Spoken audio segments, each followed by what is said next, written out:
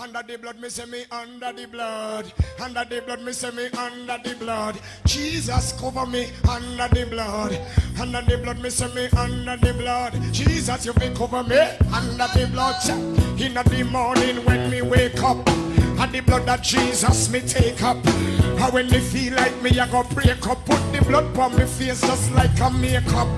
In the morning when me wake up, and the blood that Jesus me take up. And when me feel like me heart break up, put the blood on me face just like a makeup. Under the blood, under the blood, Jesus cover me. Jesus, you will cover me. Say under the blood, under the blood. Jesus, you will cover me.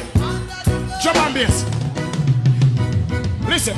Christian a fight some things where them not see. Stronghold demons and principality. Remember they are the temple. Keep it holy, sanctify, justify, give God the glory. Fighting against three terrible enemy. The world, Satan and myself against me. What the anointing pour it on me and make me trample the devil on it. Say under the blood, me say me under the blood. Jesus cover me under the blood. Under the blood, me say me under the blood. Jesus, you will cover me under the blood. In the morning when me wake up, and the blood that Jesus me take up. And when me feel like me, I go break up. Put the blood on me face just like a makeup. In the morning when me wake up, and the blood that Jesus me take up. And when me feel like me heart break up, put the blood on me face just like a makeup. Under the blood, under the blood, Jesus cover me. Jesus, you will cover me. Say under the blood, under the blood, Jesus, you will cover me. Jump on this. Listen. Christian a fight some things where them not see. Stronghold demons and principality. Remember they are the temple. Keep it holy, sanctify, justify, give God the glory. Fighting against three terrible enemy. The world, Satan and myself against me. What the anointing pour it on me and make me trample the devil on it. Say what's going on, beautiful people? What's going on, beautiful people? All right, I'm gonna let y'all go ahead, take y'all seats, man. As y'all can see, we gotta handle some business. We gotta handle some business tonight. This was another one of them days, and just one of them days, and just one of them days. This is just one of them days that a brother was all over the place. But you know, when you're dealing with the lucky Libra, Saturn's favorite nephew, that's why Uncle be getting on. That's why Uncle be getting on my head. He'd be like, this one right here. This one right here, you know, I feel like Unc be a little soft on my siblings and on my cousins and whatnot. But when it comes to me, he just be like, this one right here, man, Boro just can't get right. This one right here got so much potential. But don't worry, I'm going to put some restrictions on his Ash Wednesday. He going to get it together. He going to learn. All right. So Unc, you know, Unc is Unc. All right, guys. On top of that, family, I don't know how many of y'all are tapped in on IG. I've been telling y'all he not in the best of moods this week. You know, nigga not picking up my calls. Nigga just in the room by himself, door locked. All right, so Saturn energy is at large, and he's always naturally serious, but he's very serious this week. All right, guys. So we got some business to take care of right now. Once again, today is one of them days I did not want to push the live to the AM. So whoever catches late night church service, and that's just what it's going to be. All right. That's just what it's going to be. Shout out to everybody in the building. I hope everybody's had a great flow on this Mercury day. Okay. It hasn't been that easy to flow when we're dealing with the last transits right before a new moon, because we're thirsty, we're anxious, we're eager to start new things, make decisions with this, express that, get that off our chest. And I told y'all, starting coming into the week, guys, we need to be as centered as possible. We need to be in the present.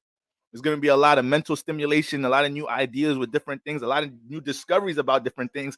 And we can't have impulsive behavior because of what we're being exposed to, what we're developing awareness of. We got to wait to that new moon time. Now, the things that we did want to be proactive about was anything dealing with detaching, restricting. That was a go. If there was something you felt like you needed to detach from, restrict, fall back from, that is not something to hesitate about. Because why? Because we're really technically still lingering off the full moon energy, guys. All right. Technically, we're still lingering off full moon energy, and that cycle doesn't stop until we get to the new moon. And then it's going to be a space of creation, a space of newness, a space of your system being able to attract the people, places, and things that it needs to support it. Right. A space where your system can now build some momentum. All right, guys. So that's what we got going on. Shout out to everybody in the building. All right, shout out to Aqua Queen 24, Sister Neoma, Nova. I mean, devoted sisters. Brother Christoph, good evening. What a pleasant surprise. This live notification was amidst my personal, genuine concert I was having. I'm glad you're here, brother. I'm glad you're here. I've been seeing some complaints about notifications not, being passed through them YouTube airwaves. So I'm glad that you guys here and caught that. Sister LS family, Bop, Bop, Bop. Sister Whitney G in the building. What's going on, sister? All right, Gigi, I see you, sister. Taylor, Sister Taylor, I feel like you haven't caught a service in a while. You know we missed you. Shout out to Sister Taylor, man. Brother Antoine. All right, guys, I see our Sister Amber G. Yes, we happy to have you here. Of course, we happy to have you here, sister. Brother Deacon from the hip. Brother, what's going on, brother? I feel like your presence has been missed too. Guys, I be knowing I be feeling the you guys when y'all not here. And that's why we have extra prayer. That's why we send y'all off with extra prayer, whether y'all here or not. That doesn't change how pastor feel about y'all. That doesn't change how we go about worshiping his name and your name. All right. That's why sometimes I just throw some blood. That's why sometimes I just throw some holy water in the air. That should be for everybody. All right. All right, brother Darren Wells. All right. Yeah, today was today I'm telling you, things get a little rigorous with all this Saturn energy, fam. That's why I want to do my best to prepare us for this six planet transit through all the Saturn signs. All right. Hold on, one second, family. 1 second. 1 second. Under the blood, me say me under the blood. Under the blood, me say me under the blood. Jesus cover me under the blood. Under the blood, me say me under the blood. Jesus, you be cover me under the blood. In the morning when me wake up, and the blood that Jesus me take up. And when me feel like me, I go break up. Put the blood on me face just like a makeup. In the morning when me wake up, and the blood that Jesus me take up. And when me feel like me heart break up, put the blood on me face just like a makeup. Under the blood, under the blood, under the blood, under the blood. Jesus cover me, under the blood. Jesus you be cover me, under the blood. Say under the blood. All right, guys. So just a couple of announcements. I really don't want to hold y'all up here for real. For real. I don't want to hold myself up here for too long, guys, because Saturn got, like I said, Saturn got a lot of us in OT mode. A lot of us been chilling, and we like, you know what? Let me get that overtime shift this week. My brother trying to see an extra couple hundred on that paycheck. All right. So shout out to everybody in the building. Yolanda, what's going on? Yolandi, Love Bug, Sacred Owl. Sister, I just can't repay you for all the work you do for this church. All right, guys. So Sister Taylor, I mean, with you guys, too generous. Guys, Sister Taylor started it off. Can I see some plates? Can I see some blood? Can I see some water? What's today? Magic number for today is 73. It's 77.7. That's not even a number. The magic number for today is 777. So let me see them 3 sevens in the comments. We dealing with that vibration today. All right. Blood, water, plate, 777. Where y'all at? Let me know y'all in the building.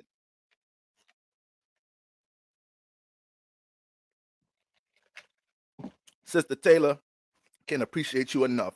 I mean, good sister right there. All right, now just a couple of announcements.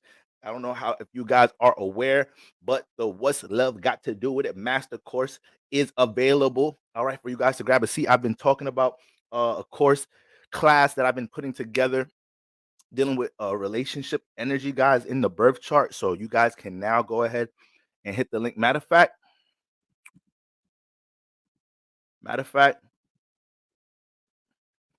Sister Sacred Hour. I just put the link in the chat. So my mod, Sister Sacred Hour, y'all could keep on blasting that link.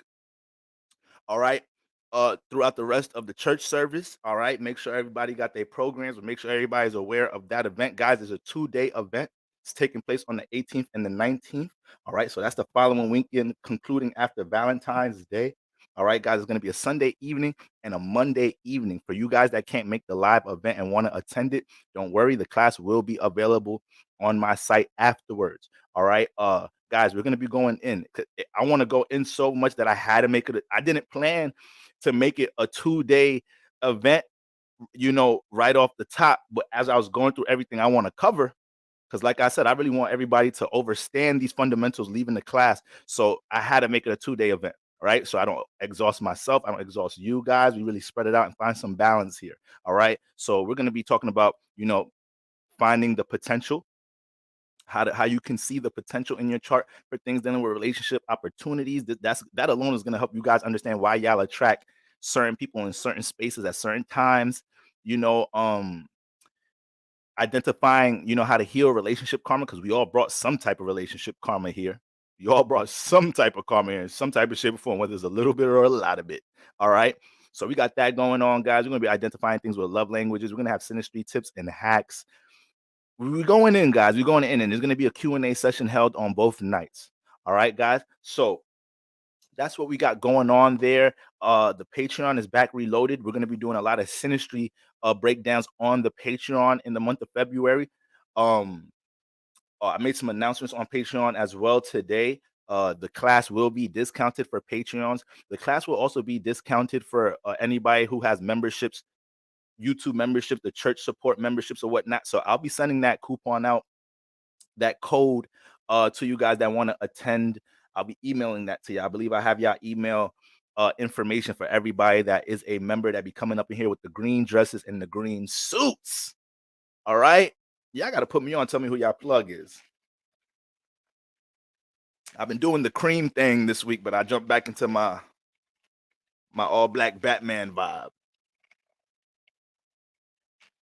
Now, good question. Good. Damn. Sister Randall, 3. Sister Randall, brother Randall, I can't tell. Randella. Randalla? All right. I'm going to just say family. When I don't be knowing if it's a sister or brother, I'd be like, family.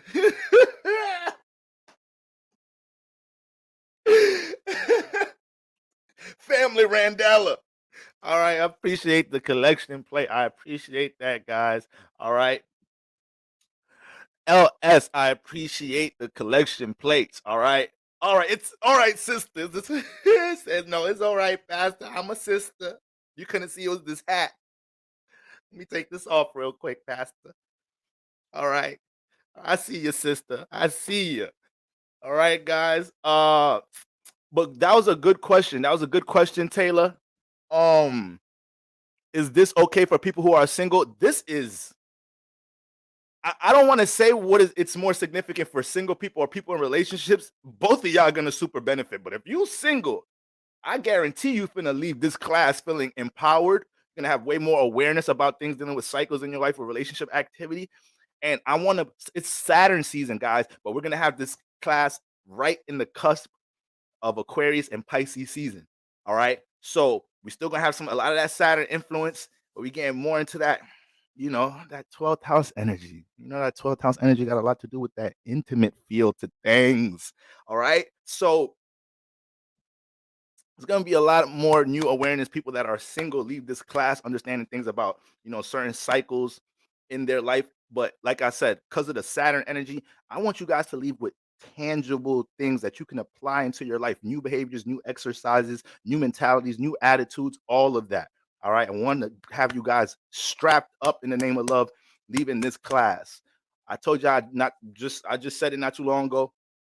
You know, you could think you could do this to bring relationship success in your life. You think you could do this, that, and the third. Spiritual personal development is going to answer every question that you need. Spiritual personal development is going to answer every question and lay out every path that's aligned for you when it comes into relationship success. Even if things don't go the way you you plan on it going with relationship activity in your life. The mentality you're able to leave with each experience shows your spiritual inclination and awareness in general right there. That's a huge one right there. How do we respond towards relationship activity expiring in our life in order to, gracefully enter new opportunities? All right, guys. So yeah, if you're single, you want to get up in here. You want to get up here. If you're in a this, like I said, day 2, we covering a lot about synastry hacks and tips on day 2. So if you're in a relationship, this course is also going to be designed for you to understand, how people receive your love language, how you subconsciously push out things with your love language, understanding your partner's love language.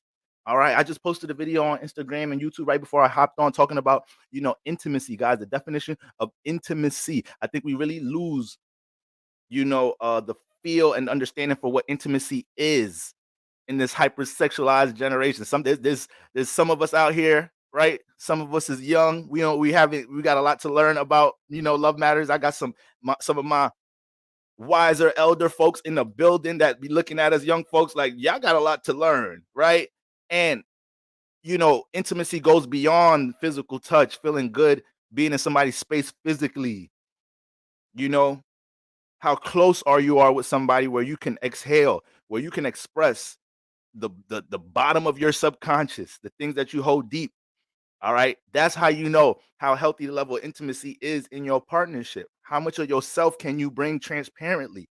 Right. So, guys, we're gonna dive into it. Great question, Sister Taylor. We're gonna dive all up into it. No, it's a live class, guys.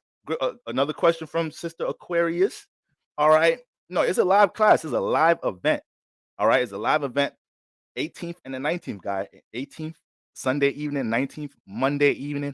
And once again, for you guys that can't make the live event, I will have the class posted on my site for a limited time. All right. So y'all gonna want to get up on that. But for the most part, we're diving in the name of love and relationships, and we're gonna really understand how spiritual personal development, spiritual awareness is all you need in order to navigate, you know, success and opportunity in relationships. All right. It's going to bring a lot of clarity as to things that you already experienced in the past with your relationships. Okay, guys, I took my time with this one. So I'm just excited already. I'm ready to go. I wish the shit was tomorrow.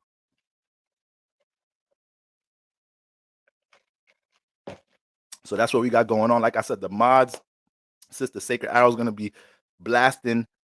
Is going to be blasting the link all over the place. It should be in my description as well.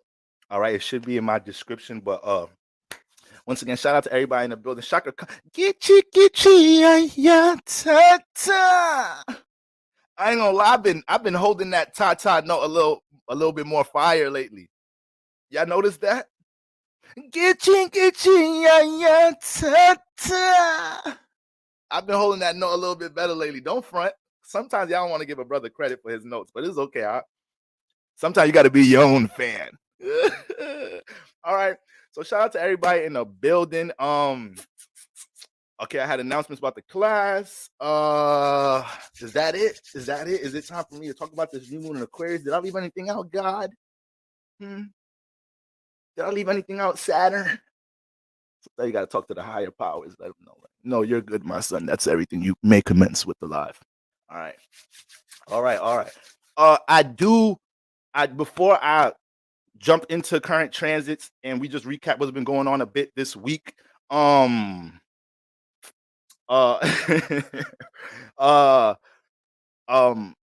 spoke to a sister. I was speaking to a sister earlier this week, and she was expressing her frustration to me because she's on the same journey I am. This whole abstaining thing. Some days is smooth, some days is rough. So I told her she could come to my church and she could make a testimony in front of everybody. All right. I told her you guys are me, my church members. They're gonna welcome you.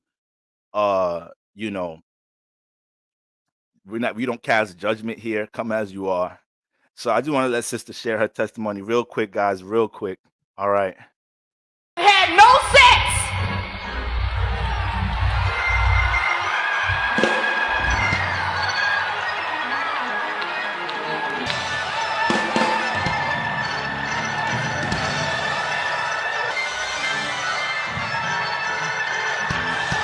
Run, sister, run from the demon, sister. I mean, if you gotta run, sister, run.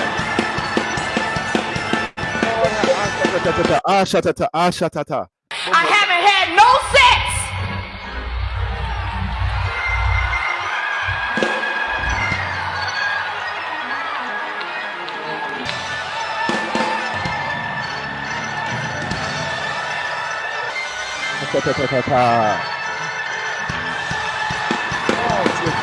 You're running for us. You ain't just running for yourself, sister. You're running for all of us. Get that demon off the mat, sister. You see, family, sometimes I just want to make a point out of this because sometimes when you feel that urge, when you feel the temptation, family, to do something that you know you're not supposed to be participating with, you can run. Why you think God gave you legs? But what you guys do, you sit there, you start talking to the devil a little bit. And you got to be able to know how to talk to the devil and let the devil know, like, we can have this conversation. That don't mean I'm doing anything. Sometimes you got to show the devil, like, I know who you are. I know who you are. All right? That ain't going to faze me. That's when you know you're really spiritually inclined. When you're able to talk to God on Monday and have lunch with the devil on Tuesday, sometimes the devil be getting a little jealous. God don't be caring. He be like, go ahead. That nigga, I know that nigga going to approach you anyways. So. But devil be getting a little jealous. He don't be wanting you to get closer to God. That's why you got to have that talk with him. Like, nigga, I know I ain't gonna get rid of you. You're gonna pop up every now and then, no matter how inclined, how much awareness I gain. But when you're able to sit by that temptation, family, you guys, it's getting to. Can I see some plates? Because I think I'm going there now. Can I see some plates, some blood, some water, and some 777s? Because I feel it coming now. Lord, where's my handkerchief? You guys, thank you, sister. All right, because it's a new moon in Aquarius. That means it's a new day, family. Oh, them tongues. Cheese doodles, the puffy ones, cheese doodles. Fruity Loops. Sugar milk. Lord have mercy. You family, do you hear what I'm saying? Sometimes you have to sit with the devil and let him know you ain't phased. All right? You was not phased by that vibration. Because guess what, family? The devil ain't nothing but your lower self. God ain't nothing but your higher self. Family, you see what I'm talking about, right? Do you feel what I'm talking about right now? That's just two different parts of ourselves, family. All right? Pastor, we have all different type of body alignments. That ain't nothing, family. All right? That ain't nothing.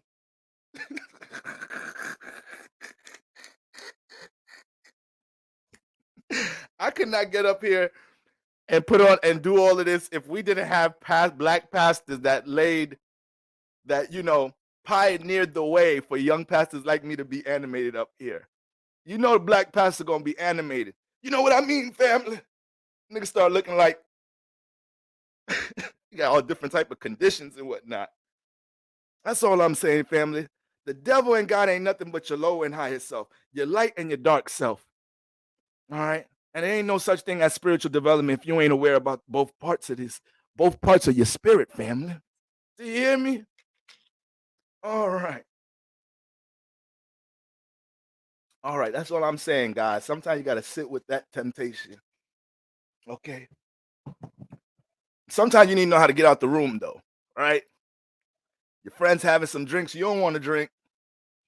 Your friend's smoking, you don't want to smoke.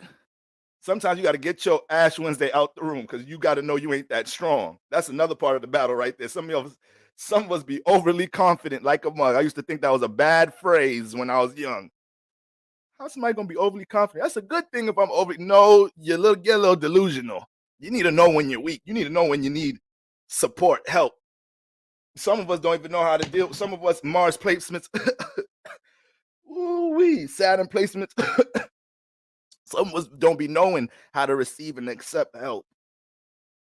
Right? We want to go through the ringer by ourselves. No, family. No, family. You better learn how to receive that help. You better learn how to say, Ashe, thank you that you came into my life in the name of his gloriness. All right, family. All right, family. Yeah, that's about it. All right. What's love got to do with it? Masterclass in 10 days. Grab a seat. Okay, we here. All right, we here. All right. We just had, sometimes we got to warm up the church a little bit. That's all that is. Family. Now,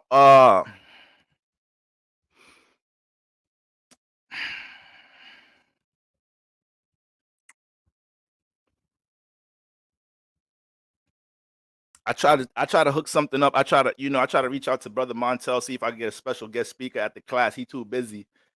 He wanted me to tell y'all, shout out to everybody in the church. He loved what we doing over here. You feel me? I told him we be anointing his name here. Hopefully, next master class I could get him over here. All jokes aside, I'm trying to do at least one master class, 1 to 2 master classes a month for the rest of the month. I already told you I'm back in this mug. I done deleted all my matrix responsibilities. I'm a full-time church member now. All right, full-time church worker. So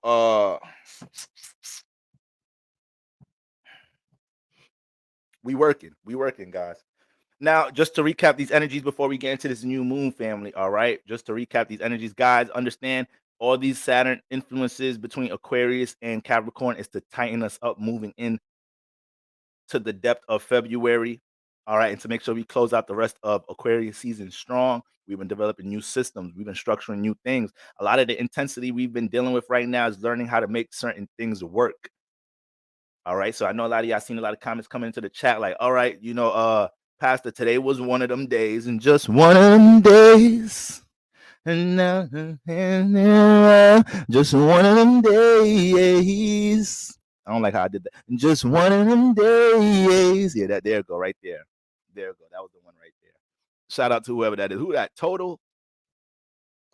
I feel like there's like 10 girl groups in the 90s that they all the same, low key. Total, TLC, y'all all the same. SWV, I can't tell the difference.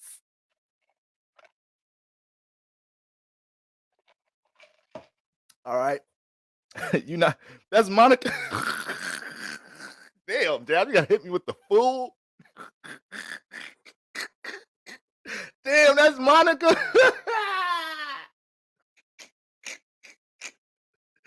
Where the fuck I get a group from? that's one singer, Pastor. All right.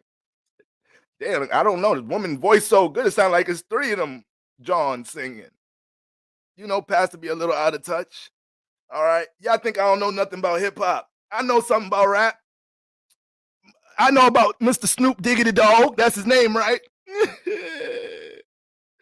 But I see a lot of y'all making them comments talking about like, Pastor, today was one of them days. Yesterday was one of them days. Shit, the week been weakened alone. All right. And guys, that's what's going on. We're being forced to tighten up the screws in certain things, especially when it comes into our Cap Aquarius houses. A lot of us in our cardinal houses, because we're dealing with a lot of that intensity since the moon got into Capricorn. Right. So I said, yo, Libras, Aries, Cancers, you better lay low. All right. Because niggas gonna be projecting. It may be certain things that you're gonna be trying to make work. You're gonna have to it ain't working, it ain't twerking, and you're gonna have to just, take an exhale, walk away, and come back and see how, if you could get it refined on the second go round.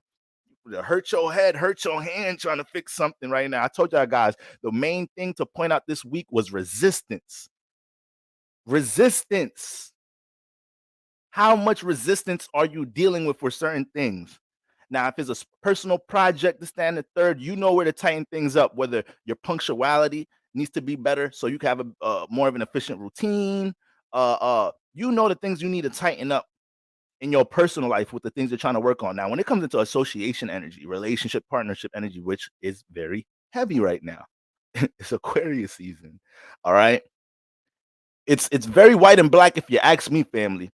It's definitely leading up to this week. The full moon has made it known where our support systems are, who's holding us back, who's becoming extra responsibility. A lot of y'all guys are trying to grow and transform in certain spaces in your life, and it's a friend, it's a partner that's holding you back, playing the resistance. You're not even trying to bring them along.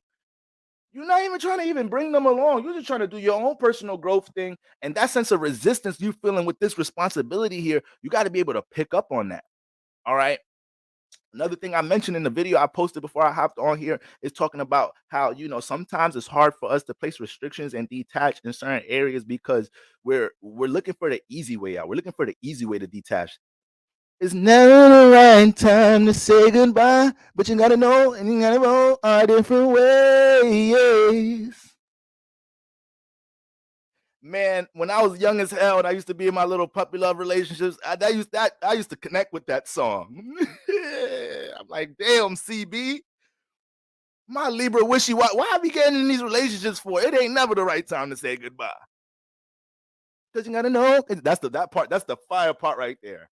Cause you gotta know and you gotta go our separate ways. That's the fire part right there. CB been doing this for too long. Shout out to that brother. I mean, talented brother. All right, maybe one of these days he could come to church, do a little performance for us or something. All right, you act like Pastor don't know.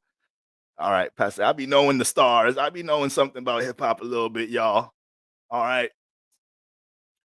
What's his name? Genuine. He's still doing music, y'all. Nigga, Pastor naming old ass singers. Genuine. Right? He's still he hasn't dropped no albums lately. All right. What about the brother Tank? Like, Pastor, ain't nobody listen. Those are the old niggas. I mean, they brothers was making good. I remember when they was making some music though. I remember that's it looked like R&B dead. Who I'm supposed to talk about now? Yeah, I ain't got no good singers now. All right. Pastor name of old niggas. Y'all know nothing about the Spinners. Y'all know nothing about the 5 heartbeats. Pastor, sit your old ash Wednesday self there. All right, whatever. Let me get back to the word. Okay, but guys, sometimes we be looking for the easy way out from detaching from a job environment, easy way out telling our situationship, this motherfucker ain't doing nothing for us. What's so hard about detaching from them? Because a lot of us have all different type of ish going on that we don't want to deal with by ourselves. Some of us be staying in something for so long just to fill the void of loneliness. You better sink all up into that loneliness. That's where the spiritual development be at. Y'all see sometimes when I be talking and I jerk my body like that, that be the word of God. That get into that loneliness vibe. There's certain things you can't feel and hear until you get into that sanctuary right there, family. You're watching Power, eating all these processed things with your partner. You just want them to come over. Y'all ain't building nothing together. The intimacy is on 2. You think it's high because what y'all do in the 8th house is high, but what you do in the 8th house could feel high with somebody you just met. So what does that say? What does that say? That it don't mean a damn thing what the physical connection could be like. It don't mean a damn thing.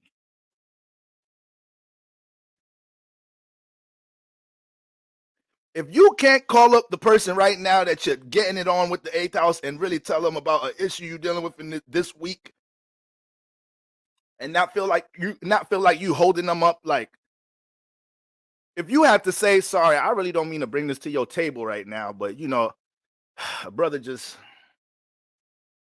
I just need to decompress somebody listen to me real quick. I don't even want you to respond. No, it's okay. I mean, if you got some advice or something right now, I just, I feel like you're the only person I can understand. If you got to do all this prepping before you tell somebody what you're about to tell them, I don't know if they should be with you after the new moon, family. If you got to do all of that, you should be able to call them up like dot dot dot dot dot dot dot dot dot, and they should be able to be like bop bop bop bop bop bop. I'm always in the club in my head, but y'all get where I'm going, right, family? I know I got these ghetto examples, but you get where I'm going, family. If you can't decompress on the brother or sister, I don't know why you're building with them. We too old for that, family. I know we all in different phases and places. I ain't trying to act like Pastor Know-It-All and everybody got to conform to what I got going on in my life. But I believe you're here, family, because you're spiritually inclined and your intuition know what's better for your family. All right.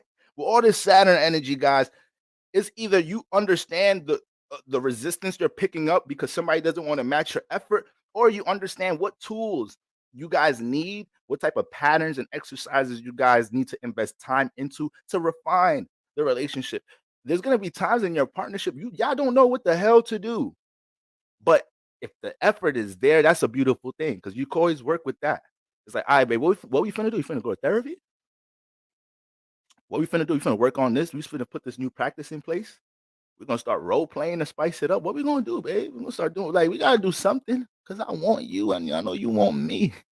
I don't want nobody else. All right, I don't want nobody else. So even though we on 3 and 4, even though our vibe is low right now, we gonna figure out how to pick it back up. That's a beautiful thing right there, family. I mean, I'm missing all type of chats because the word of God is just Sister Vicky, Sister Taylor. Shout out to everybody. It's just, Pastor, I don't want to be unappreciative. Pastor's just, I'm just getting there. I'm going there right now. You feel me, family? And I don't want to make everything about relationship activity right now, but that was one of the main things going on this week with Venus, Venus hitting Chiron in the North Node. Y'all ain't get a chance to keep suppressing things this week. That feeling started feeling so intense. You feel me? The downloads is so loud and vivid when it comes into things that you need to communicate, relate, or the things you feel like you're restricted from communicating and relating. So all type of guards and boundaries were felt in the most sensitive way. Whether they were healthy boundaries, that's the thing. Some of us don't even be realizing God and universe, Saturn be placing restrictions and boundaries in our life, and they're really healthy, but we be complaining. You got fired from this job. Whole time you don't know that this brand business, this collaboration you got going on with your peoples, this is a God trying to that you got you too, your spirit too high for that job. Some of us spiritually inclined ones in here, we can't keep a job for nothing. That's because we got to get to something else right now. We got to follow spirit and whatever project that is, whatever we got to build with that. That's what we got to put. We scared to just dive into that. All right. Some of us, we got somebody we head over heels with. It ain't working out. We put all this effort into it. We like, damn, we just want them to match the effort. Why I'm dealing with so much resistance, just trying to have a conversation, communicate this, and the third. Family, I'm telling you, it's somebody else that ain't gonna be no problem with. All the things that was an issue for in the past, when you're able to let go from the things that are expired and ain't matching your effort, eventually it's somebody else that's gonna come around. All them things that was issues, you like, damn, I thought something was wrong with me. I ain't know communication could flow like this. I ain't know understanding can flow like this. I didn't know I can meet somebody that damn near feel like they read my mind all the time. I don't even got to request the thing. I mean, a Cash App come without the request, family. I mean, a toasted sandwich and a back of the neck massage. The back of the neck massage, that's an intimate thing right there. I mean, massaging is intimate, but when you get up in there in the scalp and, right there in the back of the neck, family, that's why I like me a nice natural hair woman, because when she over there is laying in my chest, I get that hand all up in that scalp. Let me get up in them locks. Let me get up in that fro, woman. That coconut oil. I like that right there. Pastor, I'm sorry, guys. I'm sorry. Sorry, guys. I just lost myself for a little second. Sometimes I just like that coconut oil up in that thing. That's my thing right there. All right, I say God is good. God is good. The devil, I rebuke the devil. I sit with the temptation of the devil, but I rebuke it at the same time, God. All right. You feel what I'm talking about, family? Okay? And that's intimacy. So, guys, I told y'all in the beginning of the week, if y'all feeling these guards and restrictions being placed in certain areas in the name of resistance, we have to take heed to that. We have to take heed to that. Okay? It's a new moon, guys. So all this energy was helping us to finally gather up our decision making with what things, once again, y'all see the name of the live, embracing and relating the new system. We didn't create the system in Aquarius season, excuse me. We did not create the system in Aquarius season. This is part 2 of Saturn season. We're relating the system. We're developing a new a sense of identity based off of what we're structuring and working on. A lot of you guys are meeting people, probably bumped into some people these past couple of weeks we ain't seen in a minute. You tell them all the new things you got going on. You tell them why you can't participate with this, that, and the third because of the new things you got going on. You get in contact with people. You're able to exchange certain things because you're on the same frequency vibration, but it's hard to connect and embrace the partnership, connection, relationship because of what's expired. Life too short, man. Life is too short, guys. Life is too short, family. All right, if you gotta let go, let go. I seen a lot of sisters in here on Sunday during church service. Y'all talking about y'all divorces, this, that, and the third, and it was so much wishful energy, so much positive, optimistic energy as far as how to travel and navigate post that separation. And that's the spirit, guys. That is the spirit. All right. I see beautiful things happen all the time in the name of relationships. You guys just got to believe. Do you believe, family? I mean, do you know? All right, guys. All right. All right. So with that Venus, we already understand all them energies all up in Saturn, Aquarius, then the third, guys. But this is why I kind of just been harping over relationships a little bit, man, because Venus, ended up getting that square with the node and Chiron. So it could have been, remember, Chiron is not a new scab, it's not a new wound, it's a repetitive wound. We all been dealing with this repetitive wound in our Aries house.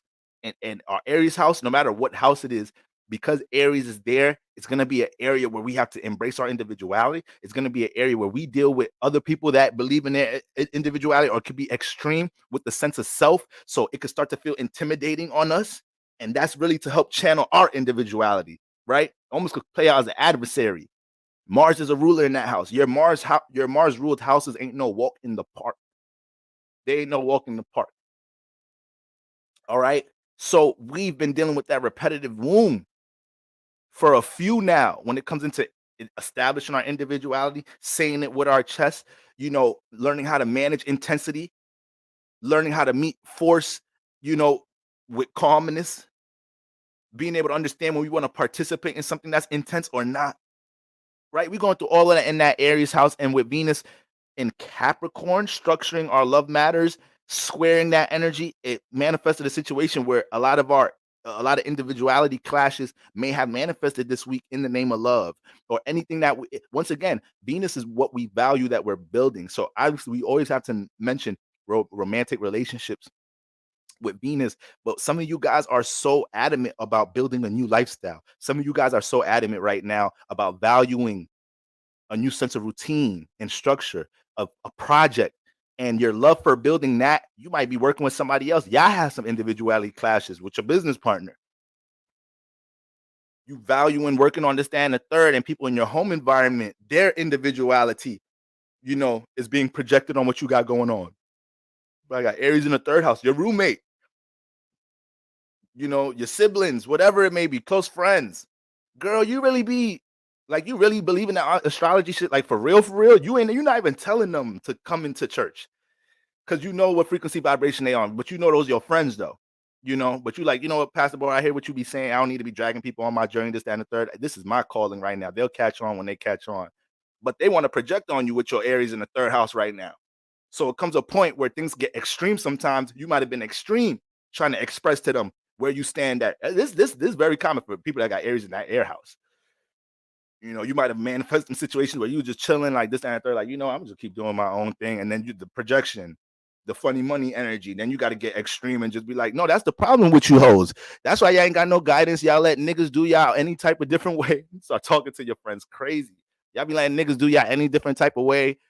Y'all ain't standing on nothing. Y'all talk about y'all standing on business. What's your morals? What morals you standing on? What ethics and values you standing on? You ain't standing on nothing, but you got the nerve to project on my form of spirituality, my belief system. You see my glow. You're not noticing that's from my spiritual development, my personal development, though. And you keep asking me what the skincare routine is. This the skincare routine.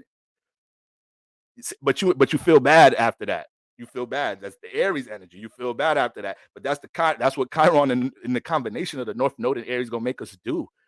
It's going to make us get into these extreme situations where spirit be like, there you go.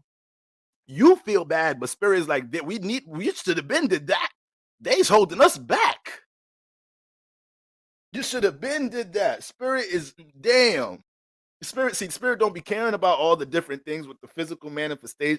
It's all energy. It's all spirit could give a damn that you just lost a friend because you are protecting your spiritual development, the expansion of your consciousness. Spirit don't think limited like us. We got this brain and our heart. Those are still physical components. And spirit is beyond all those things. It's not going to be condensed to the thought of a relationship of a third dimension physical relationship with a friend. We expanded consciousness. Spirit knows always going to be in contact with energies in general when it's in a body and outside of it. And that's why we need to move with spirit so we can understand them things and we don't feel so hesitant to see these unexpired influences in our surroundings, partnerships, jobs, all these different things, habits, self-imposed habits, and understand we could grow out this shit. We could grow out of family. I mean, God, you trying to use a brother for real tonight. You know the church, you know we need to hear this word. All right. Don't get it twisted, guys. I'm talking, but I'm in the chat too. All right. I'm a South Northern Gemini. I could be in two places at the same time. All right. Two truths could exist, family. You feel what I'm saying? I mean, Oh, Lord, Lord, Lord, nothing I did, nothing I tried, nothing I smoked, nothing I snorted, nothing I drank, no man I did, no one did me, nothing did me any good. Oh, Lord, even that food I put in my mouth wouldn't that food be the help worst me, thing right Lord. there. I mean, the food be the temptation, y'all. Let me get a 5-piece chicken wing, shrimp, fried rice, extra on the onions, extra on the shrimp and the rice. Fried the chicken wings hard. Ghetto tugs. Okay. Sometimes I used to get mad as hell walking into the Chinese restaurant. Them niggas don't know how to greet a brother for real. Nah, what you order? Relax. First of all, I know y'all was working quick and whatnot. Say hi to a brother. How you doing? Damn. You being extra transactional. I think Chinese restaurants is ruled by Aquarius. They don't know how to greet a brother in there. Treating me like I'm a piece of meat or something. Is it me? Is it me, y'all? I mean, Sister Ebony, I see you with the green dress. I see you, sister. All right, guys, let me get back to the word. I'm trying to do my best. Let's stay focused. Let's stay focused, Dr. Umar voice.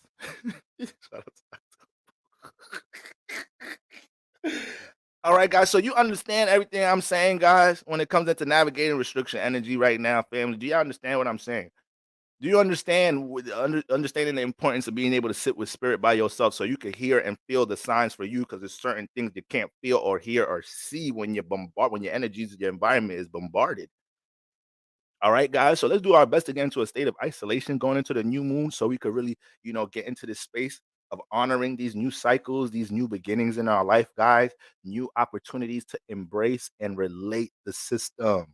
We've been building the system, we've been structuring and disciplining things. Now, this is when you meet somebody at the gym, right? You just started going to the gym during Saturn season. Now because you going to the gym. Now you met somebody at the gym. Y'all's the best of friends. Now that you got a whole new home girl. Your old home girls ask you, "What's up, girl? You ain't coming to the club?" "No, I'm about to do a late night session. I'm doing a 2 a day." It was like, "I thought you went to the gym in the morning." "No, I'm doing a 2 a day." Me and my home girl that I've been kicking it with that I met at the gym. Uh-oh. Now your homegirl's like, "Oh, that's what we doing on Friday, Saturday nights?" "Yeah, that's what we doing." Sunday afternoon, one of them texts you like, what gym you be going to? How much the membership?" See, your friend don't want to lose you now. It's like, damn, let me get on this personal development wave. Be the example, guys. Be the example, family. All right. All right, gang. So shout out to my cardinal signs. Y'all continue to hold it down right now. All right. Y'all continue to hold it down. Be in the present. Saturn dominance. Okay. Capricorn, sun, moon rises, Aquarius, sun, moon rises, and a pinch of Saturn in Capricorn. A pinch of Saturn in Capricorn, Saturn in Aquarius generation. You guys got to make sure that y'all embrace the natural responsibility of being the example of what Saturn energy look like right now. Brother ER, man, brother, I was trying to get into the word. You're taking me off with the ghetto tongues. You know I got to get in the ghetto tongues. Cinnamon Toast Crunch. Oh, that's some good sugar milk right there. When you finish the Cinnamon Toast Crunch and it's just the cinnamon milk, that's some premium sugar milk right there. They should bottle that up right there, and I'd buy some of that Cinnamon Toast Crunch milk, sugar milk. And that's a top 3 cereal right now. I don't give a damn what anybody says. I will break up a spiritual fast for some of that. I'll break my fast with Cinnamon Toast Crunch milk. That's how I get back into eating foods. All right, yeah, I just finished a 14-day water fast. I'm about to start eating salads again, but we're going to start with the Cinnamon Toast Crunch milk and then ease our way into fruits, and now I'm back into them salads. All right, you know, when you do that extended fast, you can't just get right into solid foods. Niggas be trying to do spiritual practices with no education in the beginning. A brother fasted for a whole week and ate potatoes first day back. Brother, your whole system is clogged now. Your system can't move all that starch, brother. What's wrong with you, brother? You got to educate yourself before you get into these spiritual practices. Brother, pray for Junior. Most friends don't even be. Oh man, oh damn! The chat moving so fast I can't even see the rest of the sentence. But the way it started, I know God is in that one. Most friends don't even be friends. They be chronic trauma bonders. Chronic trauma bonders don't get healthy on them. Brother, hold on, brother?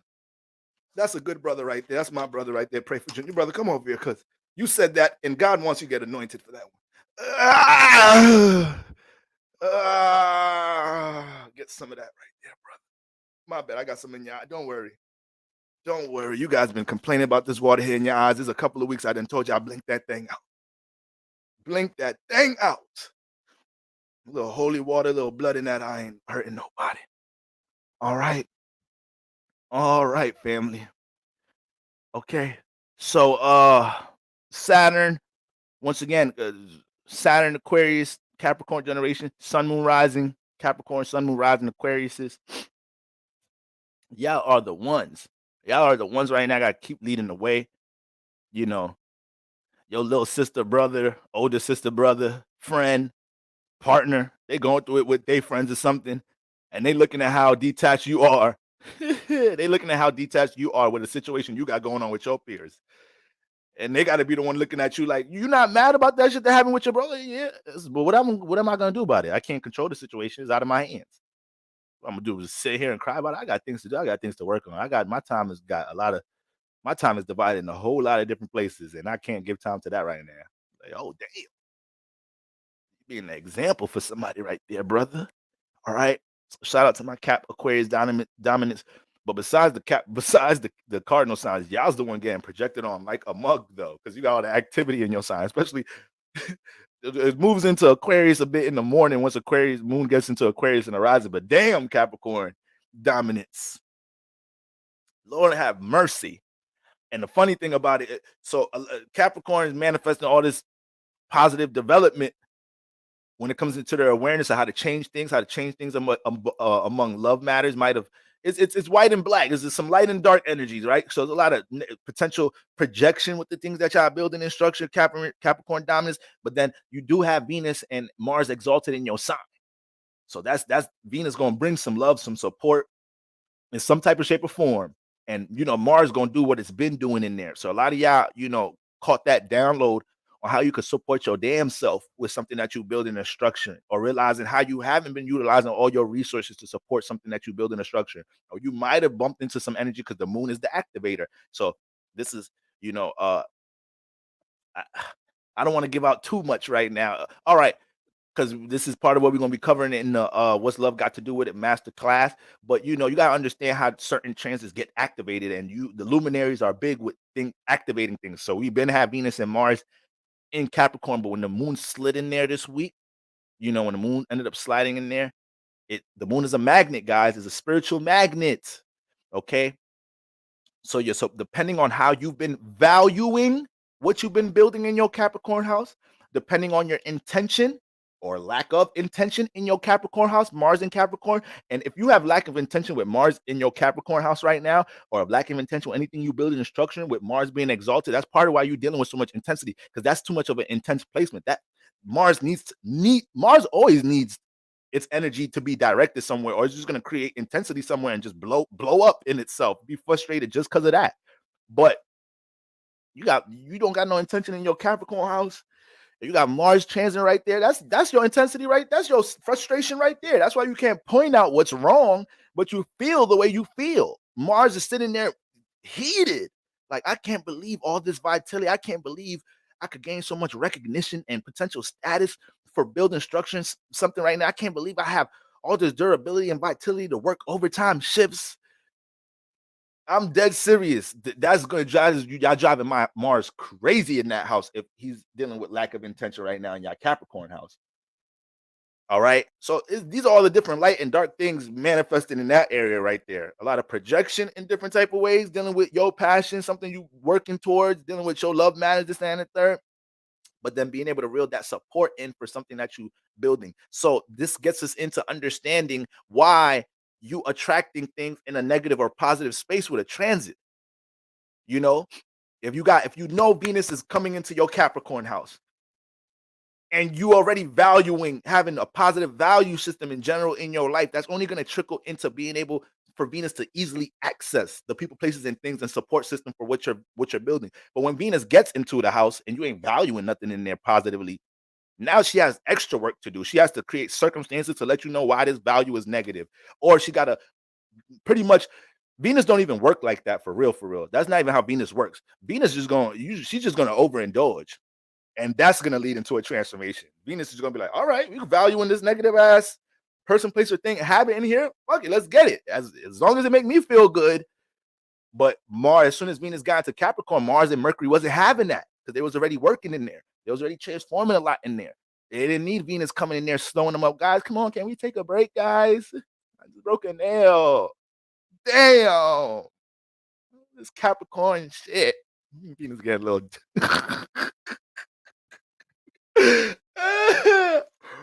Venus breaking nails in that 10th house. All right. But by this time, y'all see where she at now. All right. She by that 20-degree mark. So at this point, she working 3 nails broke, but she's like, I ain't stopping this. We're gonna get some foundation with this love matter. You know, her weave hanging off a little bit, wig placement look crazy right now. It's like, damn, girl, they didn't finish gluing it or nothing? Like, wig placement looked crazy, weave stank a little bit, 3 nails broke, eyelash hanging off, but she going to work though. She going to work. She understanding the reality of things that she valuing though, so don't none of that matter right now. Like, damn, Venus, I ain't never seen you upside down like this in a long time. She's like, yeah, Mars and Mercury ain't letting me take a time out. I ain't letting a sister get a spa day, nothing. She can't wait. Venus can't wait till she get out of Aquarius and into Pisces. Like, she cannot wait because y'all stressing her out.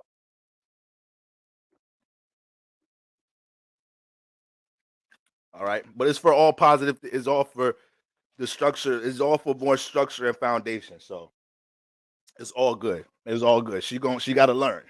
She got to learn. All right. Mars can't be in here. Beard. You nigga ain't got a cut in a minute. That nigga barely sleeping. He just going to work. He just going to work. He got things to transform. He's seeing the potential of what could transform, sustaining a certain system. Okay, guys. So that's what we got going on with that. Let's get into these new moon energies. Aquarius, you are on the clock. Let me timestamp. I realize, guys, the long stream ain't the problem. It's because I don't be timestamping nothing. I don't be timestamping a damn thing. All right. So I'm make way more of a better effort for that. Okay. So let's talk about the intro to the new moon. All right. All right, just a little segue real quick, guys. A little segue. Under the blood. Under the blood, me say me under the blood. Jesus cover me under the blood. Under the blood, me say me under the blood. Jesus, you will cover me under the blood. In the morning when me wake up, and the blood that Jesus me take up. And when me feel like me, I go break up. Put the blood on me face just like a makeup. In the morning when me wake up, and the blood that Jesus me take up. And when me feel like me heart break up, put the blood on me face just like a makeup. Under the blood, under the blood, Jesus cover me. Jesus, you will cover me. Say under the blood, under the blood, Jesus, you will cover me. Jump on this. Listen. Christian a fight some things with them not see. Stronghold demons and principality. Remember they are the temple. Keep it holy, sanctify, justify, give God the glory. Fighting against three terrible enemy. The world, Satan and myself against me. What the anointing, pour it on me and make me trample the devil on it. He turned up at the end, bro. Against me, what the anointing, pour it on me and make me trample the devil on it.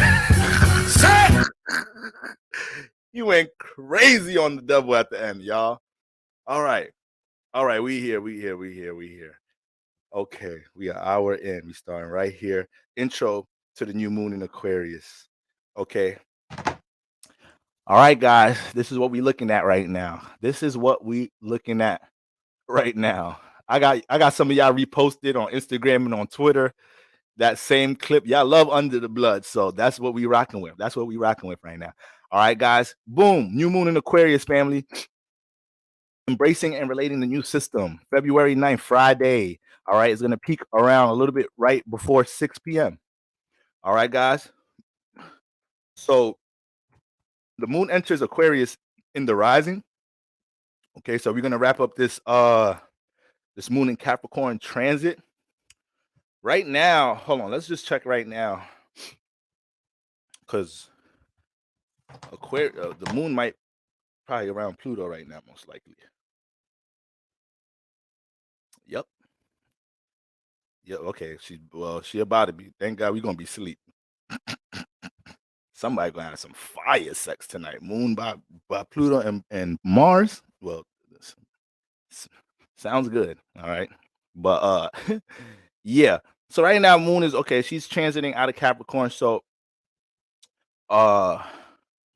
she's gonna peak right there around 6 p.m.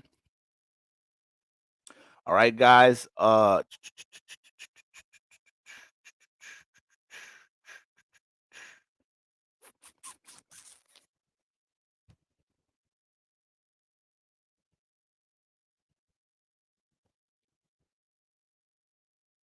Okay, so we know new moons, guys.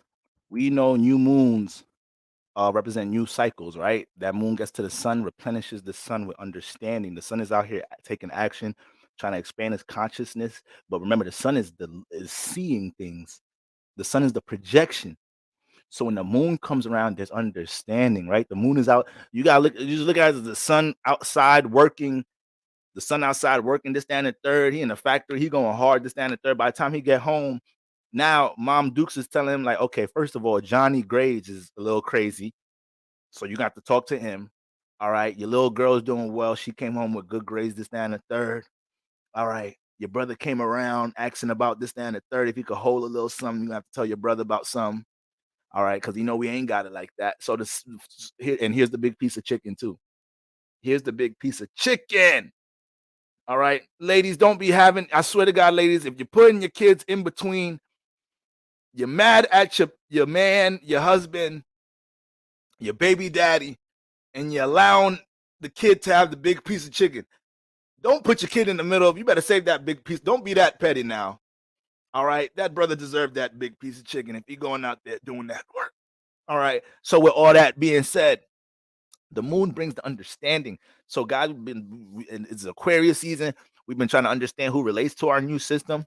We trying to understand who could be a support system to the things that we trying to build and structure right now. We manifesting a lot of new spaces, a lot of new network spaces. A lot of y'all dealing with people coming back into play from a relationship perspective, intimate perspective. Motherfuckers want to come back and build and structure with you because they realize they ain't have stability. They realize since you've been out there life, they don't have the sense of stability. Now it's Saturn season. We all need stability. And they realize their life been the most stable when you was in it. So damn near it's feeling like some retrograde energies for some of y'all. It's like, no, Clarence. No, I'm over you. I'm dealing with this nigga now. Right?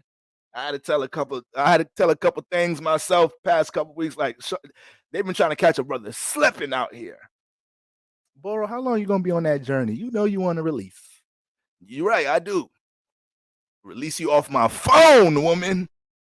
Fuck up off my phone. You the temptation, you's the devil. All right, anything for me right now is gonna encourage me on my path right now. All right. That's when you know somebody in negative energy, when y'all can't even date, you can't even relate without the physical interaction. That's how you know it's like, this is a waste of my time. And that's why I like being on this journey. That's why this journey is so fire.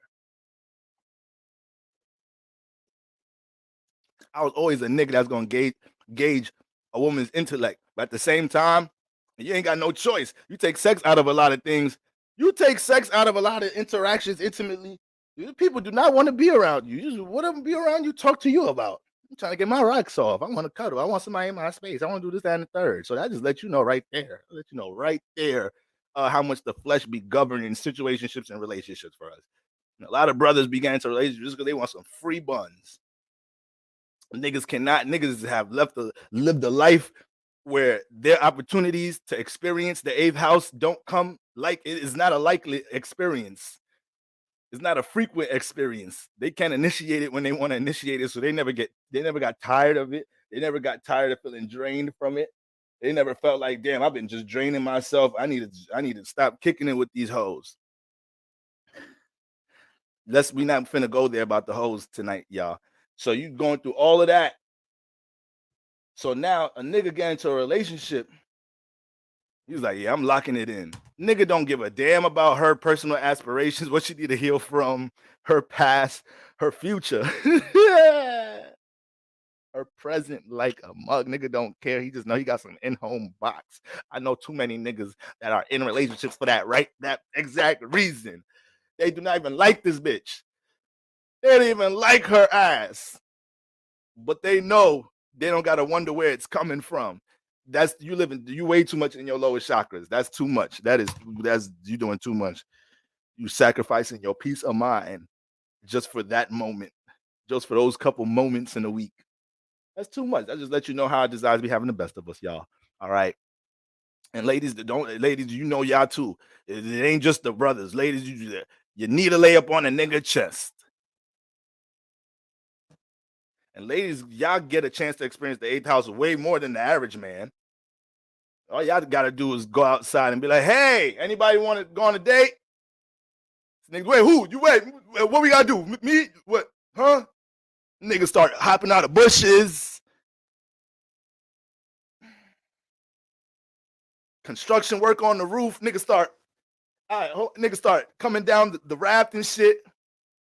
This nigga working on a skyscraper. He heard your ass downstairs. Niggas start reeling the shit down. All right. Niggas running out of Subway. Niggas taking their apron away. Who said what? Free day? Free ass where? Nigga, the sandwich. You ain't even finished brother sandwich in there. Finish the sandwich first, then come talk to this heifer. Nigga about to lose his job running out on that foot long. All right, so ladies, y'all get access to the eighth house way quicker than a nigga. So it actually be low-key harder for y'all to be lonely now that I be thinking about it. It actually be harder than y'all. The average man gonna take advantage of his time to be around some of that good old feminine skin. All right, because it might not might have not experienced that much of it. Ladies is easy pickings for y'all. Okay, nonetheless, we all got to tighten up. We all got to tighten up nonetheless. All right.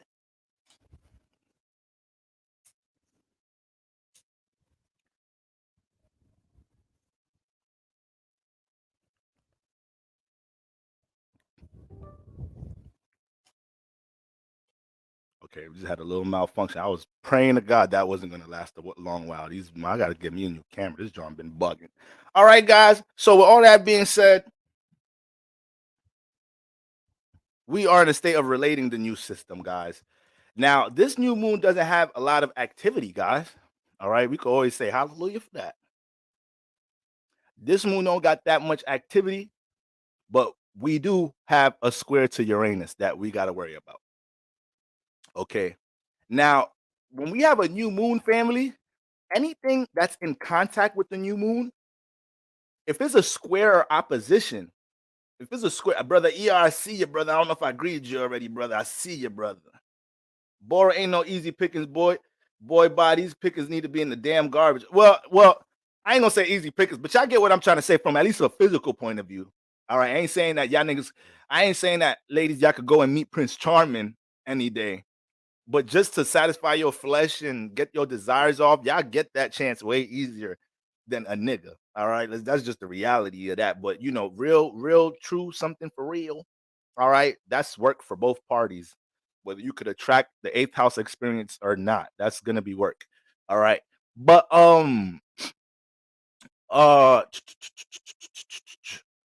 yeah, guys. So, guys, when it's a new moon, anything that the new moon is squaring or opposing is something that we're going to have to conquer, acknowledge, embrace as we're starting the new cycle.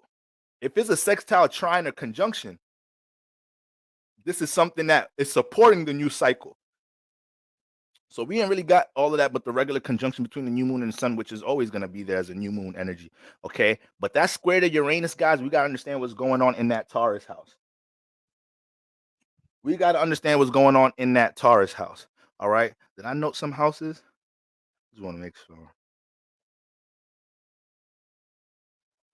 Okay. So let's get right into it. We're gonna start with Aquarius and roll down. Aquarius. Let me timestamp.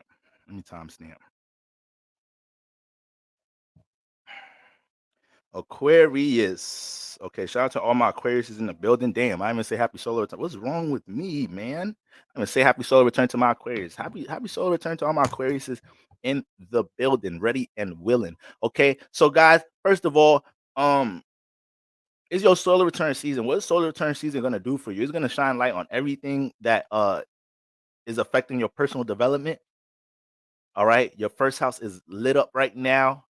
So when it comes into things dealing with your personal aspirations, how you personally express yourself, and your personal identity in the world, you know, you're just getting more awareness about these things. A lot of my Aquariuses right now, y'all already are the outcasts. Y'all already are, you know, the different ones, or the ones that bring the different thought into the group. The thought nobody else was thinking about, which is most likely the thought we all need to think about in some type of shape or form. All right, some form of a progressive thought, or something that just challenges, you know, the mentality of people that you're dealing with, working with in some type of shape or form.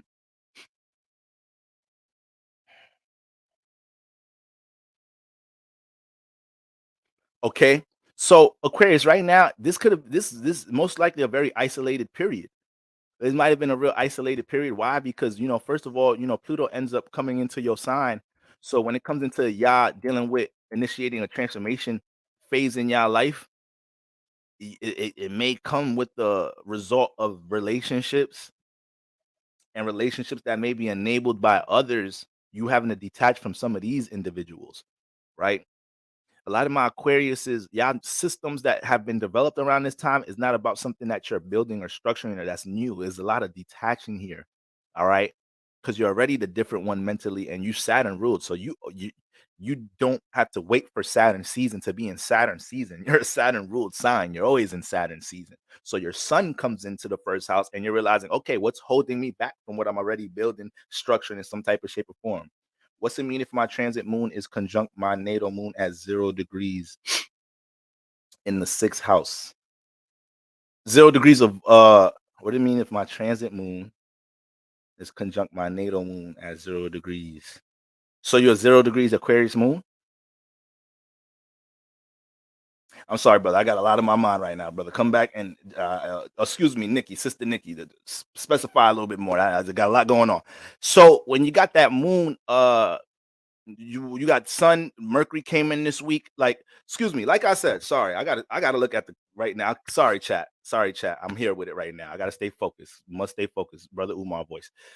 So with you guys, I believe a lot of the refining with the system is dealing with detachment energy, because once again, Pluto has initiated y'all into a new phase. Then you got Mercury that's came in here recently, 7 degrees, right? So it's about a week in here, about to be a week in here. So a lot of new ideas, this, that, and the third, when it comes into what you already be building and structuring in your life. So a lot of these things were getting stimulated by default when we was already in Capricorn season, because that's the womb. So your pregnancy space is already Saturn ruled. So you be doing a lot of the blueprinting in the subconscious, and your personality is the one that's always relating it, connecting it, networking it. So now by the time we get into this new moon space, you guys need to be very intentional about what people, places, and things in your personal life you have to be detached from. A lot of y'all guys' mentality, you have to realize how your mentality, you've always been seen once again as the different one mentally, right? The opposing, rebellious one, even to your friends, even to your love member, your you know, your loved ones, excuse me. But the new moon gets in the 6th house, and now everything dealing with your personal aspirations, they're on go. You're not really supposed to be dealing with no restrictions right now. You're not supposed to be in a space where you feel like this person, place, or thing is holding you back from your personal development, Aquarius, Sun, Moon, Rising. And if you be feeling like, if you're feeling like that, specifically, excuse me, Aquarius, Suns, and Rises, if you're feeling like that, that means you ain't really do the work since the full moon in Leo. For whatever reason, you probably having too good of a heart in some type of shape or form. You channeling too much humanitarian energy. You know, y'all them humanitarians, but you gotta ease off of that energy a little bit. It's like, all right, we're gonna be in your humanitarian spirit. You need to be around other humanitarians, not vegetarians and pescatarians. All right, them niggas want to eat, you want to build. Okay, so you got to make sure the people that you trying to do this, that, and the third with are on the same type time, and you're not trying to convince them, influence them to be on a certain time right now. That's gonna be the main thing holding Aquarius, Suns, and Risings back right now. But the thing that I'm not discouraged, the thing that I love about y'all natural energy that helps y'all in times like this, being Aquarius, Sun, Rising, is y'all not afraid to be in isolation. Y'all not afraid to be in isolation, right? To really recollect your own thought, feelings, and emotions about things in order to see how to support your personal system right now. So that's one thing that I love about y'all from that space. Okay. Now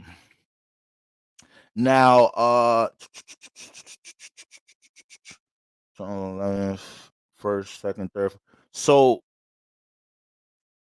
we got Taurus in what, the 10th house? Hold on, I feel like I'm a little confused looking backwards. Yeah, so we got Taurus in the 10th house. Okay, no, excuse, I'm bugging out. I got Taurus in the 4th house. What am I talking about? I got Taurus in the 4th house right now. So this is the activity, the moon squaring Uranus in your 4th house.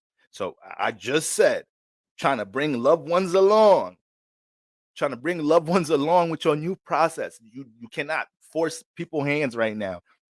You cannot force your parents, your siblings, your close friends that you consider loved ones. You cannot force them to adapt to what you value in some type of shape or form, because you're going through your personal transformation process. And a lot of Aquarius, Sun, Rises I've been talking to, y'all ain't starting no damn system in Saturn season. Y'all built momentum during this season. And a lot of Aquarius, Sun, Rises dealing with intensity, it was manifested through you not either having momentum, not having nothing that you were structuring. You're supposed to be the Saturn sign. You're supposed to be structuring and building something. You're supposed to be creating an environment where others could connect to as a resource. Y'all know y'all be the plug. So a lot of the times people see y'all building this and they're like, damn, Aquarius, Sun, Rising, you going to the gym, let me be a gym partner. Damn, Aquarius, Sun, Rising, you be going to church talking about astrology, like share your videos or put me on, teach me a little bit. So when I go in there, I know what's my rising and my sun. So when I go in there, I know how to pay attention. This is your life, Aquarius, Sun, Rising. This is your life. You being outside the box and then having to leave that space for other people. You being in the wilderness and then seeing a nigga in the wilderness trying to find himself, and you're like, yo, come over here, man. That's your life. But right now, during all this new moon energy about to transpire in your first house, you don't go out seeking none of these people. You stay in the wilderness doing your thing, transforming and building what you're building, and you find the people that want you, to find the people that align with you. February is going to be crazy. The rest of February is going to continue to be crazy with all these conjunctions. We just got one out the way with Mercury and Pluto. All right. So Mars and Venus is loading up. Mars and Venus is loading up. By the time we get to the space where you got Mars, Venus, and Pluto all together, yes, this is why right now we got to put the detachment button on, because it's going to be all different type of positive transformation that could take place with our love language, could take place with our opportunities dealing with, love matters in general, things dealing with our relationships, things with our passions being supported in some type of shape or form. So I need my Aquariuses to understand that more than anybody, embrace your personal isolation. You may have people even projecting on you right now. I used to isolate this and the third because you got Mercury just got up in the first house. So people want to share their ideas with you. They want to communicate, relate with you, this and the third. But you might have some motherfuckers that they don't even be about building, trying to connect with you. You got your cousin that ain't about ish. Your cousin always talking about what he or she want to do. He or she want to build. Like, yeah, I'm gonna come to the gym with you. Yeah, I'm gonna diet with you. Yeah, I'm gonna start studying this, that, and the third with you. Yeah, I'm gonna start meditating with you. And now you get into a space where your Aquarius air-like energy that you still air, so you still be wanting to, all right, come on, let's do it. Let's build this, that, and the third. You got to be able to identify, like, no, let me see you build some momentum first doing it. Let me see you go 30 days meditating, 30 days in the gym before I start aligning my routine with yours. Lord have mercy. That Mercury in Aquarius, and then now that's throwing off your game plan right now, Aquarius. When you ain't got time for that, it's a new moon in your sign. You was about to be a whole new you in your first house, a whole new identity you relating to others. And that's the last thing I'm gonna say right there. Aquarius sun rises. You got to embrace that new identity. You ain't taking all this time to build structure, discipline, this, that, and the third, and and receive confirmation of who you truly are by disciplining things and placing time into things dealing with your thought forms. You knew this thought, you knew this system, you knew this habit had the ability to produce these results. Now, a lot of y'all in Saturn season, you're starting to see a lot of these results come into fruition. So now everybody wants to get on the train, everybody wants to go on the boat, everybody wants some advice. If they really hungry, you're intuitive enough to understand if they're gonna work that information, if they're gonna work that resource, and you go ahead and break them off. Break me off a piece of that funk. I don't even know what song that is. I think that's like from a show. I think that's from it's from Steve Harvey. Break me off a piece of that funk. But anyways, you could go ahead and break them off a piece of that funk. If you know they're a hungry student, if you know somebody that could really come charge up your process, because they come in, because once again, you air, so you don't mind that. You don't mind that.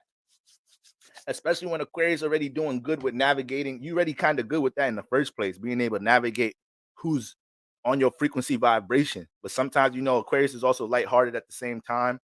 Cold-hearted, but could be lighthearted, as far as, companionship with other people, doing things with other people. So, they may know that, they think different. They may know that they may have a little bit more awareness than others, but not every Aquarius is trying to just condemn the whole group. Like, the group ain't got potential to stand the third. So that's why Aquarius manifests being the plug, being the one we go to get some resource. Okay, so y'all got to just make sure new moon time, you don't allow intensity to manifest in your life, because since the full moon in Leo, you didn't detach from all the people, places, and things that's holding back your personal development. And then you got that square to Uranus. So yes, a lot of that projection may come from loved ones, the home environment. You may feel like the home environment is the resistance right now. And with the new moon in here, the sun in here, Mercury in here, you got to communicate right now. So you can't just let people project on you and then have, transformative ass situations just take place. No, you got to communicate where you stand from. If we're talking about family, loved ones, this, and the third, you got to do what you can to make them understand. This is what I got going on in my first house. Ain't nobody dragging you to do this, and the third. You an individual just like me. You got to make sure they honor that, because they may not understand. You might have been in a bag where you've kept things to yourself so much because you just honoring your own individual process. And, you feel like, yeah, it's whatever. But now it's starting to come off resistance with them just, you got Uranus energy. So sometimes motherfuckers be just opposing to you too. You ain't the only one that be opposing rebellious. You're an Aquarius. So you attract the opposing and rebellious energy too. You be doing your own thing. You go to high school, you just transfer to this new high school, new middle school, and motherfuckers got something to say about you because you the one going your own way, but people can't just let you go your own way. They got to be like, yo, why you be doing this and the third? Like, yo, why you be dressing like that? Like, yo, why you like, you got to deal with that. And that could come off as intense. So right now, that same form of intensity be coming off in the home environment. But guess what? Because there's a square that's already showing that there's some sense of transformation that could be developed in your fourth house. It could be some positive transformation that could be developed in your fourth house by you embracing this new personal system that you have going on, knowing that it could bring some a sense of stability to you emotionally, mentally, with you honoring your own personal process, because you're not going to have a sense of emotional and mental stability if you allow yourself to, your growth to be stunted because of your surroundings, because of your loved ones, because of certain close relationships. Yeah, they're familiar relationships in some type of break me up piece. Yes, you can have some, close relationships project on you, give whatever critique that they have about this, that, and the third. Aquarius sun rises, but at the end of the day, you could be a big example to them about what you got going on with your personal transformation process in general. And since it's a square, you are an actual sun in Aquarius rising, you have Uranus energy. So you kind of have to be level-headed right now with the new moon energy. You got to be level-headed because some of the projection is going to come out of people not believing in their individuality. And you might have to just give them grace, like, yo, you know what? I'm not even gonna get into it with you because I know you just kind of like, just watch me work. I might just have to tell them that. Just watch me work. And then hopefully you take you get a clue on how to stand up on your own in some type of shape or form. Guys, I just realized I never plugged my iron out that I used to iron this shirt. I'm wilding.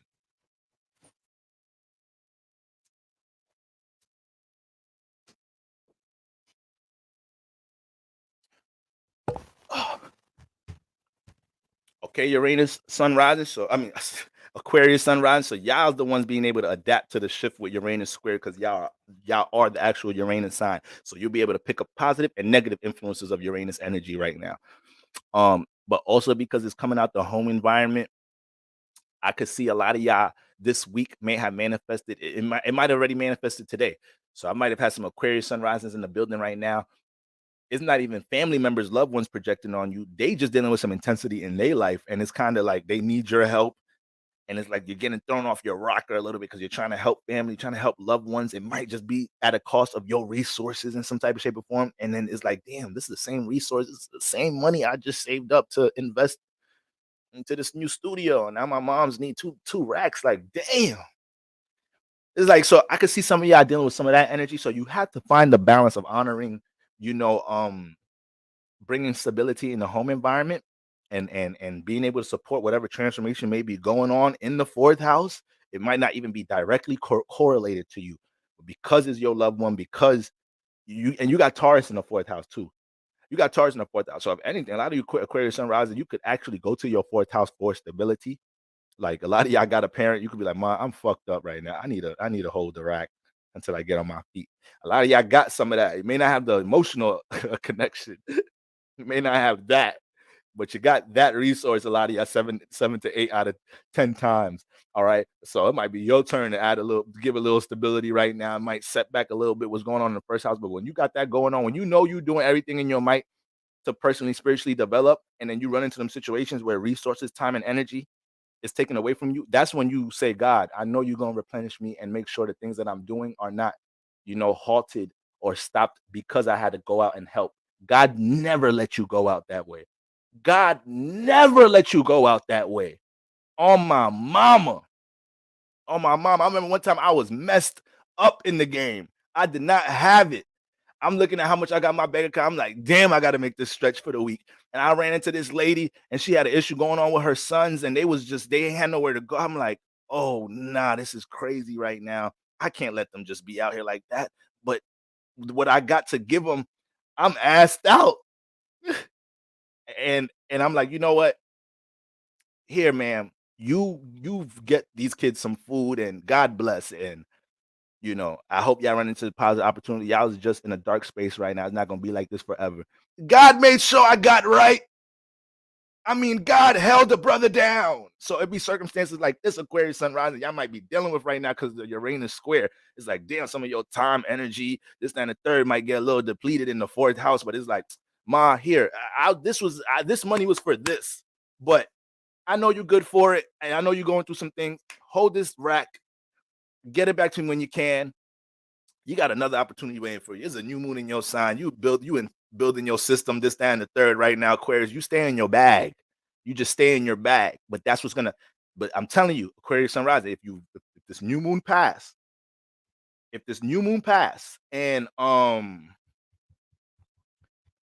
you dealing with resistance energy, like heavy resistance energy, there's something you didn't detach from in the full moon in Leo, and your full moon Leo is in the 7th house. It's something you ain't detached from. You really have to be key or key in on your friends and your relationships right now. Do not take the mother flipping responsibility for trying to bring them to the promised land, trying to bring them to the land of milk and honey. You trying to get to the land of milk and honey. You might have to get there first and then show them like, look, guys, I know the blueprint. This is how you get there. Because niggas is gonna make it harder. They're not even intentional about trying to get there. You intentional about trying to get there. Niggas want a shortcut or a handout.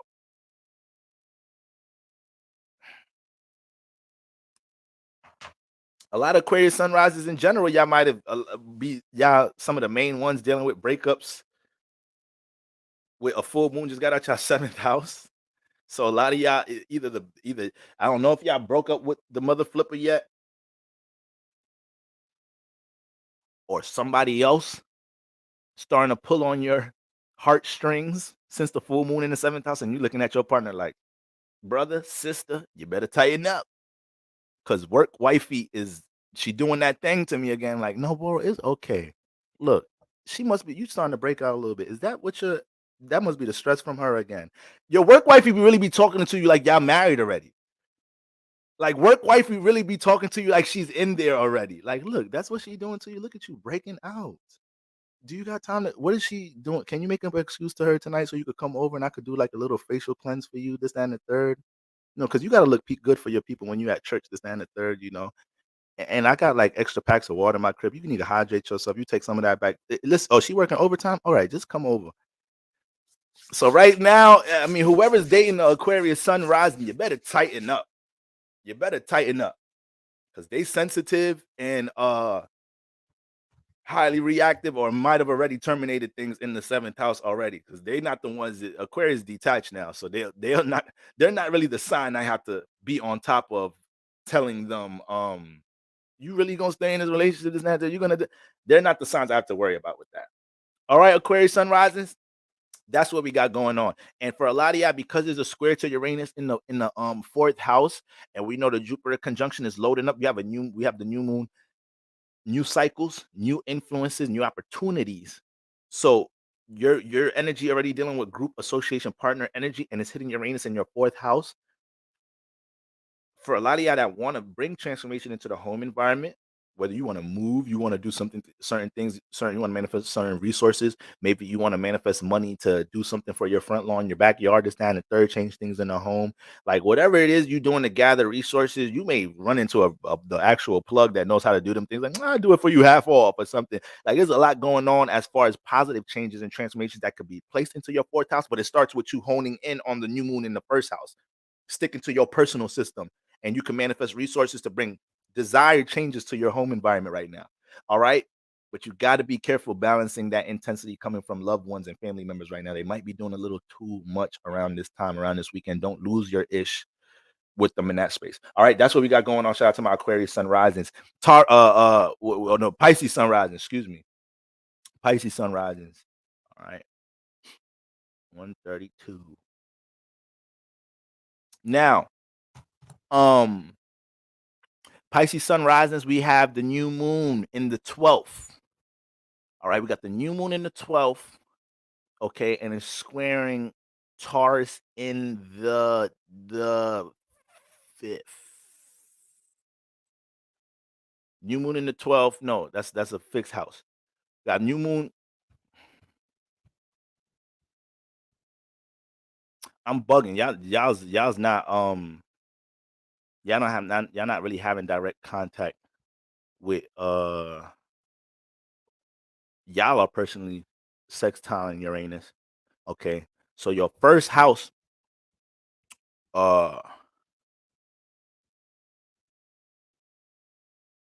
yeah, y'all got Aquarius in that 12th house right now. So y'all actually been getting charged up like a mug from Uranus as of recently.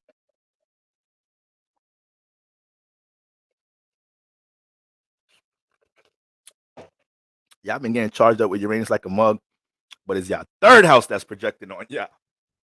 It's y'all 3rd house. So Pisces sun rising, y'all already know how I've been talking to y'all, man. Y'all already know y'all got the force of Saturn. So this has been the first time in y'all lives, especially my Saturn and Pisces generation. But a lot of y'all is like, damn, they talking about Boro, and in church they talk about all this Saturn energy. I'm actually I don't feel like I got to do this heavy adjust. Yeah, because it's been Saturn season for y'all. It's been Saturn season for y'all since last spring. All right. And y'all gonna stay in Saturn season. Okay. And when we're looking at Aquarius new moon taking place in your 12th house, this is gonna create a lot of situations where right now, Pisces sun rises, the things that y'all have had in the womb, the things y'all have had aspirations for that can be built and supported by others in some type of shape or form, you about to open portals up for that right now. That's why it's been so essential for you guys to be intentional about what you build and what you structuring. Is it a healing process you adamant about building or placing time into right now, Pisces sun rises? Is it a creative, artistic endeavor?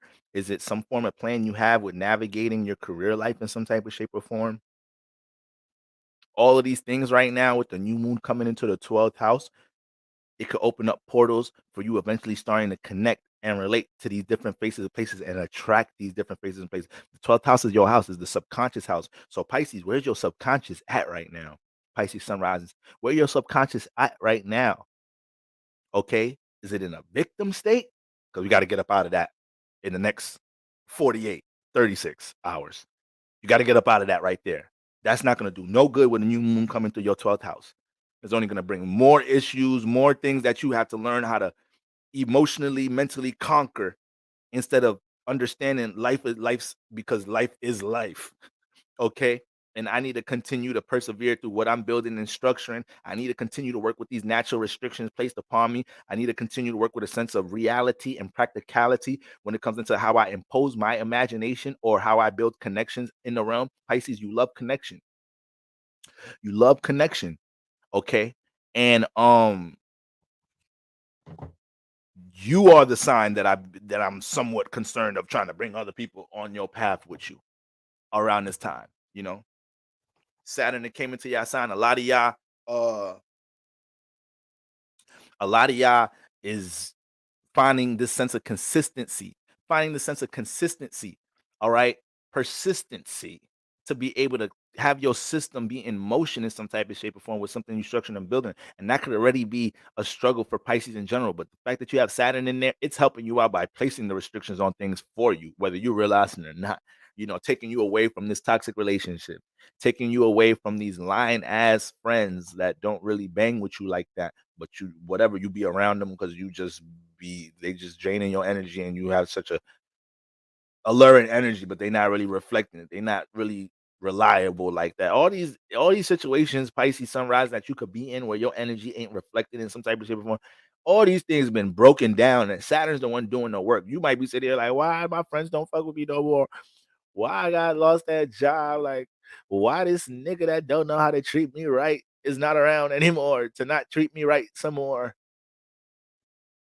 Why this John that's always draining my pockets but giving me in-home sex? Where's she at? Why she left? Is this a sign to work on myself? Yes. So Saturn, you wasn't gonna restrict it. You wasn't gonna put a boundary on it. So Saturn got to come in and get wild with y'all. You got to get rough with y'all. Okay. So all them restrictions got to be embraced right now. And now the new moon get into that 12th house. The sun been in here. So all you've been seeing in this area is all the potential and what can manifest with you continuing to stay in your Saturn bag, to stay in your structuring system. You know, 12th house dealing with all that potential energy.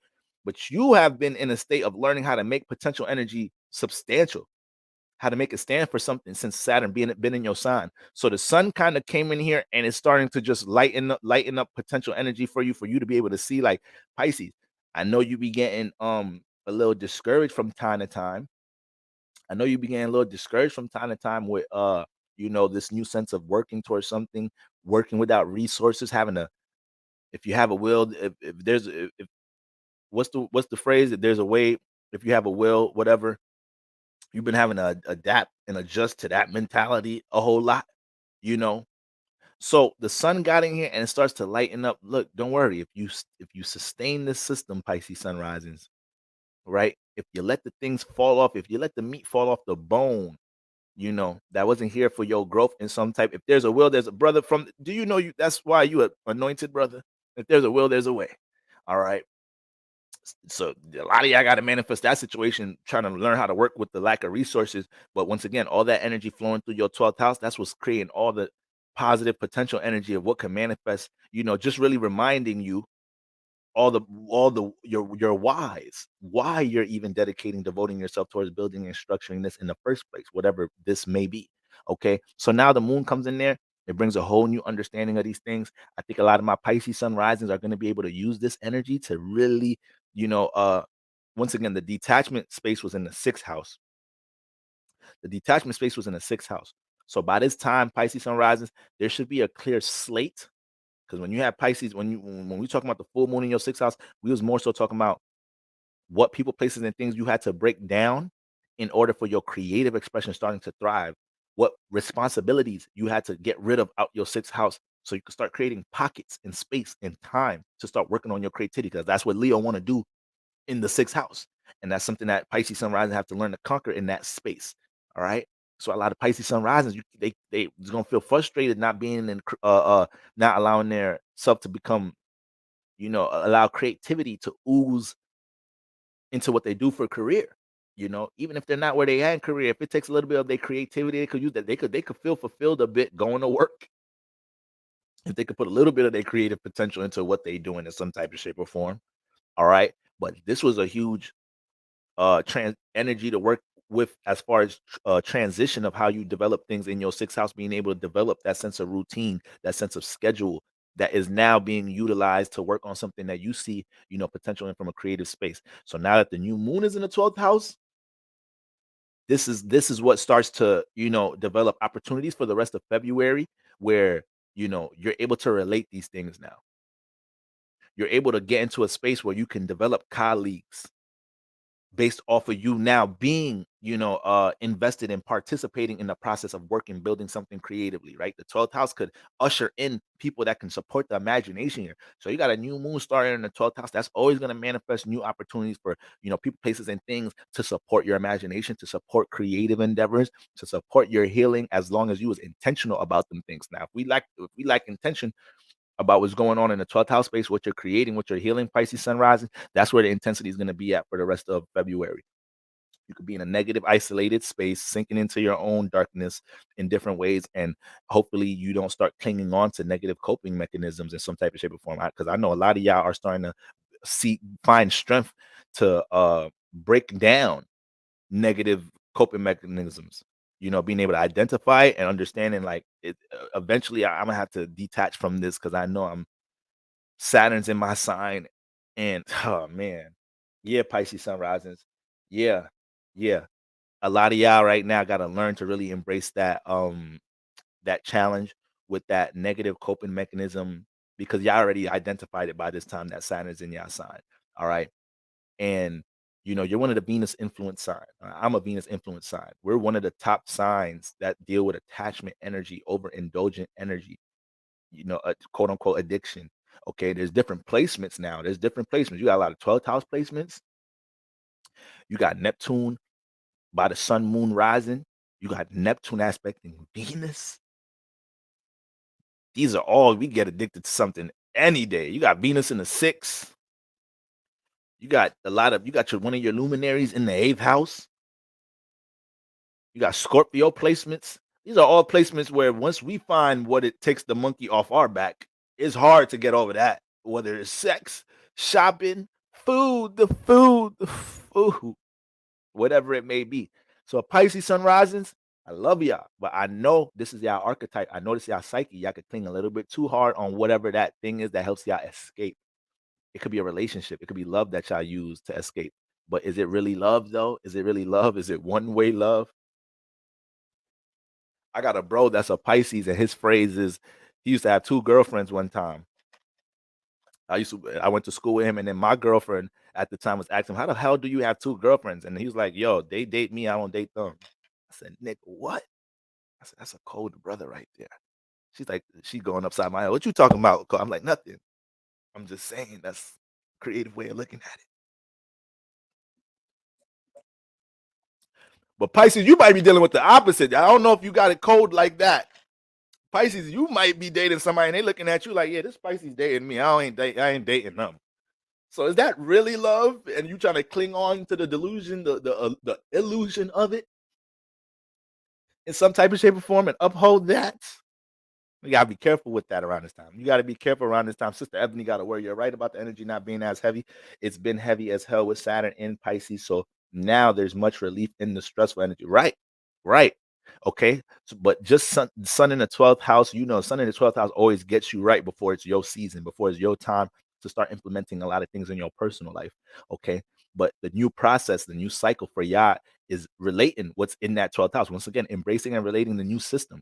So a lot of my Pisces sun risings, y'all are telling people since the full moon in Leo in the 6th house, y'all telling people right now, like, yeah, I can't do this, that, and the third because I'm structuring this, that, and the third, or I'm gathering resources to structure this, that, and the third, or I'm taking my healings, I'm taking my healing process to a whole nother level with all these 12th house placements in some type of shape or form, let alone the potential I see in everything that I've been working towards, let alone the potential I see in this healthy connection with somebody, but I realize this gonna have to take time for me to work too, you know.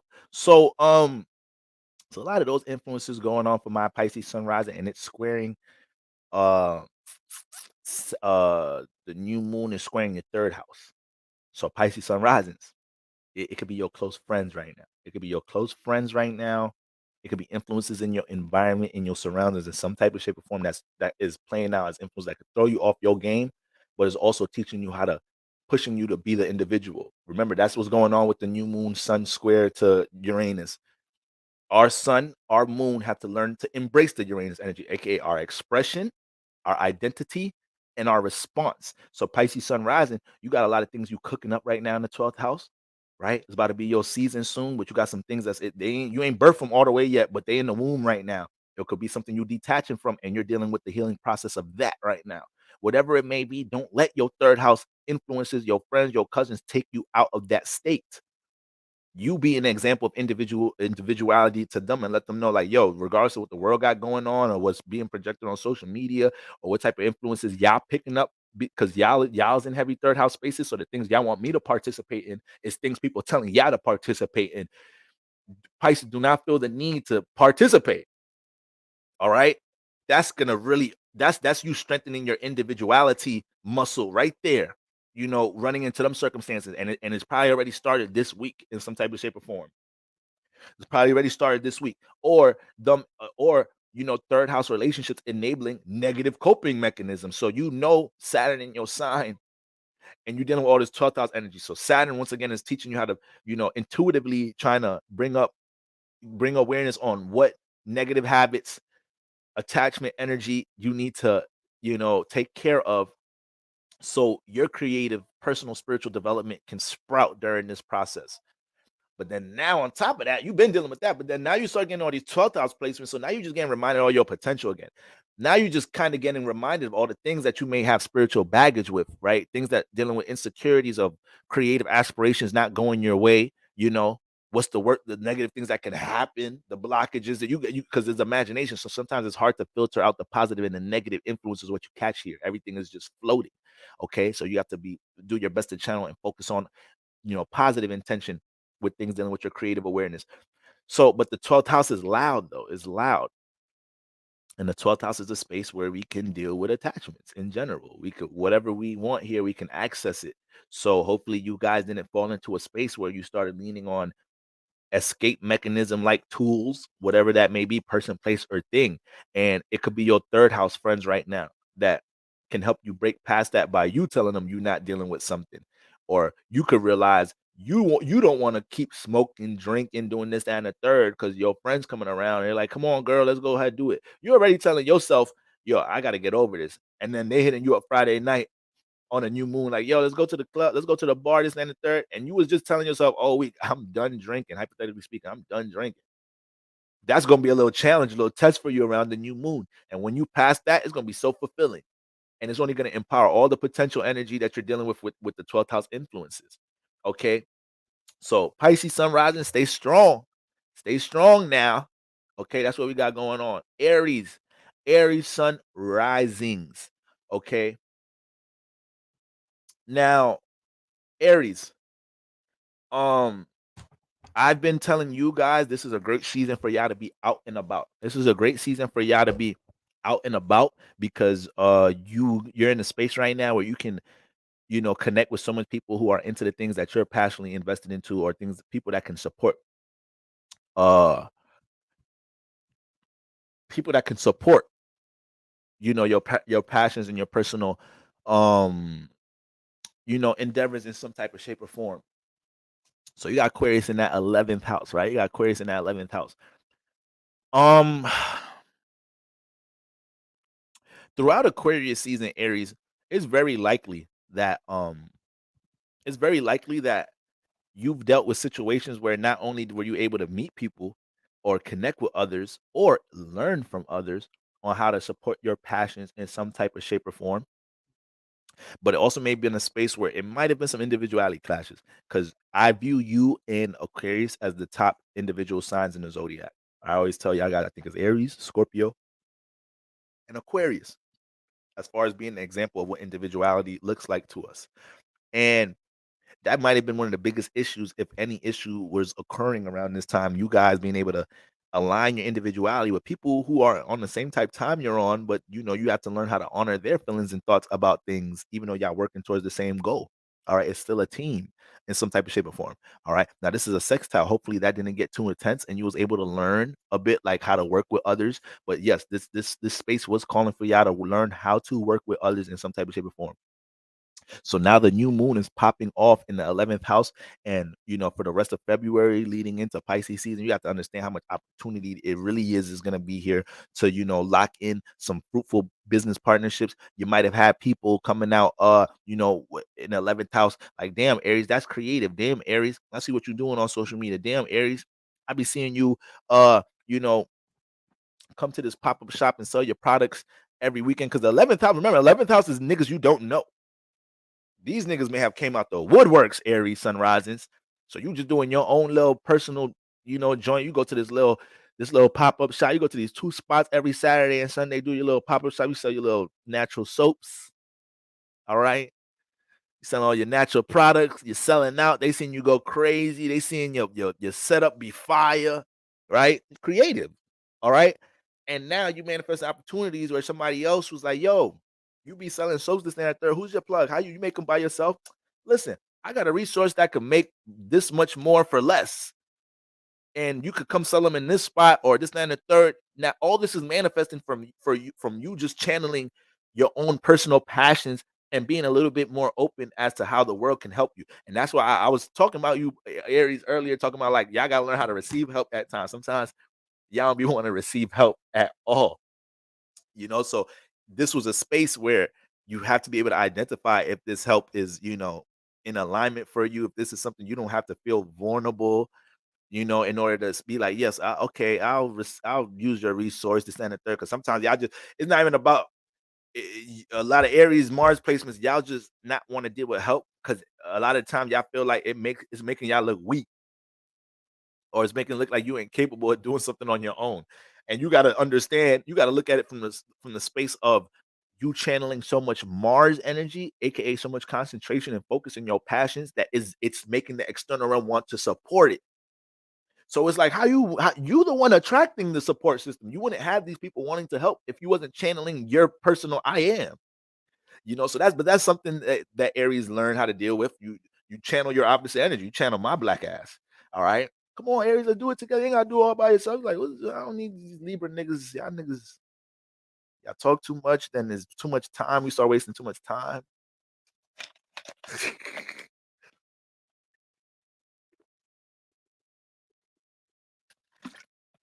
Okay. So I need y'all to be able to see that. So now it's new moon time. The next 7 days, the next week and a half after this new moon, that may really go up now. You may really run into that resource if you haven't ran into it, or you ran into that business partner. You're getting to learn these people, working with these people already during the course of part 2 of Saturn season, and now you start to see quick fruits from it already. You're meeting new people. You're getting more sales or whatever it is going on, with your personal passions around this time. And also, because you're in this space, when it comes into your relationship life, Aries, you are seeing new things right now. You're seeing new perspectives. You may be learning you all up in the 11th house. So you might be having your coworker telling you about how they deal with things in their relationship life. You're meeting people out in the world and you're seeing different relationships, and that may be giving you a different outlook on how you look at relationship activity in general, or new information to help you understand how to work on things in your personal relationship. If you're dating somebody, this and the third, if you're married in some type of way, in this and the third. So hopefully y'all are able to receive those downloads and apply positive information accordingly, because when you got all them energies transiting your 11th house, Aries, yes, there's some information to recollect on this space. Remember, the 11th house also deal with the internet.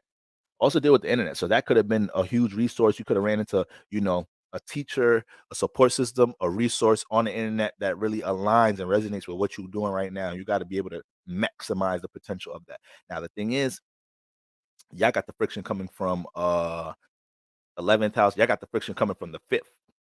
Taurus in the 5th house right now, Aries sun risings. So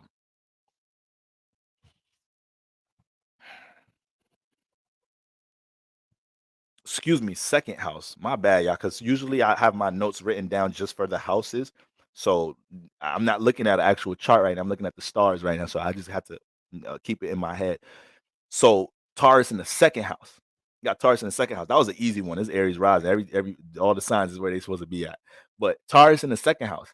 So right now, when it comes into 2nd house influences, Aries, you got to be able. Right now, it could feel like, because the 2nd house deals with your values and tradition. Deal with your tradition. So right now, Aries sun rising, you can feel like you associating yourself with other people is extremely altering your value system or your tradition, your set way of doing things when it comes into building. But you can't think you're going to deal with heavy 11th house spaces and things are not going to transform. Your ideologies and things are not going to transform. These are all really to support, and empower your true value. If anything, Uranus transiting in the 2nd house and a new moon coming out the 11th house is most likely going to be somebody that is going to be intense about getting your value to be seen in the 11th house. You can't look at it. You can't look at it as somebody trying to change your system, trying to force you to do this, that, and the third. It might be somebody, one of these 11th house natives you just bumped into, associates you just bumped into, and they're really adamant about seeing your value sprout in this house, but you might feel like it's rushing your process, it's going against the way you like to work about things. So you need to be able to have your third eye open and see if something's an opportunity in some type of shape or form. It's just that I don't think it's going to come up that intense because Uranus is squaring the house that it likes to be in, the 11th house. Okay.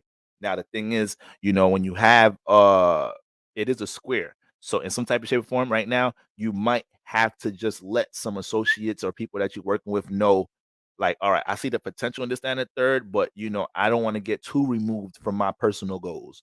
All right. So it's almost like, a little tug of war going on here, but you just don't want to terminate everything because you ain't got the control of things. That's how this could manifest negatively. In its worst case scenario, you just terminate a whole potential opportunity to build structure things with others, bring your value into the outside world because you don't have full control of the process. That's what we don't want to do right now when you got so much opportunity going on in the 11th house. And then you look back at something a year or two and now 3 to 6 months from now, like, damn, them niggas have resources I don't got. Them niggas is making what I really want to do a little easier, but I had to give up a little bit of control. Uranus, power and control. Okay. And with Uranus in your 2nd house in general, and yeah, and that's another thing. For all my Aries out there that's in your introverted bag, for all my Aries out there that's in your introverted bag right now, you got the new moon in the 11th house, so opportunities for new associations, groups, this and the third, but it's squaring Uranus. So it's this alignment is super pushing you to bring your individual morals, values, ethics into the 2nd house. The things that you feel like you're good at, you have value of, that is different from others, you're going to manifest some opportunities after this new moon to bring that into the world. And you have to stand on that. God is going to really want you to feel confirmed in knowing that this is what I do that's different from others, this, that, and the third. And it doesn't have to be something that creates static with others. It's something that I could bring into the world and empower others, help other people transform, inspire others, encourage, motivate others in some type of shape or form, help others to understand they can create in some type of way. So that's what we got going on, Aries sun rising. Nonetheless, I loved all these Aquarius season alignments for you. I loved all these Aquarius season alignments for you. The season really favors the individual minded one.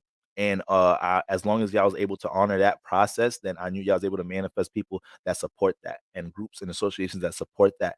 But you just making sure you can accept the help, you can accept the relatable energy, knowing that, you know, when you have opportunities to work with others, it kind of goes against how you want to control and everything right now. Right now, I'm working with, you know, somebody that's helping me manage a lot with what I'm doing right now. I didn't just putting the course together and the flyer and managing things with my content, this, that. I'm learning to give up some control, knowing that I need help. I need help running the church. Okay. So I think it's almost like that type of space a lot of my Aries sunrises are in. Allow people to help you around this time, Aries sunrises.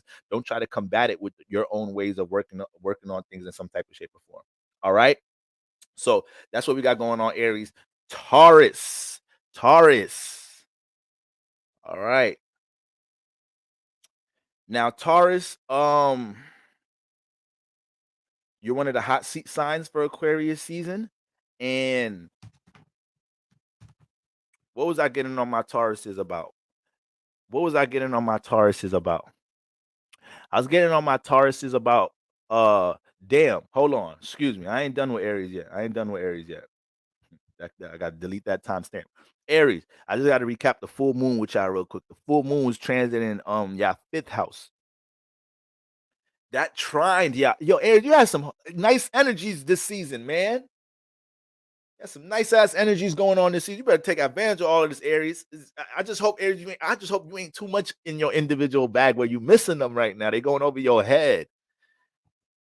That's like the only problem I be seeing right now. I'm picking up on. And y'all got to make sure the full moon is transiting y'all fifth house. So when we're talking about people pulling for your creative expression out into the 11th house in some type of shape or form, when we're talking about your childlike activity getting reignited based off some associates, coworkers, there's an Aries sun rising right now. Just started working at some new job. This and the third started for some reason they in some new environment, new space, and then that full moon came into the fifth house. You start manifesting situations where they're like, yo, bro, you want to come out to the club or whatever, the bar, or to this spot, or you want to go hiking, or that's what we be doing. Like your work buddies or something, helping you get back into something you do as a pastime, or helping you experience some fifth house energy. And it's also creating an opportunity where things that you're creatively invested into, maybe they start playing out as a plug in some type of shape form for you to connect it out into the world. So that full moon in the fifth house energy was all about you detecting what restricts, what's holding back the sense of creative expression, right? When it comes to my Aries sunrises and your ability to heal, connect with the inner child. Okay. So you meeting all these new people, moving into spaces, communities, and groups that relate to things that you're into in some type of shape or form. That's also helping heal the inner child, because it's only fueling the things that your spirit wants to experience. But it's important that you found that balance around this time. It's important you found that balance around that time, not feeling like you have to just lose yourself in everything that you're working, and now understanding the things that you like to do from a creative space, from a pastime space, is also what keeps you fulfilled, keeps you working in a healthy environment in some type of shape or form. All right. So see, Sister Ebony giving her testimonies. All right. All right. Now back to Taurus. Back to Taurus. Okay.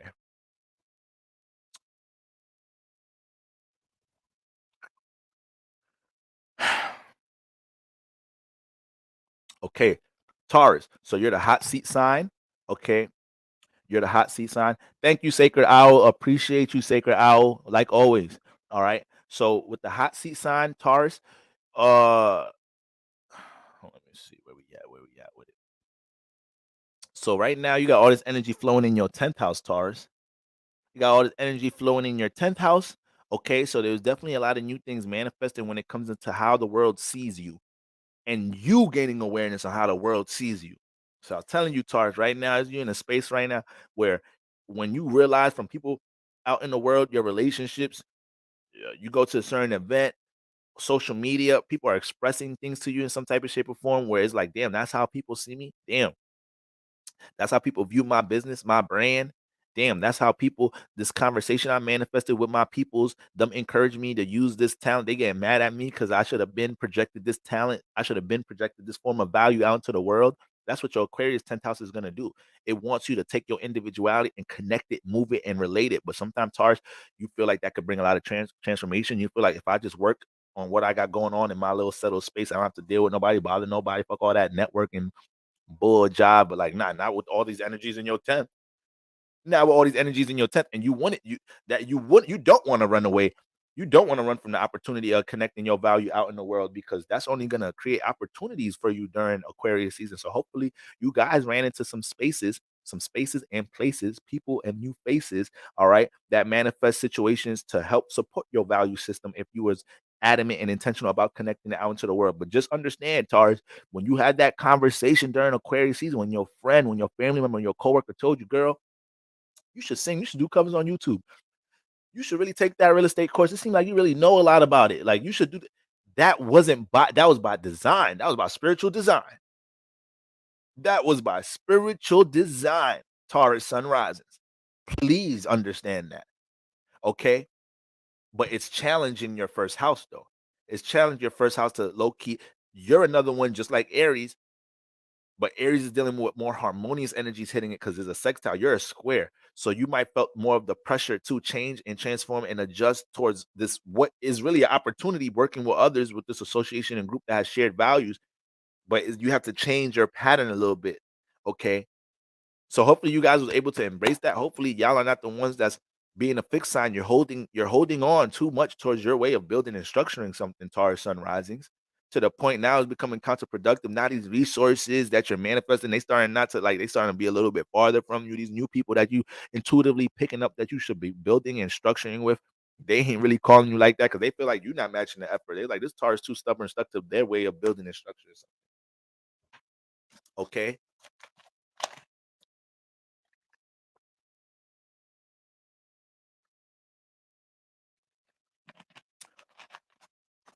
And then on top of that, Venus is trining you at the 9th house. Venus is in Capricorn in your 9th house right now. So your ability to have your value be seen and highlighted, being in the fire houses right now, being in the expression houses right now, you're not even going out your way. You probably not even going out your way.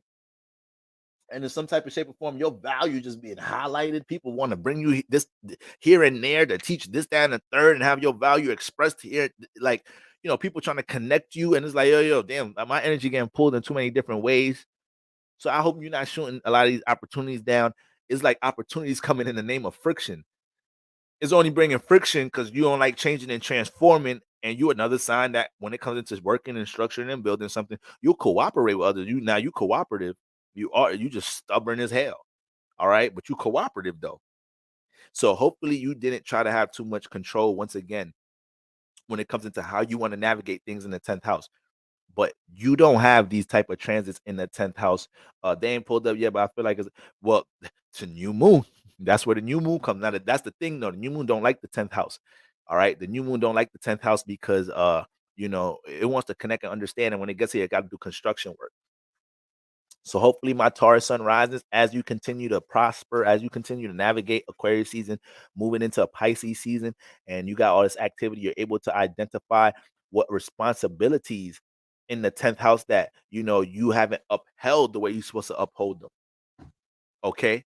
The moon gets into the 10th house and it starts realizing what people, places, and things wasn't supporting your growth here. Start looking at the sun like, what have you been doing in this house? You just shining awareness on how you're seen in the 10th house, or are you actually planting seeds into it as well? So that's what the new moon going to do, to tighten up the sun while it's here. All right, the sun is kind of is neutral here, but when the moon get here, she could be a little aggy, a little moody, depending on the work that's been done in this house. But that is one thing that I know comes with a sun in the 10th house transit: more awareness on how the world sees you and how you can manipulate that energy. Okay. Now the thing is, the full moon was in your 4th. The full moon was in your 4th house, Taurus sun rises. So wait. Yeah, Aquarius in the 10th. Yeah. So the full moon was in your 4th house. Okay. And hopefully, why I felt like I know I'm off with something right now. No, I'm not. I'm not off. Yeah. The full moon is in your 10th house. So hopefully when it comes into what you building in the 10th house, you are able to find a sense of a work home balance right now. Cause I think that was the main thing to work on when it comes into these new aspirations developing in career right now. Responsibilities with the home environment in some type of shape or form. Or you breaking past the ideologies, what could also be potential projection, tradition, that comes out your home environment that's holding you back from 10th house aspirations. Remember, the 10th house is how you want to be seen in the world. So if you're navigating this house trying to do something that's supporting what you're building in the 10th house, maybe you investing in a course, you're trying to get your hands on some type of resource to help you build something in the 10th house, and people in your 4th house are seeing you work this, that, and the third to try to build your 10th house. And they're like, yo, you trying to do that? You trying to do this? You can't let none of that projection come out of here. That was the whole point of the full moon in Leo, not allowing the expression of your home environment to put a blemish on what you see yourself capable of creating in the 10th house.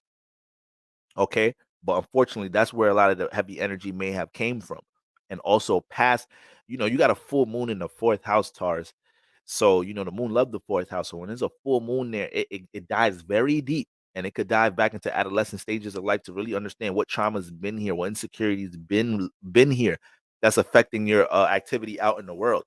So hopefully you guys have had these type of downloads to be able to understand what's holding you back, what mentalities, emotions, uh, that's holding you back from having things in the 10th house sprout in some type of shape or form. But is Aquarius in here too? Aquarius is going to communicate. So all conversations that you've had within the 10th house, let's say there's something that my Taurus sun rises is out here striving towards, building in their 10th house, navigating in career, how they're seen. If you've had conversations with somebody telling you how to enhance that, where to go to get a resource from it, once again, that was by design, and y'all cannot overlook that. You can't overlook that. And you might be overlooking it because, once again, your way of working on things personally. Okay. But that's that square for you right there. The Taurus sun rising, learning how to take their value and move it, relate it, network it in the 10th house in an uncomfortable way, because you might just want to have Venus energy, plant a little seed for your value and have everything come to you. But it takes situations with Aquarius in the 10th house for you to shake and bake, get into these networking spaces, be a little bit more communicative about what you value, about what you're building, how you want to go about it, and see how people can support that. All right. Now the square. I got Aquarius in the 10th house. The squares to your first. The squares to your first. So when we talk about Taurus sunrise and individuality being pulled out into the world, that alone is a transformative process. That alone may have been a transformative process as the course of Aquarius season is rolling out. So I feel like there may be some Aquarius sunrises in the building, and there's something that you possess, that can transform the outlook of how others look at a certain value, a product, brand, this, that, and the third, and you're not being intentional about making sure you're the example of that in the world. This is what this new moon is about. The more you can embrace that, because opportunities to do that is going to manifest post new moon energies. The opportunities for what you got going on in your personal life and the ways you individually work on things to be displayed out in career, out in the 10th house, you be an example for that in some type of shape or form. That's going to manifest. And you have to be able to step into them shoes and not feel like you going against the grain, or, you're being so different, so separate. No, that's you're stepping into what represents you personally out into the world, embracing and relating the new system. Okay. But you got Uranus in the first house. So it's been all different type of reinvention, transformation, and self-encouragement to embrace the things that you personally have value with, the things that you personally know how to build and structure, the things that you know how to put your hand on and see grow. And the 10th house is low-key calling for that, calling for some instructions, how you do that, how you build that, Taurus. You should make a book about it. You should start a business about that. You should start expressing that more. You should start wearing that with your identity. You should start broadcasting that in your 10th house. You know, that's all Uranus is doing in that first house. It's not creating nothing new. It's trying to encourage you to step into your individuality, in some type of shape or form, and let people and make sure people honor that instead of you being overly cooperative in any type of way. Okay. Um, How does Jupiter play into all of this, since Jupiter is also in Taurus? So the more that you embrace this square with the moon, everything I just said about the moon squaring Uranus energy, once Uranus meets up with Jupiter, that's when we can see a lot of fruits and labors. That's when we can manifest a lot of spiritual breakthroughs. If we're not able to get with Uranus energy right now, that's why this new moon transit is very serious as far as the Uranus influence in it. Because if we can embrace that, then we see a lot of breakthrough energy once we get into that Uranus Jupiter conjunction. All right. But Jupiter's making its way there.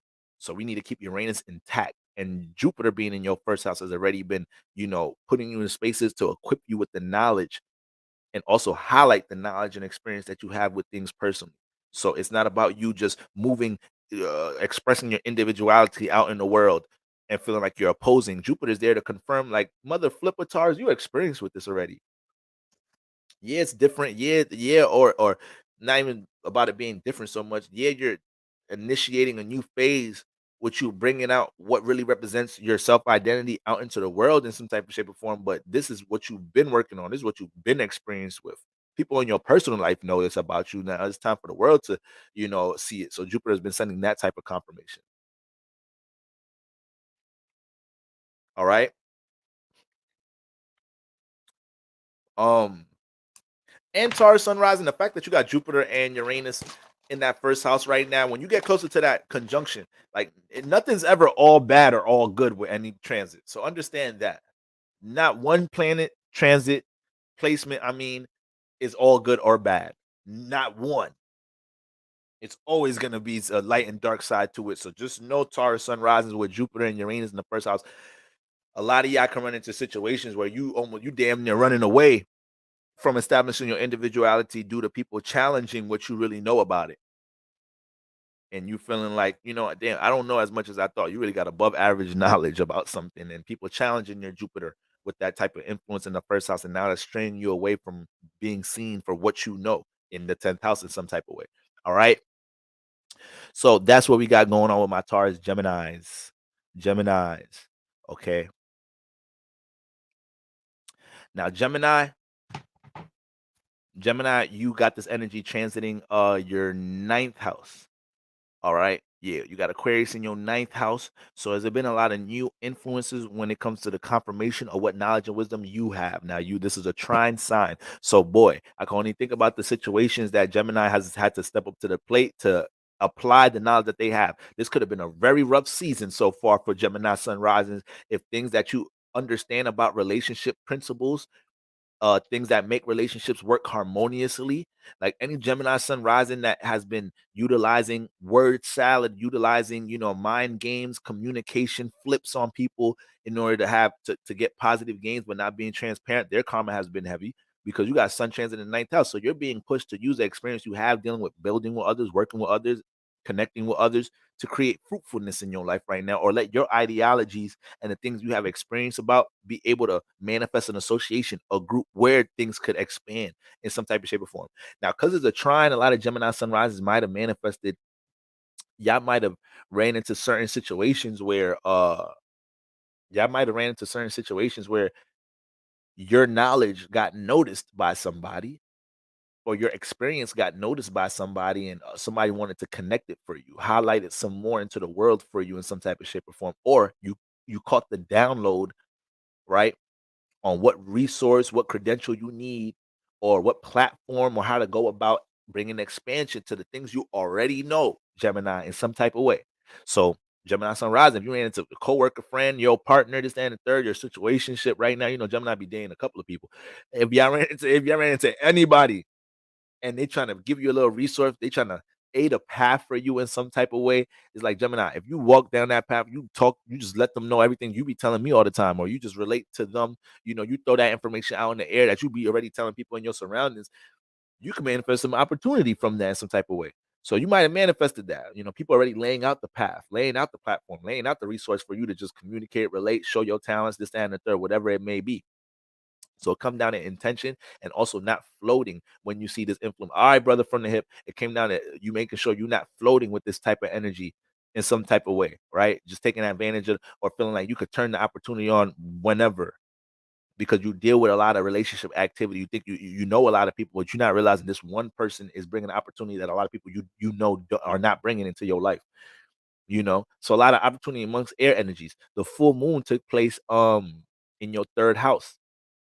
So Gemini sun rising. This is a space. This was a space where you had to break out the ego of how your surroundings see you, how people in the world, I mean, people close to you see you, because you needed to get into a space where people outside can see you more in the explorational space, learning how to expand your knowledge and wisdom. So that's why y'all manifested a lot of situations during this period where, once again, whether it was a platform, a resource, whether it's a certain experience, whether you being outside in some different type of way, connecting your talents, your values, your ideologies out in that space, instead of just, basking in the attention or the reputation you may have in your surroundings amongst people you already know. Leo in the third, things could play out like that. You could get a little too stuck to that. And Gemini, you already deal with Gemini sunrise, you already deal with heavy third house energy.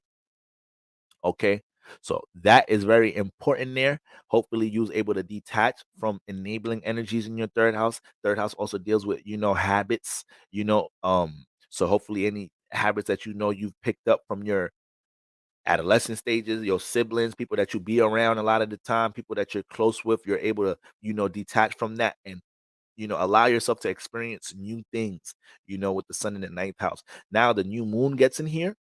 The new moon gets into the ninth house, and it brings a whole level of understanding moving on, through the rest of the Aquarius season, for you understanding what is confirmation that you have the ability to express something and enlighten others, confirmation that your thoughts, and your communication abilities can enlighten others. You can be the messenger, you can be the teacher for this skill, for this talent in some type of shape or form, for relationship activity, whatever it may be. But you got all the new moon, you got the sun trans in this house, so your knowledge gets highlighted, and the moon comes in here, and it starts, being able to attract situations to connect and relate that a bit more. Okay, whatever that may be. These is placements during this is my Gemini bestie pulled her a Libra, and man, he's helping her build her business out, and is a trine. So a lot of the air signs just fell into it.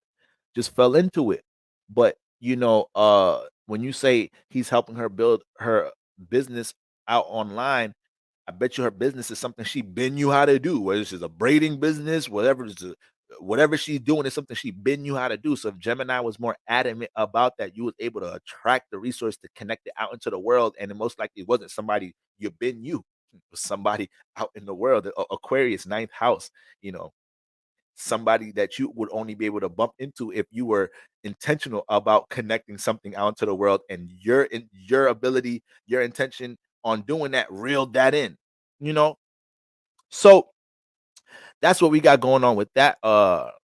And the square to Taurus is in your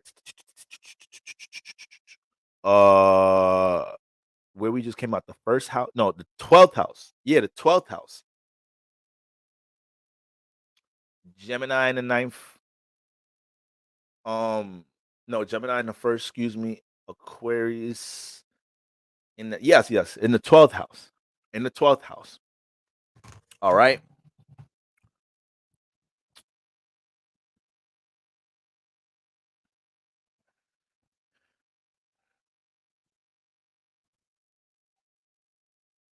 Yep. So right now, Gemini, this energy is challenging you. You got moon in the ninth house, and it's squaring Uranus in the 12th, right? So your understanding of the knowledge you have to be able to, respond towards connecting that to others, regardless of the projection you manifest out the 12th house. You got Uranus in the 12th house, so people will project on your individuality here. You express yourself from an individual point of view. You got individual belief system in some type of way. You got your own individual way of dealing with relationships. You polyamorous, you polygamous, whatever it is. Uranus in the 12th house, you'll have to conquer people throwing their projections. 12th house is big projection energy because dealing with the subconscious. So you have to conquer that there. So you got to make sure, and remember, we know your third house was where the full moon was at, which is another fixed sign. Okay, so it's challenging you. The fixed sign houses having friction. That house having friction with your Taurus house. Okay, So you have to make sure right now, Gemini Sun Rising, this could be something, the things that y'all invested right now could be things people around you been you was experienced with. But now that you're either attracting resources to connect it out into the world, or you're being more adamant about leaving your surroundings to have your value be seen out in the world, now you might start manifesting a little bit of projection from people just because they don't believe in their individuality right there that much, or they haven't found their sense of individuality like that. And guess what, Gemini, you're a third house sign. You may feel like you have to come and save a mother flipper, go out your way to do this, that, and the third. And ain't nobody saying don't be a good friend, but you have to identify projection. All right. And you can't just halt your process, because of what others got going on, and they feeling like you're growing in different ways. There's a lot of people right now that's in their transformation growth process is being stunted because of their environment and their partnerships, and y'all is holding on to them. That's why we had to have that sermon to open up the church service, talking about, are y'all letting go from things? Are y'all letting go from things that are holding you back? And unfortunately, sometimes these have to be close relationships. Sometimes they have to be relationships we have put a lot of time into. Some environments, workplaces we put a lot of time into, but nothing stays the same. That's the only consistent thing about life. Nothing stays the same. All right. So that's what's going on with my Gemini Sun rising. You're the trine sign. You continue to follow out Aquarius season, being, the example for something that you are experienced with. The new moon is bringing confirmation to that. And this square to Uranus in the 12th house is making sure you embrace transformations with you expressing these things. You embrace transformations with your creative endeavors coming out the 12th. That's another thing with Uranus in the 12th house, though.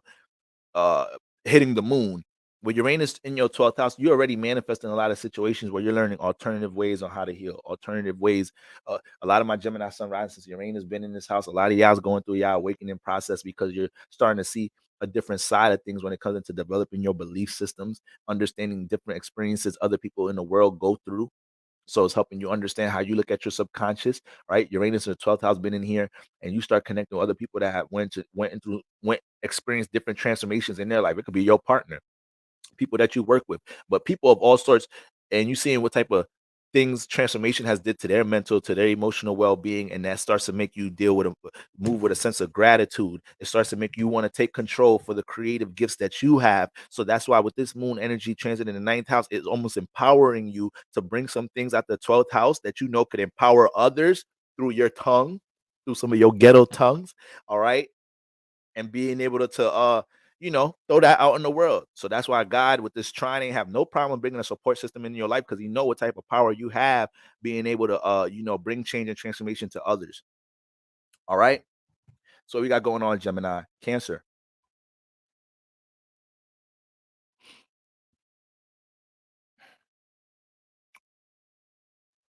All right, Cancer. 8th house. Yep, she been in business for herself. Look at that. Look at that. You look at that. Somebody look at that. Somebody look at this.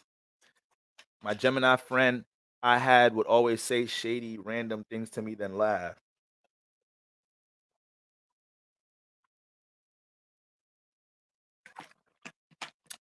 All right. Cancer sun risings. 8th house heavy. This season was 8th house heavy. So when we talk about transformation, the sun got into your 8th house, and all different things started getting exposed about the intentions of your people that you surround yourself with, your friendships and associations and groups. It's as simple as that. All these different things. When we not too long ago, we had sun Aquarius season, sun in Aquarius, and we're only 2 transits away from the moon in Scorpio. So the moon in Capricorn right now, the moon was just in Scorpio, last weekend? So what was I saying was the theme during that time? Heavy revelation energy, a lot of things being exposed, a lot of new discovery, a lot of new hidden truths coming to the surface. So when we're looking at the sun and moon transiting, when we're looking at the sun and moon, hold on.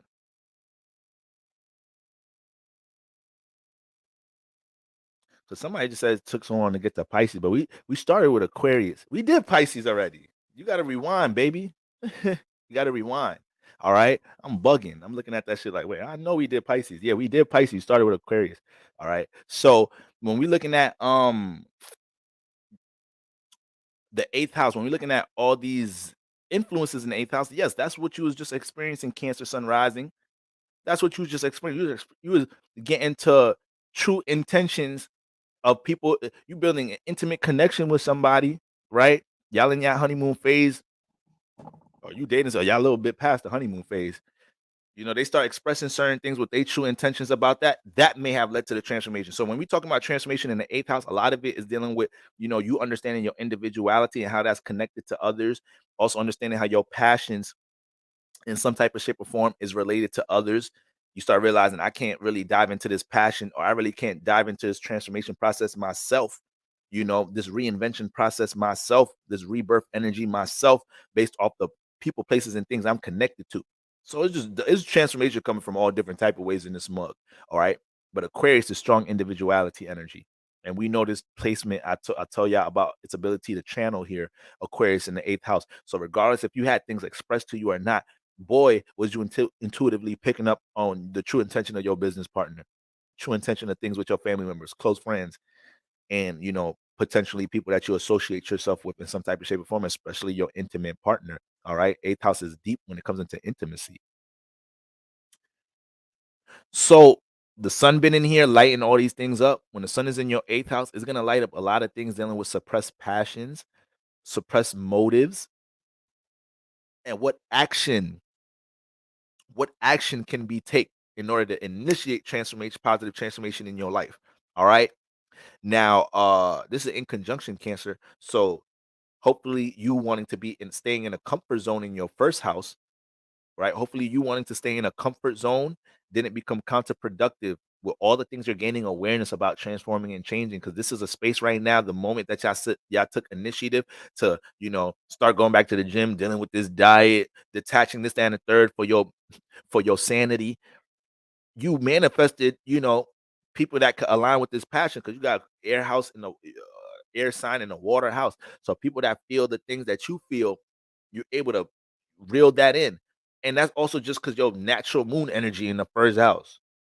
That's just because your natural moon energy in the first house. So we know the moon being your ruler, now that it's transiting in the 8th house, everything that you were supposed to be aligning with transformation, these things are getting empowered here, especially when it comes into, you know, certain things. It might have been some things, I ain't gonna lie, Cancer Sun rising. It might have been some things that went over your head a little bit, as far as, you know, how somebody really feel expressing something to you, you know, and it might have went over your head because you want to believe that's not how they really feel. You want to believe that that doesn't affect the potential of your connection, business partnership, this, that, and the third. But you better take it for what it is, Cancer, before you hurt yourself. You know, trying to force something dealing with connection, because you got Aquarius in here, and you trying to put a fixed mentality on how you see something dealing with something transforming in your life. No, you move with the tide. All right. So you make sure you align yourself with people who are supportive of your transformation process, and you don't feel guilty, feel bad for something that you've been pouring into.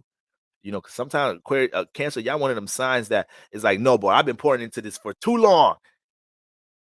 I've been pouring into this relationship, this, that, and the third, for too long for it not to this, that, and the third. It's like, nah, Cancer, that's not just because it's been this long, and just because look at the activity going on. Look at the hidden truth you just ran into. You've been dealing with this person for this long for them to just now tell you this. Why are you not thinking about it from that perspective? All right. If you're dealing with this person for this long, they should have been expressed that. All right. Imagine what else they holding back from you. You know, a lot of these type of situations may have manifested from my Cancer Sun risings. Okay. So not just you bringing awareness on what you could take initiative, Sun, take action on in order to bring transformation into your life, but and also understanding how to navigate that through partnerships. So Cancer Sunrise is actually one of the top signs. Now that I'm really diving into this, one of the top signs that may have felt like one of the top signs that had to learn how to not let their friendships and partnerships affect their personal transformation and growth process. and making sure you're not holding on. Yeah, you can apply this to Cancer Moon because you're attracting this energy, it's feeling heavy on it, but depending on your sun and rising is where it took place and how you went about taking action on it. But the emotion may have been there for your Cancer moons. So when you got all these energies going on in there, hopefully you're able to identify what type of environment, what type of group association, people that you associate yourself is aligned with your transformation process. Because basically, you was going through, and we all going through a transformation process. But Cancer Sun rising, you definitely going through one for sure, for sure. And it's 9.5 out of 10 times. Okay. And the sun gets in here, also see what's heavy in this house. And when the sun gets in here and starts to understand what's heavy in this house, it also starts to understand what you lean on. When I say heavy from a spiritual baggage perspective, and then when it identifies what's heavy, it's also understanding what you're leaning on to substitute, substitute that hurt, that trauma, that deep emotion to stand a third.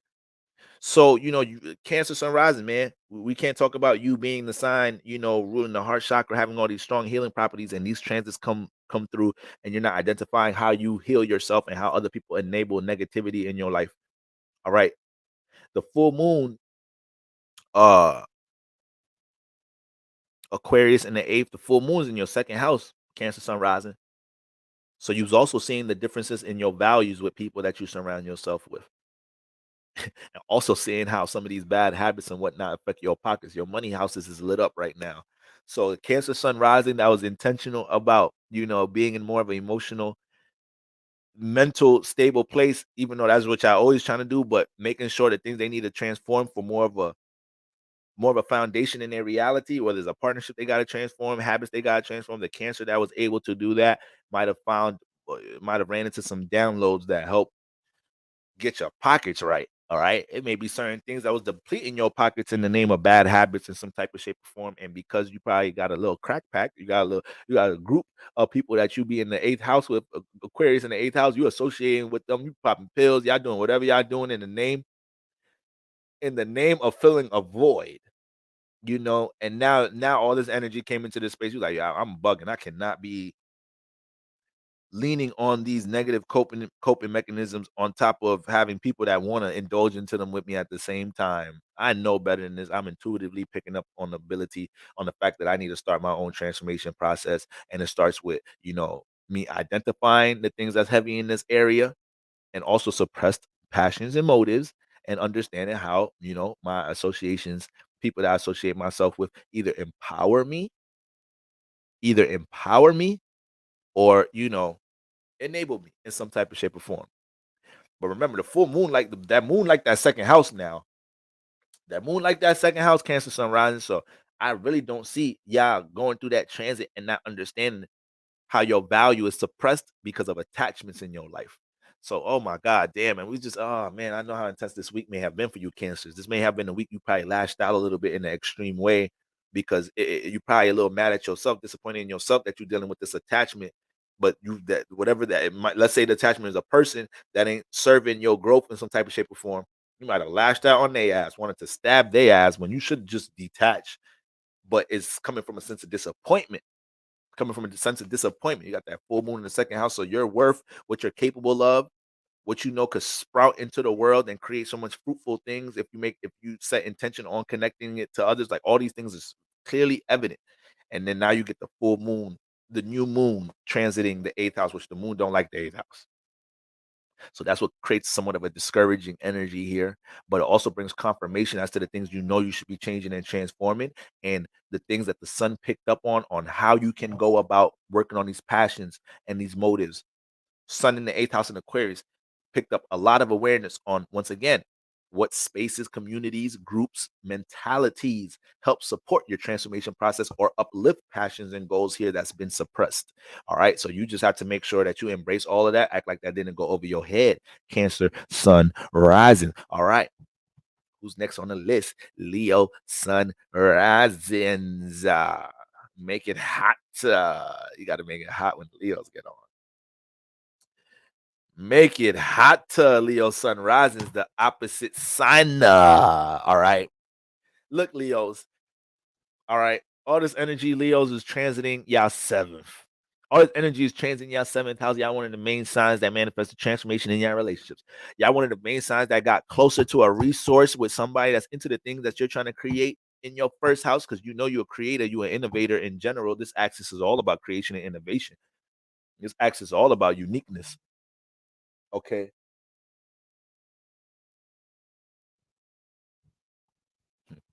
I said in my Instagram, being able to inspire and motivate people is a gift. Somebody just replied to me and said, "You really think that's a gift for real? These niggas get paid to do that. This niggas, what is a motivational speaker? What's a life coach? Yes, that is a gift. All right. If somebody could do something that is hard for other people to do for themselves, and they could show other people how to do it, that's a gift. All right. But anyways, so Leo sun rises. Yes, you was one of the main signs going through your relationship transformations.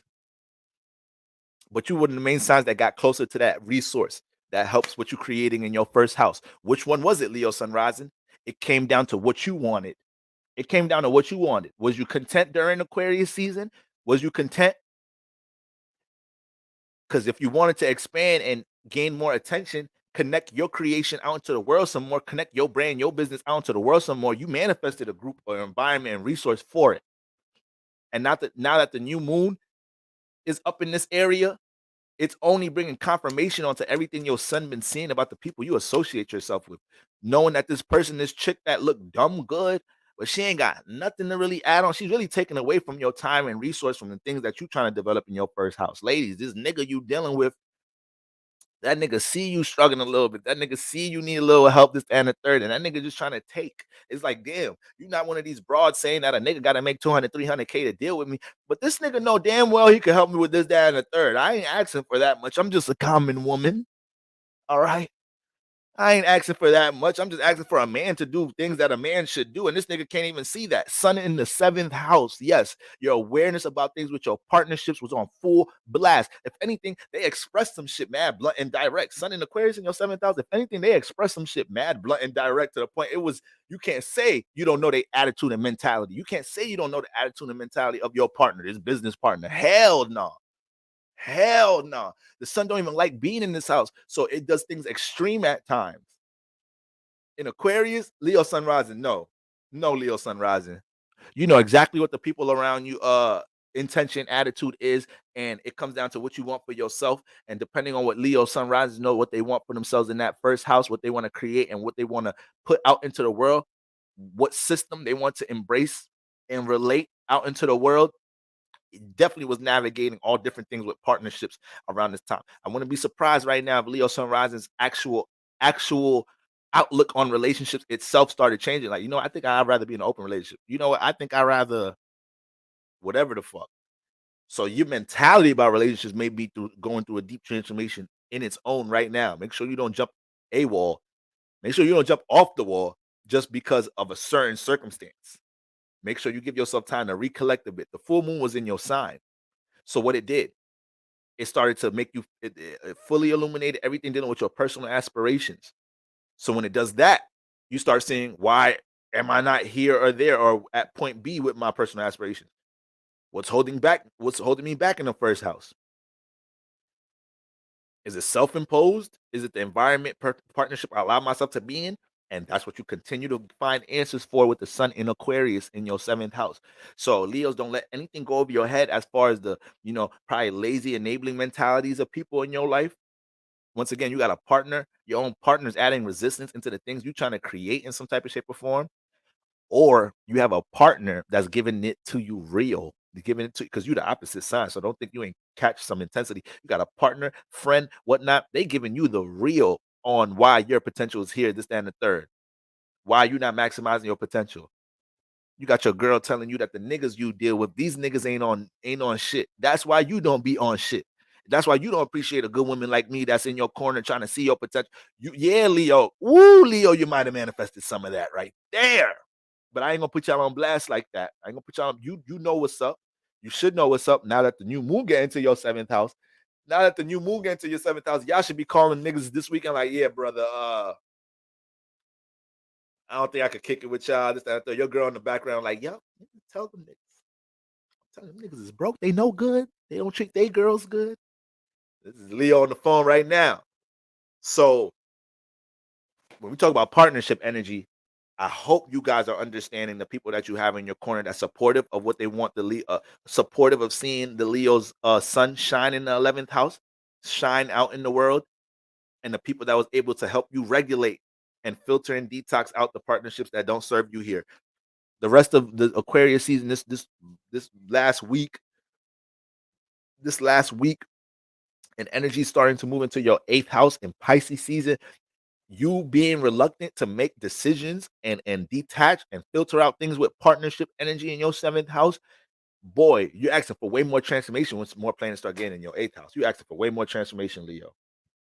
You asking for it. All right. And where Taurus at? Taurus is in the 10th. No.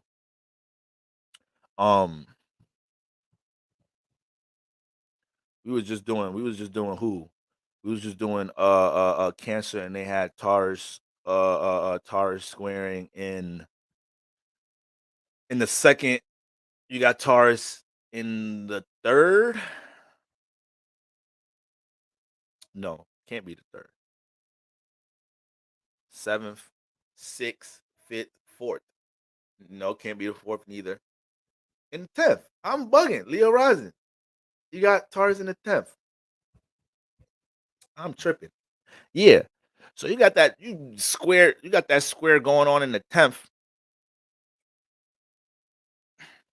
There's a lot of transformations taking place. Yeah, Taurus in the 10th. Excuse me, y'all. My bad, y'all. I was getting a little late. I got to tighten up. All right. Borza, what's going on, Borza? You was lit last chat, Borza. But yeah, Leo sun risings. Hopefully, once again, your 3rd eye was open relationships, because it definitely impacted your 10th house. There's a lot of Leo sun risings. I made a funny example about Leos and Tauruses earlier in the week, getting caught up on some guilty by association energy, and it affecting their reputation in some type of shape or form. I don't even remember why we was talking about that. I think it was because of all the Aquarius energies.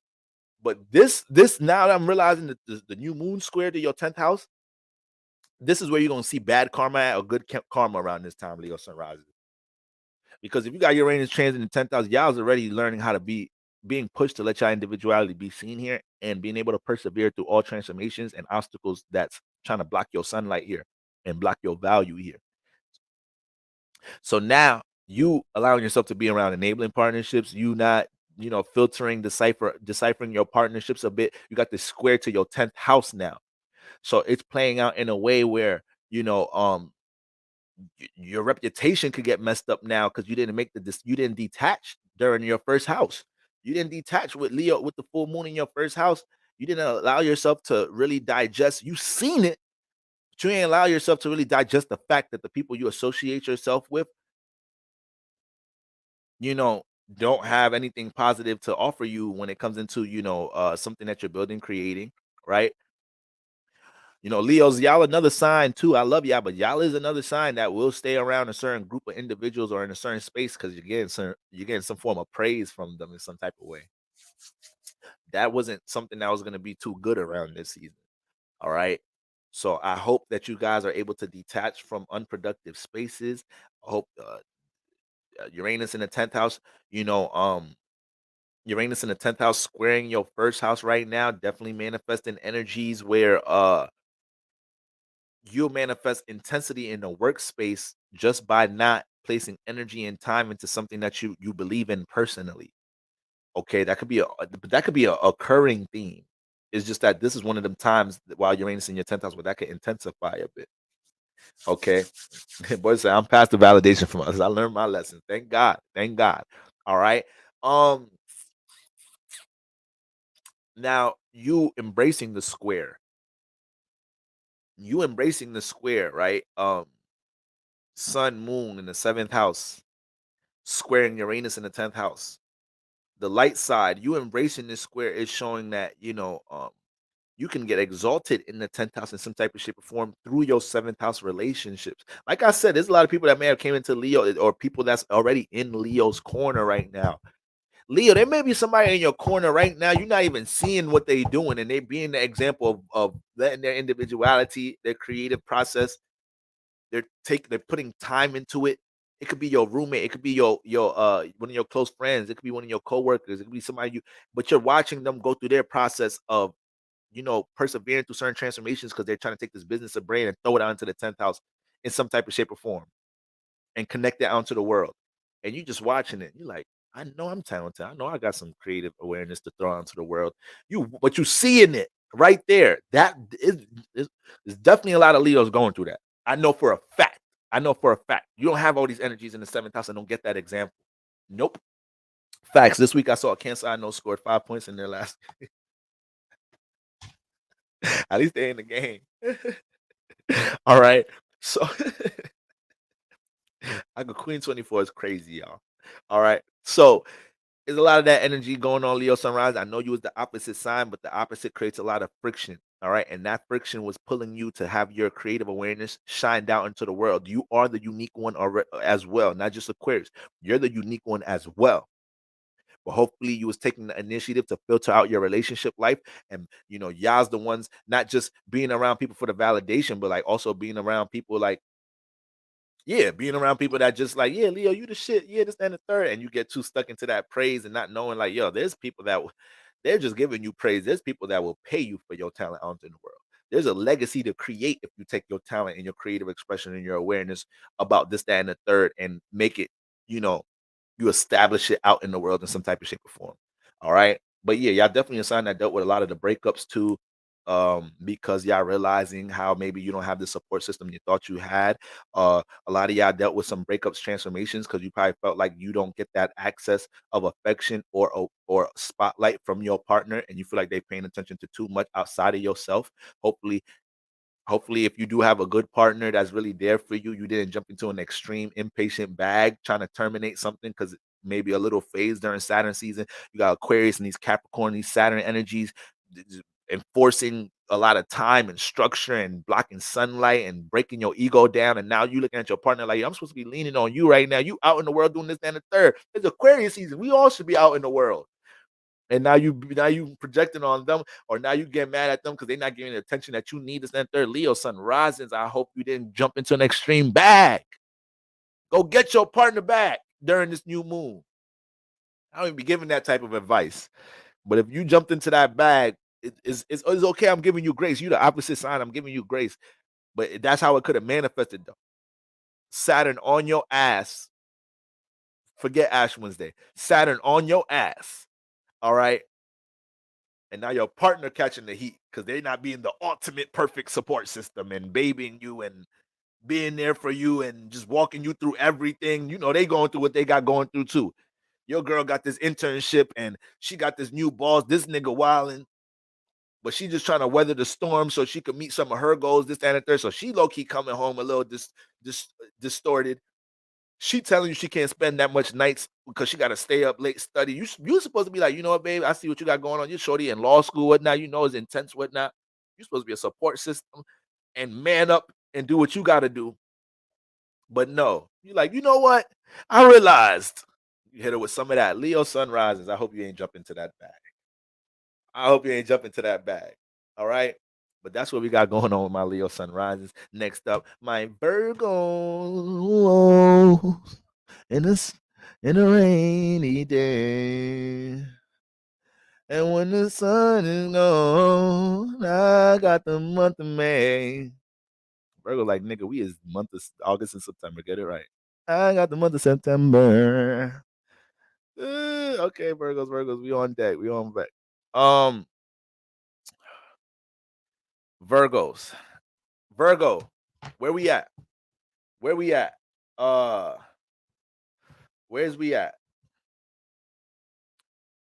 We just got the 7th house. Virgo, we in the 6th. Aquarius in the 6th house.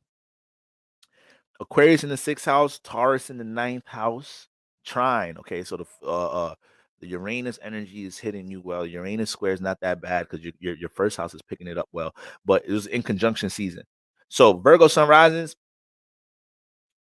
This most likely was a turbulent time in the workspace. This was a turbulent time in the workspace. If that brand, business, or the things that you wanted to implement into your schedule routine, if you ain't start doing that, to start being used as a crutch to decompress. So let's say this Virgo sun rises, know they want to transition out of something in the workplace, but you didn't start taking an initiative to start working on that project, create the format, routine, to start build like, okay, I know I work these many hours, so I'm gonna work this much hours on the work day, and the days I work, I'm gonna at least put an hour. If I could do more, I'm gonna put at least an hour into my business, my brand, or this type of energy in my life, in my sixth house or in my workspace is really overwhelming me. So let me just do what I can. Let me control what I can when it comes into my schedule routine. Let me tighten up my diet, tighten up my energetic diet, take whatever people, places, and things out my schedule routine in some type of shape or form. Let me make some lifestyle improvements, lifestyle changes. Let me start going to the gym. Let me start controlling things I can control until I run into the download on how to work on this business project or transition things in the career. And usually Virgos, that's just an example, but Virgos, they don't need all of that for the download for how to do something. Because you Earth, you already Earth. You're already the one in the workplace. You doing shit. Like I said, Aquarius in the sixth house, Virgo come in the workspace, start reinventing how to do things in the workplace. People start seeing how you work on things, structure things in the workplace in some type of shape form. They fake start projecting on you though, because they mad you changing things up in there, but you changing it up in a progressive way. So that be really what start pushing the Virgo to be like, I need to work for self. Aquarius, self, individual, the individual thought. So that's not something that is uncommon to the Virgo. You put 10 Virgos in the room right now. You put 5 Virgo suns and 5 Virgo risings in the room right now. I bet you that's something they could all start talking about. Like, yeah, I don't really like the rules and regulations in the workspace. I always thought I could do this in third, work for myself. Like, I work at the bar, but I know how the resources to get my own loan, open up my own bar, and I could run it way better than the way my boss is running this ish. I'm damn near running the place. You right, Virgo. You is running the place. AKA, you got the capability and the credentials and the mentality, the talent, the form of structure, the understanding of resource to get that authority, Aquarius, to get that authority energy over your sixth house. So it's been a lot of these type influences as far as how you're going to transition things in the sixth house, how you're going to implement and detach from certain energies in your sixth house for more of an efficient workspace, more of an efficient lifestyle in general. Hopefully, with all these energies in the sixth house, Virgo sunrise, and you ain't allow your nervous system to be all jacked up because other people start projecting on you when you start getting closer to understanding how you could take control over your sixth house. And this is your house. This is your house. But you might have been a real busy body this season though. You might have been a real busy body. People need you to help them work on their responsibilities. You're not even telling them. I'm gonna have to. You have to pay me for my time a little bit. You just neglecting things in your schedule and routine and whatnot to help others build up their sixth house. Now you feeling unfulfilled by the end of the week. Virgo sun risings because you ain't do what you were supposed to do for your sixth house.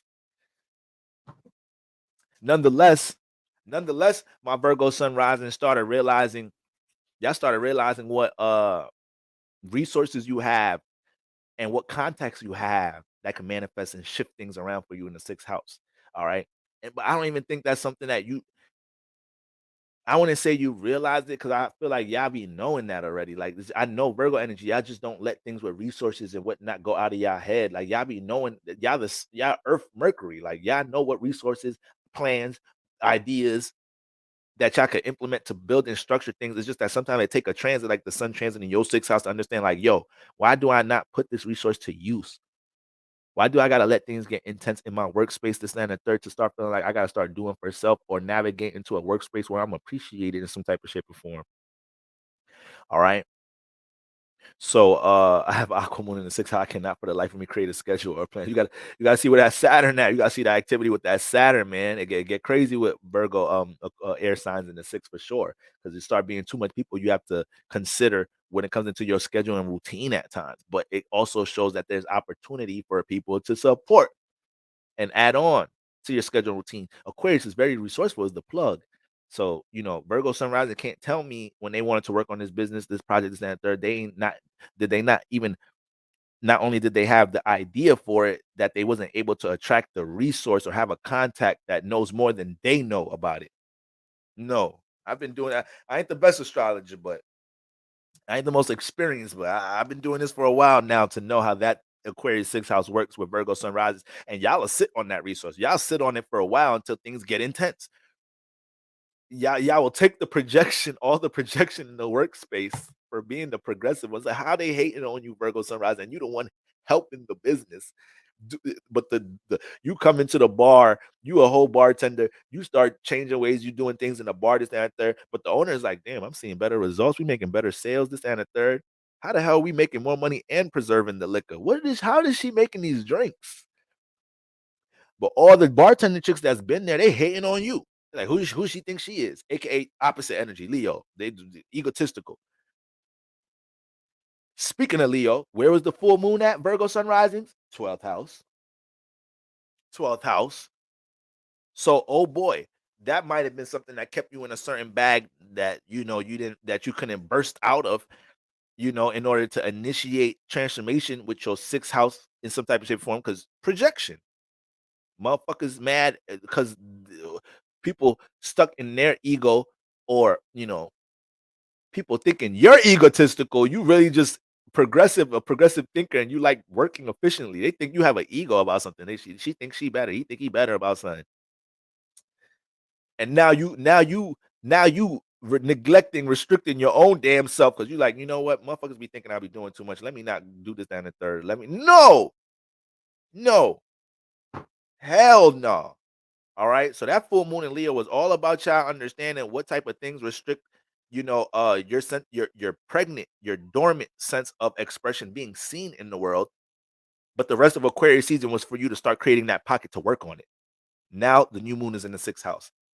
You're at an understanding of this. You can take this energy, Virgo, and gradually start incorporating time into something, dealing with your lifestyle change, dealing with a routine change that's going to support business brand projects or how you navigate the 6th house. I may have some Virgos in here, maybe some corporate baddies in here. Some of my bros, y'all, you trying to navigate a company this in some different type of way. Got the new moon transiting here. So yes, work your resources, communicate, voice your opinions about things, especially when you bring a certain sense of value in this area to get that promotion going, to get into that department you really want to get into in some type of shape or form. All right, don't let them play. All right, don't play with it. Don't play with it. I don't even like. I just got to say it because it came to my head. Don't play with it. Don't play with it. Don't play. I'm sorry. I just had to say it. Who is that? Lotto is. I know. I think it's one of them female girls. Is one. I said female. What does that mean? It's one of them women girls. What else is there? Nigga girls? I mean, there is some of that. Anyways, I'm sorry. But all right, that's what's going on. That's what's going on, Virgo sun rising. Okay. Libra divas. All right. I ain't gonna lie, Libras, y'all be in your diva bag. All right. You know it's real when I admit that shit. Everything I say about Libras is tenfold. All right. Libra, Lady Virgo. Oh, damn, Lady Virgo. You just jumped in the building just when we finished Virgo. Oh, you lit though. You could do your little rewind thing, or you could keep riding with us if you want. You could keep swimming with us and come back to your John. Whatever you want to do, Lady Virgo. Shout out to you, sister. All right. So, okay. Libra, where we at with it? 5th house. 5th house. Libra, your ass got thrown into the mother friggin' 11th house. You got thrown in there. All right. Now the thing is, Libra, you a trine sign. So the sun is harmonizing with you and everything. You got Aquarius in the 5th, though. So a lot of times for your creative expression, for your creativity and your expression in general, Sagittarius right now. Okay.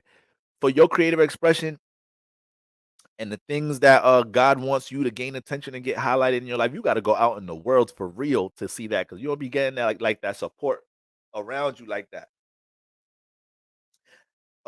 Shout out to what's his name? What's this nigga astrologer name? He mad popping on TikTok. Black nigga. Always got the Scully on. He always doing the videos like top 3 signs is toxic. Top 3 signs that'll detach from you. Top 3 signs. Damn, Mari. Astrology by Mari. Somebody just sent me a video with him talking about what he's talking about? What was the topic? The dark side, the what each sign struggles with, or something like that. He was just basically saying people swear Libras be having it together all the time. I swear, man, that Venus energy will trip you up. All right. Just because you think I got it together all this time, I just spent my last on braids. Just to feel better. It's like, I'm broke and depressed. I got $100 to my name, man. I'm gonna just go get some box braids and get some dinner and hope God just show up this weekend. So don't let it be fooling you. Taurus, Leos, Libras, Gemini. No, not so much. Sometimes Gemini, but these are signs you think always got it together, and you'll never know. It'd be Libras, Tauruses, Leos, Scorpio's so good at disguising things. I'm gonna just say that.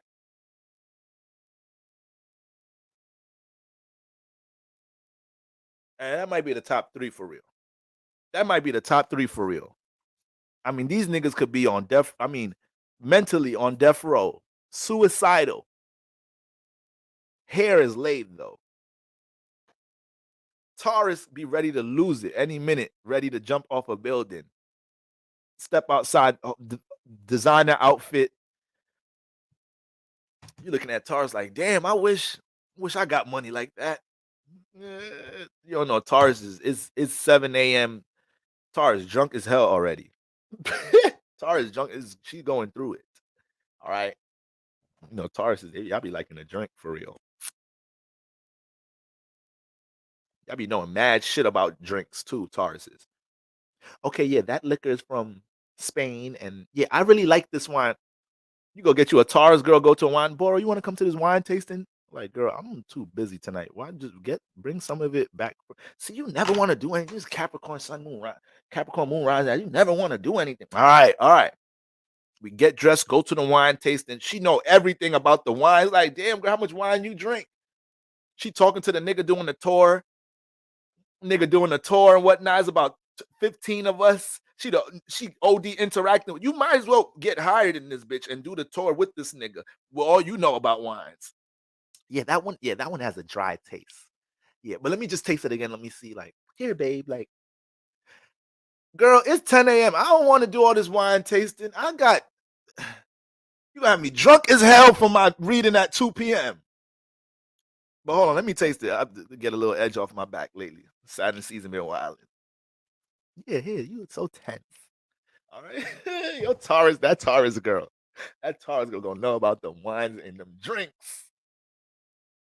You got you a Taurus girl. Y'all go out. I promise you got you a Taurus girl. Y'all go out to dinner. Let her order your drink. Because, fellas, it's going to be way better than shit you order for yourself. Especially if you ain't like a drinking ass nigga. I'm a old school nigga. Y'all got Hennessy? Let me get a Henny and a Coke. Let me get a Henny and a cranberry. She going to look at me like, you so ghetto. You don't, Taurus fuck around say some shit like this. You don't order that type of drink here. Bitch, if it's on the menu and I can order it, then I can order it. No, not in this type of, no. I can't bring you nowhere. You don't got no etiquette.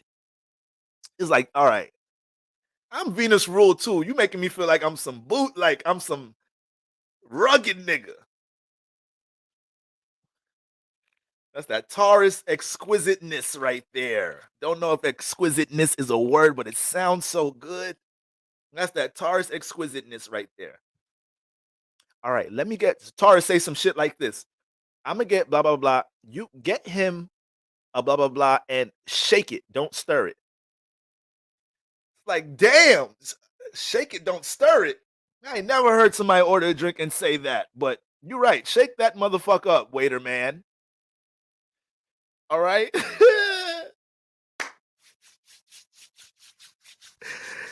Oh, man. Fine dining with the Taurus. I tell you that. So Taurus sun rising. Okay, no, I'm talking about, Libra. How we get to Taurus? I don't even know how we got to Taurus. I'm bugging. Let's get back focused. Dr. Umar voice. Libra. All right. And I realize, sorry, real quick side note before I get back into it. you know, guys, these past couple church sessions been real late, but y'all been in the building. The other day, somebody was talking to me. It was like, why don't you just like somebody was talking to me about scheduling something and I wanted to do it early. They was like, you don't want to do it at night. I was like, what you mean at night? It was like, you always on live at night. I'm like, it was like, ain't that your thing? I'm like, I don't be trying to be intentional about it. I'm just a scattered Libra. I think that's our thing, y'all. I think we jumping at the nighttime. I don't know, but it's damn near 2 a.m. But anyways, Libra sun risings. You got Aquarius in the 5th house, so I know y'all ass was thrown into the 11th house. As far as expression, a lot of Libras, you manifested opportunities in your life, being able to take your ideologies, your talents, anything that you're working at, and just throw it out into the 11th house, throw it out into the world without feeling like you had to have some support from the home environment. When you got the sun in the 5th house, you know you need to embrace that spotlight. You gain a different type of attention. Use a different type of magnetic energy you dealing with when you got the sun in the 5th. All right, you get attention for anything.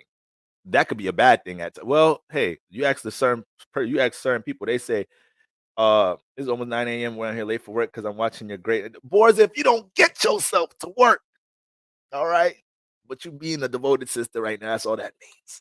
Okay. Right. Uncle Queer, how I'm gonna say right? I'm tripping. Okay, but you got to understand.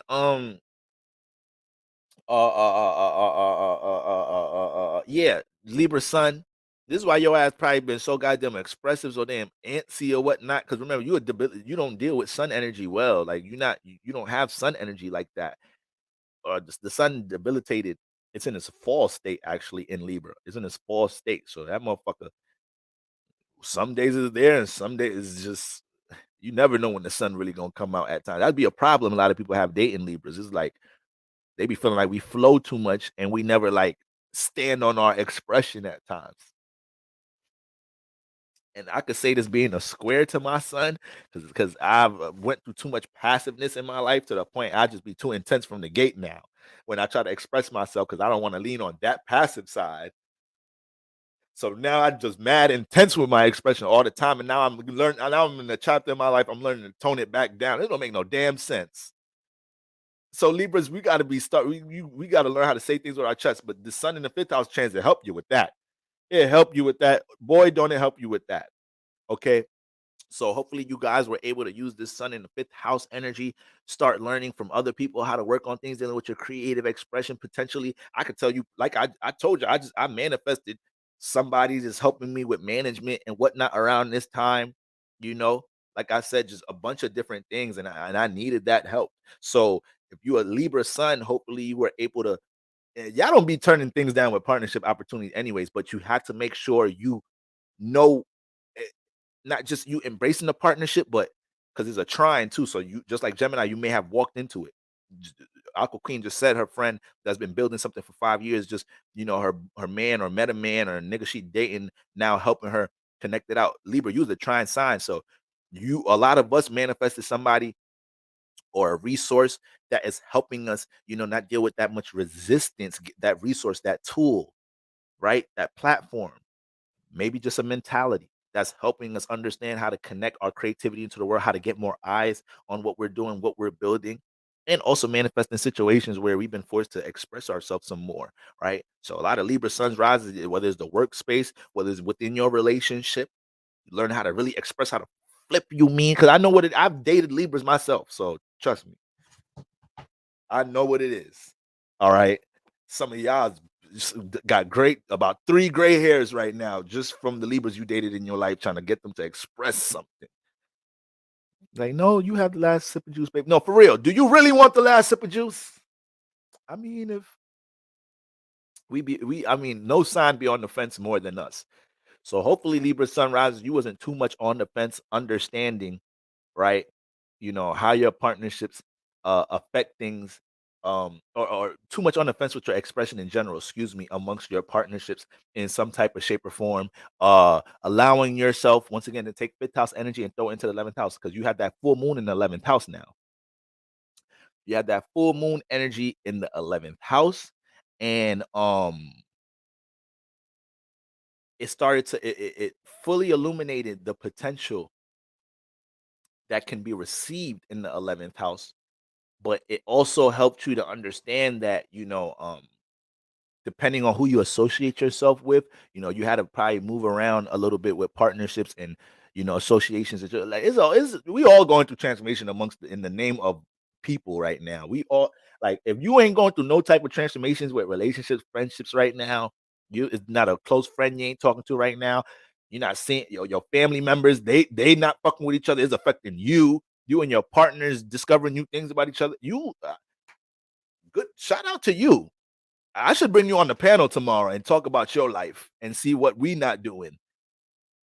If you're not dealing with no form of partnership transformation right now, positive or negatively though, and sometimes I do too much of my Saturn ass. I felt like I probably did too much of a negative job a little bit this season, harping too much on just like the negative, like placing restrictions and transformations on things negatively. And I realized I had to start saying more about understanding how we can manifest a lot of spiritual breakthroughs, embracing communication. Like, I don't want to just make it seem like we all just got to be breaking up with somebody, detaching from somebody right now.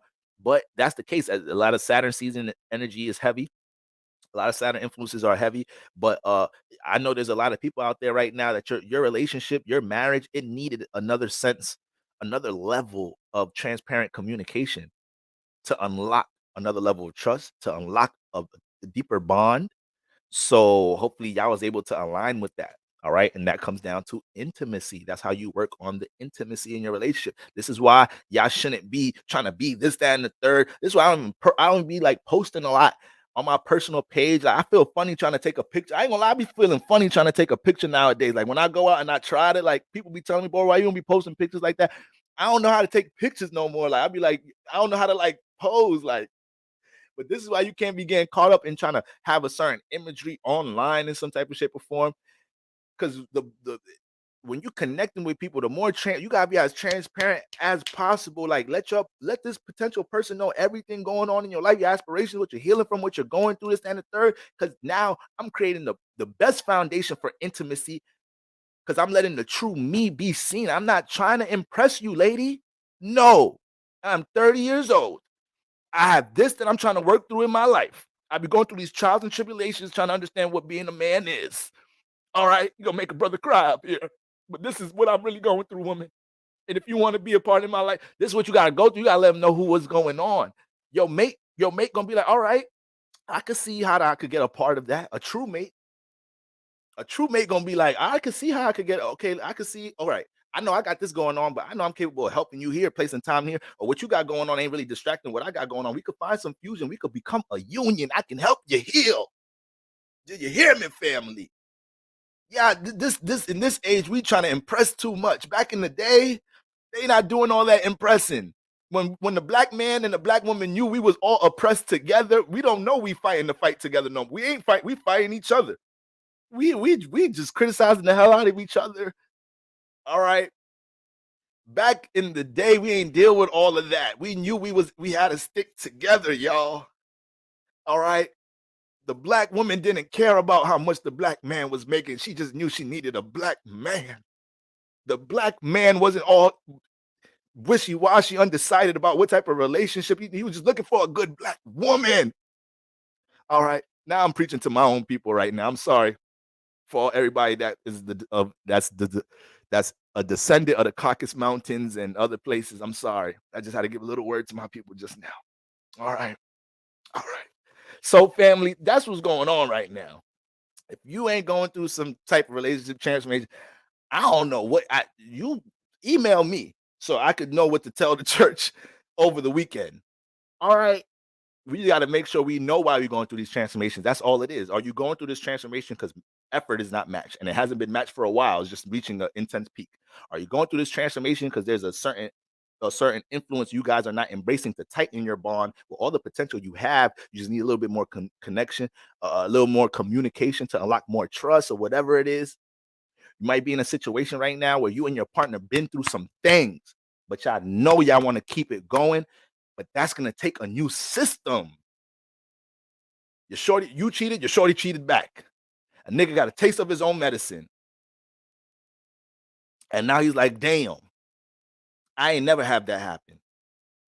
But I ain't never love a girl like this ever in my life. all my homies telling me there's no way I should keep dealing with her. She really cheated on you, bro. She really cheated on you back, aka she really did what you did. And she telling you she telling you like, yo, really, to be honest with you, I was intoxicated.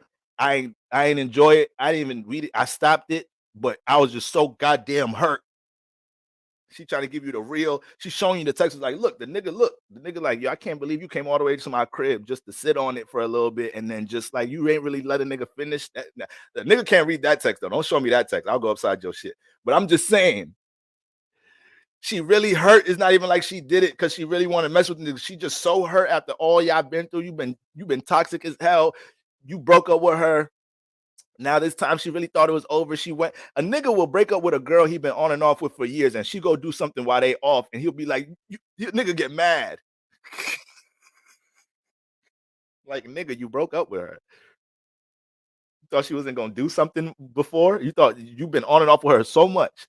You thought she always was gonna have to owe you loyalty, which you just saying, just all right, I'm good with you. Like she gotta get conditioned to the pattern of knowing y'all about to get back together. So some niggas, we delusional in that way. Sometimes niggas, we delusional in that way to think our shorty is not just gonna wake up and sit on another nigga shit.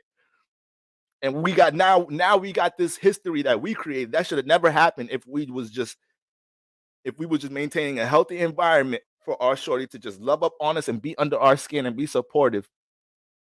Now that's the real one right there. Did you give him head? That's the all right, come on, you gonna make my heart hurt. And I'm not even this. We talking about imaginary niggas right now. Now I'm acting like my girl cheating on me in some type of way.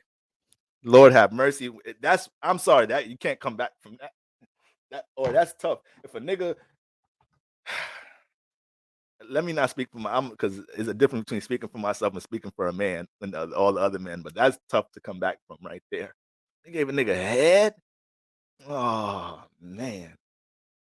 Oh man, that's damn near the equivalent of a nigga saying to his girl, like, babe, I know I cheated, but like, I think I might love her. I think that's the equivalent. And it's really not, but it is. It is. I don't care what you say. You have a nigga that you love. And I know you was hurt and you did what you did, but you gave the nigga that. See, giving head is different. Giving head to me is a very intimate, like, because you gotta think about it. Head is so intimate that you could not be feeling your partner.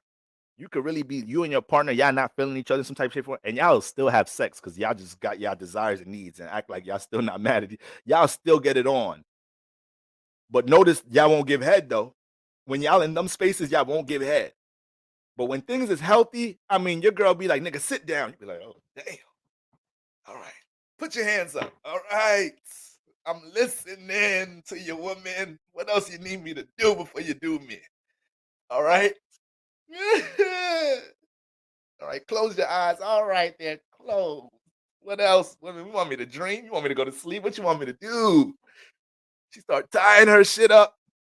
You don't get all that treatment when you've been an asshole. I mean, you might be able to get a little morning sex in real quick. Y'all got y'all urges. You don't get that type of treatment. Fellas, am I wrong? Niggas be in the doghouse. You know your girl ain't feeling you for whatever reason. You know you probably did some shit. You trying to get back on her good side. You know not to even ask for it. You be lucky when you get in some ass and you about to get up in there. You might mess around, mess up the session, being like, wait, hold on, babe. Can I get some first? She be like, you know what? Forget it. Just go to sleep. Nigga asking for head, he don't deserve that. So so now you double assed out. Now you ain't deserve getting some ass. Now you ain't getting that. You ask for too much, brother. You're not emotionally intelligent. You ain't picking up on the signs. You ain't reading her vibe. Lord have mercy. Okay. So yeah, head is love. Head is love. I don't know how you feel about me. I think that's what Kodak said. He's like, yeah, when you give head, that's how you show me how you really feel about me. Like that I ain't never forgetting that phrase. That's facts. So you gave another nigga bop? Nah. That's tough to get over. It's one thing your shorty give your own taste of medicine back, but damn, that is tough. Because most niggas ain't even really eating box neither when they cheat. We just in there. You a wild nigga, you eating box and you got a girl. I ain't gonna lie, you was a wild nigga. You a wild nigga for cheat. Back to Libras. Lord have mercy. Libra sun rising. So with that sun in the 5th house, this is why a lot of y'all was giddy as hell when it comes into expression energy. And a lot of my Libra suns risings, something clicked for y'all. Something clicked for y'all in Aquarius season, because not only is a trine, Libra is the exalted sign for Saturn. So we talking about all this Saturn season talk. Libra is the exalted sign for Saturn. So Sun gets into Aquarius, it trines Libra. Now Libra start really realizing what it takes for them to start having eyes and attention and growth manifest with something that they're creating. And it takes them filtering out partnerships and relationships in some type of shape or form, and also manifest in situations where they're able to understand where to place blocks and guards at, and place time. See, everybody, when it comes into our archetype, whatever planet is exalted in your sign, that's a planet that that's already an energy you overdo by default. You don't have to have Venus in Pisces, but you a Pisces sun rising, so you love you love intimacy, you love things that make you feel good, because Venus is exalted in your sign. That's part of your archetype, right? Mercury is exalted in Virgo, is home and is exalted there. This is why Virgo overthink. This is why Virgos' minds are computers. You don't get nothing past Virgos. They remember everything you said, remember every detail, especially if they're emotionally connected to the experience. They remember what the smell in the room was. All right. Uranus in Scorpio. You don't have to be a part of the Uranus and Scorpio generation, but if you're a Scorpio dominant, you have mad Uranus energy. You overdo Uranus energy. You make some, like I was saying, Uranus change somebody's sexual orientation. Uranus can manipulate people. The Scorpios know how to manipulate people by using their desires against them. So we be talking about Scorpios be deep in their desires. The Scorpio know how to know what your desire is and put you in the palm of their hand, because they know you love sex, you love weed, you love this, that, and the third, you love whatever it is, and if they could, they know they could put it in your face, provide it, and manipulate you from there. Scorpio know that before anybody. Like Scorpio, so we all know our exaltations. We all overdo our exaltations because it's part of our archetype. Now, Libra is the exaltation of Saturn. And you know where Saturn energy be playing out, how Libras be overdoing Saturn energy by just ghosting, detaching from situations that they feel like doesn't serve their purpose. You know, Libras will detach. But the thing is, Libras will stay in a partnership and be detached. Isn't it? They may not break up with you, but they detach, they gone. But they still in the partnership. They ain't break up with you yet. They still there, and they will use people. Libras will use people, but because they have Saturn in their archetype and Venus this and the third, Libras could attract these opportunities to have people come help them in their life. And Libras got to make sure they jump into fair equal exchange. Sometimes Libras will start realizing this in their life. They start telling people like, "Yo, if you want to come help me, like I'm really not in the space to compensate you right now, but like if you want to help, you can do this on your own." Right? Libra nigga dealing with some girl. This girl want to do this, that, and the third for him. He ain't really have no thought of like making this girl his girlfriend or taking her seriously, but she want to come and do so much things that Libra gonna end up being like, all right, whatever, you do what you gotta do. So you almost gonna attract that energy in a way. You're gonna attract energy dealing with your exaltation sign. All right. But if I'm not mistaken, Libras are the number one billionaires in the world in some type of way. So, Libra about their bread. Libra is about their chicken. It's just they have a debilitation of the sun. So sometimes they're not as action oriented, but Libra know how to work their relationship. They know how to work their resources in order to work through others. A lot of Libras. So you got to make sure if a Libra in your life, you got to make sure that motherfucker ain't using you, because they will use like a mug. They will use like Aquarius. They will use like Capricorn. Best believe it. Okay. So with all that being said, this is a lot of the awareness my Libra sun rises was gaining around this time. A lot of y'all was realizing how y'all need to learn how to use y'all relationships in some type of shape or form, or learn how to be used. Learn how to be used for your benefit in some type of way. All right. Me being a part of this group or association and me being used for this, and the third, I know equally we all can have this exchange and we all eat in some type of shape or form. All right. and then the square was Taurus in your eighth. The square, the square was Taurus in your eighth, Uranus in the eighth. So speak about use. Uranus transit in your eighth house right now, Libra Sun rising. You got to make sure you're not overdoing it right now. You got to make sure you actually not overdoing it with the whole using thing, because you'll get yourself using as far as in a negative way, right? And negative is you using somebody with them being unaware that this is not a fair exchange, or you taking advantage of somebody. And we all spiritually inclined in here to know when we taking advantage of somebody. So you go ahead and do that if you want. Just know you're getting blood on your hand. God don't like that, and you got to deal with the consequences of that, right? Treat everybody like how you want to be treated. But having that moon now coming into your fifth house, it's a new day when it comes into your creation process, Libra Sun rising. It's a new day. It's a new day, and everything that you realize about, your resources, partnerships, your contacts, that has to be utilized to the max. That has to be utilized to the max, for you to continue to have things expand when it comes into your creations, and you have to continue to navigate the 11th house, continue to navigate these new partnerships, resources, and see how much they could keep connecting you to other resources, partnerships out in the world. Let that Saturn energy get activated a bit more, and having the square to Uranus in having the square to Uranus in the eighth house is showing that, a lot of Libra Sun risings, you're in a state of learning how to get control over your desires, because that's how people can use you easily, and Libra's damn near being their desires more than mother flipping Scorpio. So, Libras be a sign that you could set us up easy. Some girl want to give us some, this, that, and the third. Her brothers just come rob our dumb asses, because we just thirsty for this, that, and the third. So you could set us up, motherfuckers could art in the name of a desire, in the name of what makes us feel good. Yeah, we blind to seeing certain things that could cause our destruction in this mug. So right now, moon in the fifth house, which fifth house has a lot to do with intimacy as well. Moon in the fifth house, new moon is fifth house squaring Taurus in the eighth house. Yes, Libra, you need to learn to get some more control. Uranus, some more control. I mean, that's part of the reason a lot of Libra Sun rising is even dealing with, you see me, I'm an example myself. A lot of us is dealing with situations, learning how to not, it starts with the identification these past couple of years, this past damn near 5-6 years now, Uranus been in this house, identifying, things dealing with your desires, and how your activity and relationships, could there's blockages on true connection based off your desires in some type of way.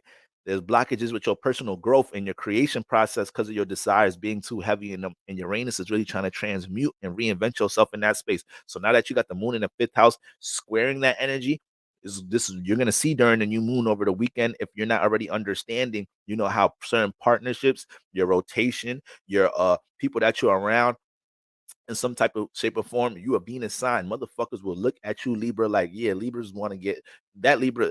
That's my bro. That's my Libra bro. My Libra sis. They're gonna be down to put in for the weed. They're gonna be down to put in for the bottle. They're gonna be down for this and the third, to overindulge.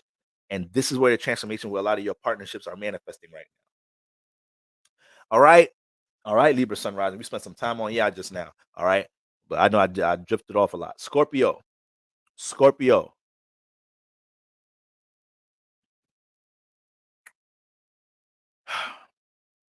Scorpio, you're the last sign on the fixed. You're the last fixed sign we talking about. The last hot seat sign. Okay, so fourth house, Aquarius in the fourth house. So there was a lot of. We already know Aquarius, Saturn presence in the fourth house brings a lot of responsibility. It brings a lot of responsibility at times to a young age, to the Aquarius sun rising. I mean, to the Scorpio sun rising. It could build a lot of resentment towards one of these characters in the household, most likely the father, right?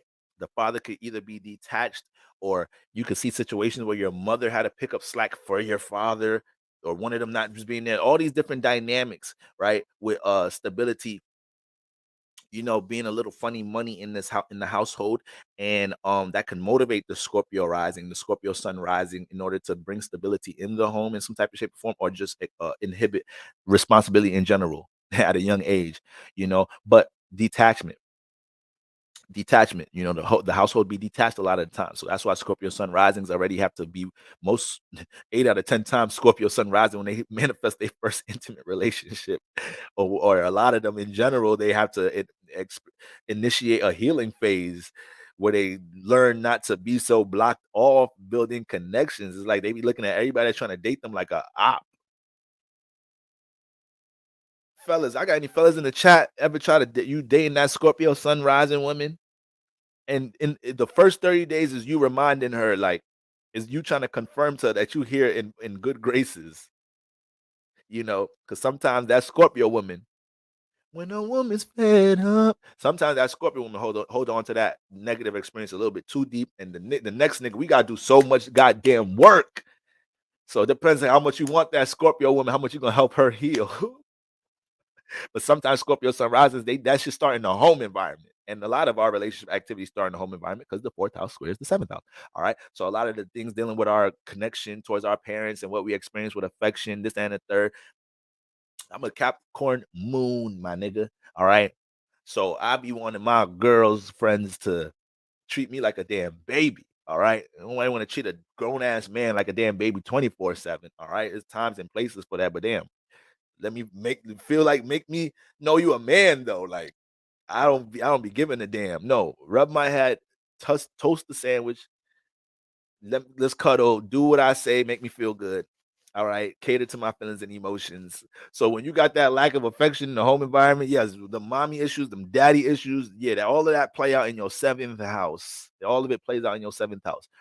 And Scorpio sunrise, you gotta be aware of that in general. But so the sun comes up in here, all right, new awarenesses about, how things that new awarenesses about how your partnerships, make you feel in general, but from a relatability point of view. Are you, a lot of my Scorpio sun rising, I started dealing with all this fourth house activity, and you started realizing what partnerships are genuine enough or intimate enough for you to be able to express yourself, express your true self.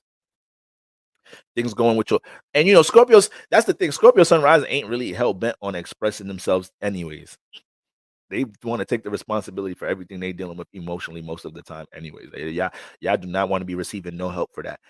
If you helping a Scorpio sun rising with their healing process, they already love you at that point. You got to love them first for them. Okay, all right, look, I love you now. Okay, how you want to help my healing process? It's like, damn, woman, it took 8 months. I could have been helped you with a lot of this, but you had to realize you loved me first. Damn. I could have helped you before you realized you loved me, because at one point you liked me, right? I could have helped you when we was just at liking. All right. So this is what you be having to deal with sometimes with the Scorpio sun rising. All right. Take it from a Libra cusp, Libra Scorpio cusp Venus in the 8th house. All right. It'd be hard. It'd be hard sometimes. Motherfuckers, we be paranoid. But when it comes into your Scorpio really be paranoid in love. I bet you if there's somebody, I bet you if you go on YouTube right now, if you go on any music platform and just type in Paranoid in Love, somebody made a song called Paranoid in Love before. Just look up that person placements. I bet you they got Scorpio placements. They got 8th house placements. All right, we be paranoid in love like a mug. Paranoid that this motherfucker out. Paranoid that we finna re-experience a transformative situation. Everything in our life always transforming. Our last partnership transformed heavy. It's like, I know that why this is just the beginning of the ending. Why should I even pour into this? This is going to end up bad anyway. So pessimistic with love matters. So when it comes into shout out to Venus and Scorpio, this is y'all ass too. All right, it's Venus and Scorpio. Venus is y'all ass too.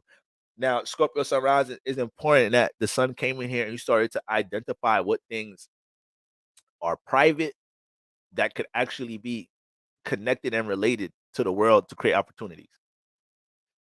And that's tough. But that's why you the hot seat sign. It's always going to be a little bit more of a tough transit. My parents are both Scorpio, 62 years married. Let's get it. That's fire. Damn. See, they both Scorpios. So, man, the way they navigate their negativity must be so. I mean, 60. Anybody married for 60 years, that's a different understanding of each other at that point. But when you got two Scorpios married for that long, they probably do so good in understanding how each other brews on their own.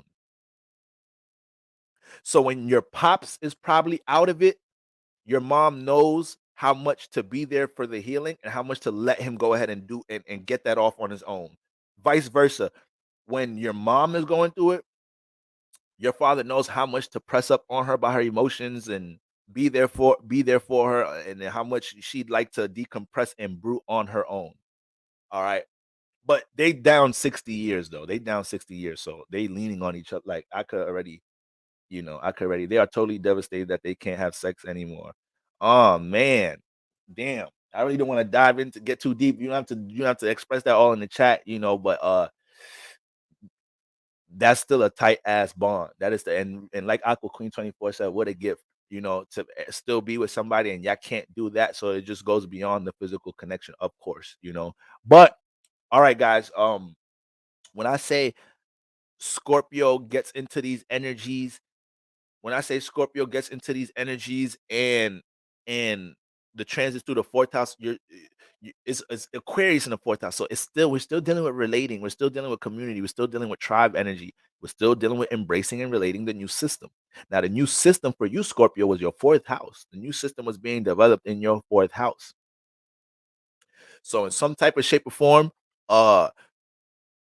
Scorpio sun risings, this might have been one of the first times you really had to learn how to relate some form of deep emotion and feeling to somebody, as vulnerable as it may have been. All right.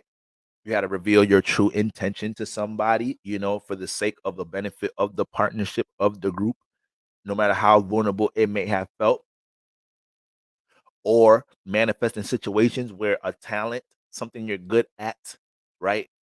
Something that's been hidden for so long, it starts to want to get connected. And I'm gonna tell you right now, Scorpio sunrise, if you ain't get a chance, if you ain't catch that sign, if you ran into a situation where you at work, Scorpio sun rising, you paint better than Picasso, you draw better than Van Gogh in the flesh, but you don't share that issue with nobody.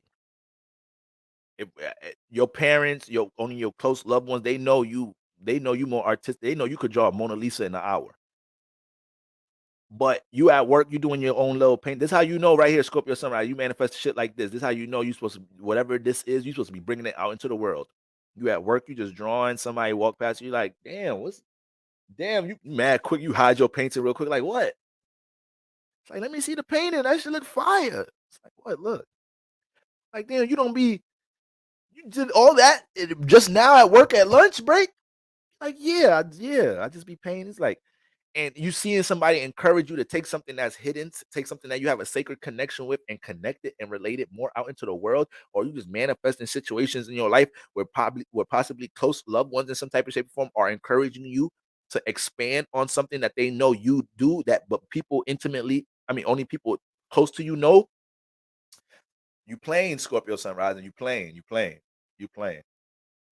That's most likely what's going on. Sun in the fourth house in Aquarius, and he's also understanding how to navigate how a detached vibe or a lack of affection, possibly detached and a lack of affectionate type of influence in your fourth house environment is affecting your partnership. But that goes back into you having to learn how to express true deep feelings and emotions. Now we got the new moon in here, Scorpio sunrise, and now we got the new moon in here. There's an overall understanding. If you've been self-sabotaging from this point of view, you're gonna really feel it. All right, you're gonna really feel it deeply. You might manifest a associate, a partner cussing you out because they're dealing with intensity of not knowing what your true intention and feeling and emotion is. All right, so that's what's going on in a nutshell with that sun in the fourth house. But sun, moon, new moon in the fourth house, man, it's supposed to be a new revelation on how you deal with your fourth house environment, whether you're making certain decisions to place effort, invest into a partnership, or detach from a partnership, to invest in this community, or to change and transform things within your close surroundings. You're adding new exercises, new practices into things that make you feel mentally, emotionally stable. The full moon was in the 10th house. So there was a lot of new realizations about how you're seen in the world in some type of shape or form. So the rest of Aquarius season may have manifested spaces and pockets for you to understand that, damn, because I experienced this in the fourth house, that's why it probably holds me back from intention and expressing myself and being seen in the world. I always get on my Scorpio sun rises, Scorpio sun rises about that Leo 10th house. That's why y'all be fly as hell when y'all pop out. It's like y'all don't like being in the light, but y'all make sure y'all do y'all best to make sure y'all's look good in it when y'all do get in there. you know. So when you got Leo in the 10th house, eventually Scorpio sun rising, it don't matter what the hell y'all want to do in career, what type of talents and gifts y'all have. It's gonna be something in the 10th house trying to give you the attention and light for it. And Scorpio sun rising got to learn to embrace it. But y'all will try to find every alternative route to work behind the scenes. You know, ain't nobody saying you gotta stay in the light. Anybody saying you gotta stay in the light, but man, eventually, the times that you manifest attention for what you do, you got to embrace that. All right. You could eventually, you could go back in your cave at some point, but you got a Leo 10th house, man. All right. I got a Scorpio 10th house. I got to do a lot of work to get light here. I got to do a lot of work. All right. There's a lot of transformation taking place. And then on top of that, my true feelings, thoughts always get expressed. I can't hide my true feelings and thoughts in the 10th house. I can't hide them here. I gotta come as I am on the 10th house. Let my vulnerabilities, my traumas, my past relationship experiences, all of that get seen in my 10th house. I can't help it. All right. You got Leo in the 10th house. So you could jump in there and have your expression, surface level expression. It'd be sunlight waiting for you there, Scorpio sun rising. And you don't have to express all that deep shit. You don't even have to go that deep. There's already sunlight waiting there. You could just pop out for a little bit. Be like, oh, hey, everybody, the Scorpios here. Look, they finally here. They going crazy for everything you do. It's like super hot fire. The nigga that be, y'all know super hot fire, the nigga that be rap battling, everybody going crazy over little bars, little simple ass bars. It's almost like you got that effect up there. That's why I be getting on my Scorpio sunrises, man. They be waiting to see y'all talent in the 10th house. Be ready to shine a light on y'all talent. Some of y'all don't even, not my church members, this is some Scorpio sunrises. They may not even be as crazy talented as whatever they doing in the 10th house, but boy, it don't matter. They got Leo up there. They could manifest that attention quick up in the world.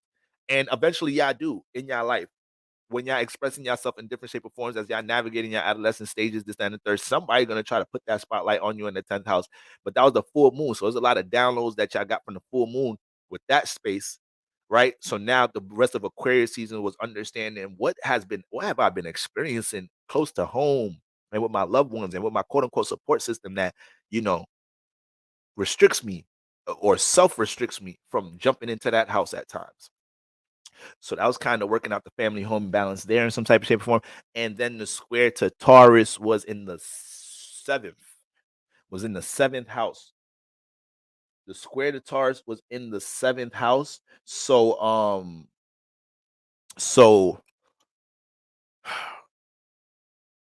the new moon to set a new foundation with your emotional mental well-being, right? And create a new cycle of healthy behavior in your 4th house, healthy behavior with communication and loved ones. So you're not holding things too heavy in the 10th house. And new cycles with you connecting things that are hidden out into the world, whether to create from a creative space or simply learning how to connect with more clarity and transparency with others in general, building emotional intimate connections.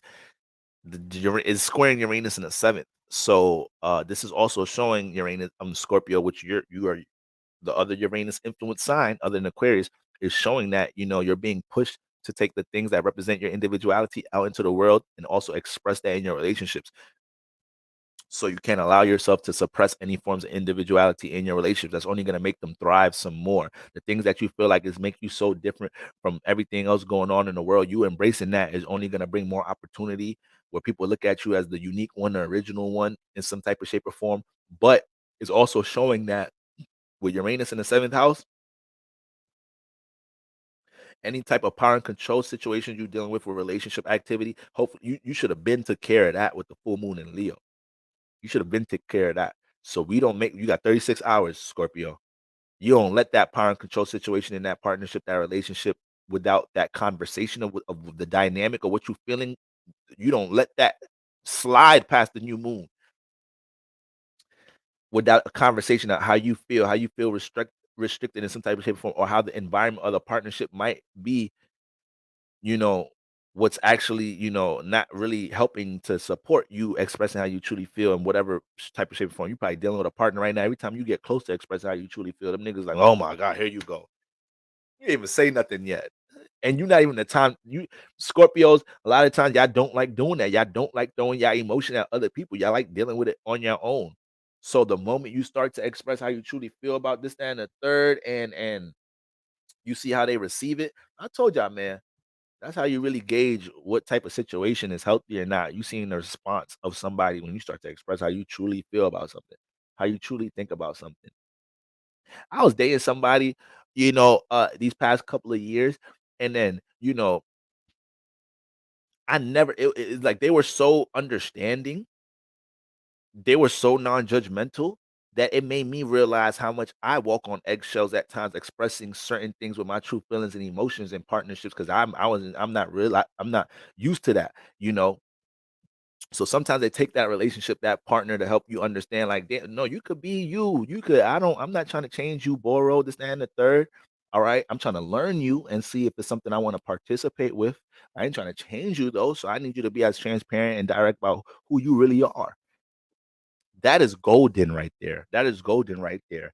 And those type of people that are that open and to learning you, most likely are gonna want to stick with you or want to build with you because you know the more you can be open about who you truly are, they already somebody with that mentality is already kind of open to dealing with who you really are, if you really think about it, because most people try to change you, and that's the sad truth. A lot of us be getting into situations with people that be trying to change us or try to like mold us to fit our life in some type of shape or form, you know um so yeah, that's what we got going on with my Scorpio sun risings. Okay, moving on, my Bagatarius. All right, last two signs, Bagatarius and my Bapperborns.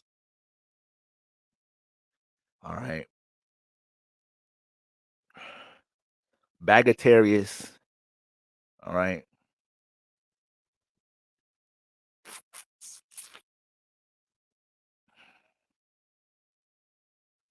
Okay. Sagittarius. Sagittarius. We got Aquarius in the third.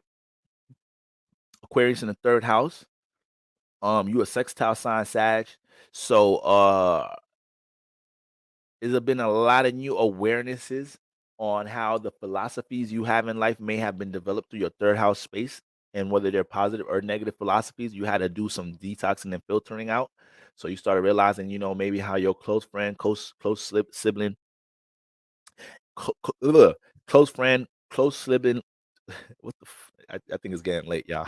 It's been late, but you starting to realize, how certain habits are projected on you, or how you damn near trauma bonded with some of your close friends and people close to you based off of third house traits, right? Third house traits are things that you're familiar doing, okay, whether they're positive or negative, okay. And now the sun comes in there, all right. The sun comes in there, Mercury starts flowing in there and whatnot. So it starts shining light on the mentalities, the ideas, the mentalities, the brain waves of people around you. Sun in the third house.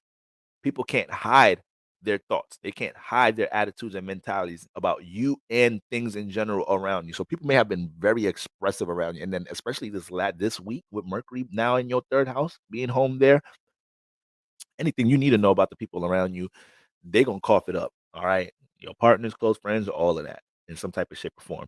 Now, what happens here is, once again, you start to this transit helps you to identify your own behavior based off of people close to you. Sagittarius, sun rising. And you another sign too that like we know to hit you up to know you the life of the party. Like we finna rob this bank or we finna go to the club. All right, come on, what's the word? Sag, you be down for Sag, you need to relax sometime, learn how to say no. It don't matter the experience. Y'all be ready to go. Y'all be ready to explore. And a lot of y'all, some of the most craziest gangsters is the Sagittarius gangster. Astrology really helped me to start understanding thugs from around the way, like niggas that I know that's real gangsters. I should do a video of the different type of gangster for each sign. Sagittarius gangsters, y'all's dangerous. Y'all's dangerous because y'all so reckless. Y'all shoot in broad daylight. Y'all rob without the mask. Oh my God. And I give y'all props for being the smartest sign, but y'all will be reckless in a smart way. Is like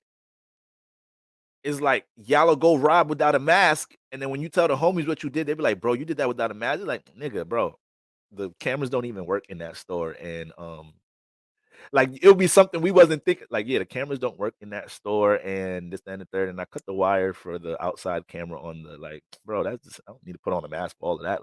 Like Sagittarius, y'all was crazy. Y'all was witty, and y'all know how to improvise well. Y'all know how to move on. Probably one of the best signs dealing with improvising. Fire signs for real, but yeah, the Sagittarius gangster just be reckless as hell. All right. But with all that being said, you start realizing how your third house influences enable bad habits or not. All right. This is why some Sagittarius sun rises, yeah, they the ones when it comes to relationship partnership energy, they the ones that got into it with some close friends. They the ones that got into it with their siblings, people close to them. They're not really talking to their best friend like that, Sagittarius sun rising. Because it may have been something dealing with the Sagittarius sun rising trying to grow out of in their first house, and it took for them to detach from their third house. But if Sagittarius sun rising didn't express and communicate that directly, it could have came out in a sense of projection. Sagittarius sun rising, you may have projected on your third house friend a little bit, like, yeah, that's the reason why y'all never gonna get nowhere, because y'all don't think this way, this, that, and the third. And now that created a whole thing. It's like, damn, why you had to deliver it like that, Sag? You could have just detached for whatever reason and said, I'm just in this space, this, that, and the third. I'm just trying to do this, that, and the third. So now you create a little feud here. Now the thing is, it's a sextile though. It's a sextile though.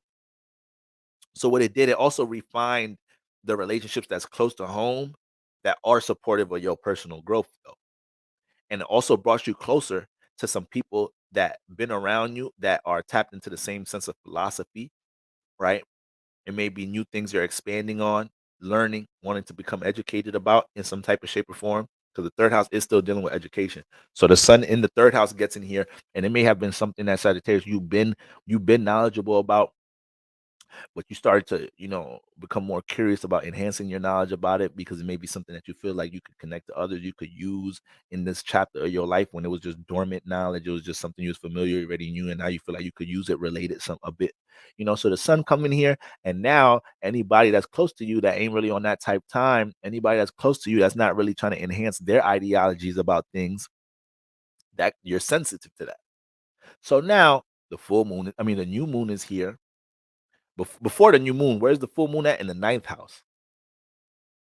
The full moon is in the ninth house. So a lot of Sagittarius sun rises, you manifest a situation where you may feel like you were unfulfilled with things that you should aspire to been doing in your ninth house. Things you should have applied yourself to, things you should have been exploring, experiencing. And if you feel like you haven't been exploring, experiencing, or applying yourself to this course, this class, this new, once again, something that you want to explore, something that you want to experiment with out in the world, maybe something that you have in the third house, you want to give out to the ninth house, you might have manifested situations that, once you came into that realization during the full moon in Leo there, remember, you got Leo in the ninth house. I said, wait, yeah, you got Leo in the ninth house. So you gain a lot of spotlight, Sagittarius, for your knowledge and wisdom. And that's what you represent. You a Jupiter ruled sign. So when Sagittarius is not being so reckless and they're being intentional about how they're being a teacher in life, you get exalted so fast. All right. And that be the case with fire risings in general when it comes to their expression. That's the gift of being a fire rising. So when you get into all that understanding of what may be unfulfilled in the ninth house from an exploration point of view, from an expression point of view, right? And expanding outside your third house, that's why the rest of the transit in the third house start to become more sensitive as to the mentalities that are not growing, not trying to grow around you. Now, this will start causing all the relationship transformation here. And hopefully you ain't just get too extreme and almost you projected out in this space. And hopefully you were able to navigate the projection on you. There's a nigga out here right now. There's a nigga out here in his neighborhood. He probably trying to like the nigga just trying to really do something with his life. But everybody he's around is stuck to these niggas is just some block niggas. They just be on the block all day. They ain't trying to do nothing crazy with their life. But this nigga, He the full moon hit him in the ninth house. He started saying like, damn, I should have been went to school for this, that, and the third, this, that, and the third. I'm such a product of my environment. So now the sun continues to transit the third house, and niggas start projecting on you. They start seeing you studying this, that, and the third. They start seeing you not coming out relating with niggas, this, that, and the third. And on top of that, you're not trying to force them. You're not even trying to force them or persuade them to get on your type timing. Niggas start taking that as disrespect. It's like a gang member or some shit trying to finding God. And now your gang is getting mad. It's like, no, nigga, blood in, blood out. Nigga, you gotta die with this. You feel me? So you almost dealing with that type of energy. So it's important for Sagittarius sun risers not to make sure you don't feel guilty, about expanding and growing out of things in your local environment, in your surroundings, with your close friendships in some type of shape or form. You just have to be careful about how you went about with projecting certain things and making sure that you place healthy restrictions and boundaries on these relationships projecting on you. Now, the square to your Taurus house is in your sixth house. Yes, it's in your sixth house. You got the moon transiting your third house, squaring Taurus in the sixth. So these past couple of years, you've been trying to find the type of routine, the workspace that supports your individuality. And whether you've been conscious about that, intentional about that, Uranus has been intentional about that, intentional about making sure. This is why you probably can't keep a job right now. Who we talking about? Gemini sunrise. You probably can't keep a job, or if you worked at the same place for the past 5 years, boy, you all over the place. You was working in this department this year. You worked in 3 different departments in 1 year. They sent you to work in another state 1 year. So there's a lot of movement around going on with Uranus in the sixth house, but it's really Uranus trying to place you in a situation. A lot of the intensity here is manifested. Some of it is just unexpected changes, just because Uranus bring that, but also, it could be a sense of erraticness and unstableness that wants you to get intentional about what individual schedule and routine you want. Gemini, Sagittarius sun rising, excuse me. That intensity might have been pushing you to get more intentional about what type of schedule routine you want, what type of workspace you want. So now with the moon in the third house and it's squaring Uranus in the sixth, this is you learning how to bring the understanding of what knowledge you have, what experience you have with something to manipulate your schedule and routine. Maybe you have an idea, third house. Maybe you have some form of knowledge or something. Maybe it's a third house trait, a skill, something you know how to do. You knew how to do it though. You learned how to do it in your teenage years. It's something people grew up doing around in your neighborhood. It's a third house trait. And now it's squaring your new moon in this new cycle. It's squaring the sixth house. This could be something that's used to manipulate your schedule and routine. And you have to be able to see that, to plant that seed in that, and not let motherfuckers around you that ain't trying to transform project on your growth, project on your transformation process. If you're part of a gang and it's blood in, blood out, I guess you about to get your ass whooped. Because you're going to have to free yourself. Don't want me, then no talk to me. Go ahead and free yourself. You might have to get your ass whooped if that's the case. You should have never joined the gang in the first place. But you a Sagittarius sun rising. You be with the shits. All right? So that's what's going on with my Sagittarius sun. Lady Virgo, I appreciate you, woman. Do you know that? With that collection plate. Pastor love them collection plates. Okay? So that's what's going on with my Sagittarius sun rises. Okay? And last but not least, my Capricorns. Okay? My Capricorns.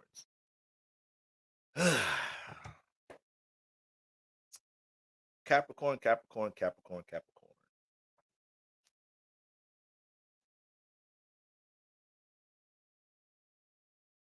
Now, Capricorn, you was one of the signs, even though we just got out of your sign, right? So these energies move into the second house. So you are naturally in the state of embracing and relating the new system. But this is a new self-identity you're relating and embracing.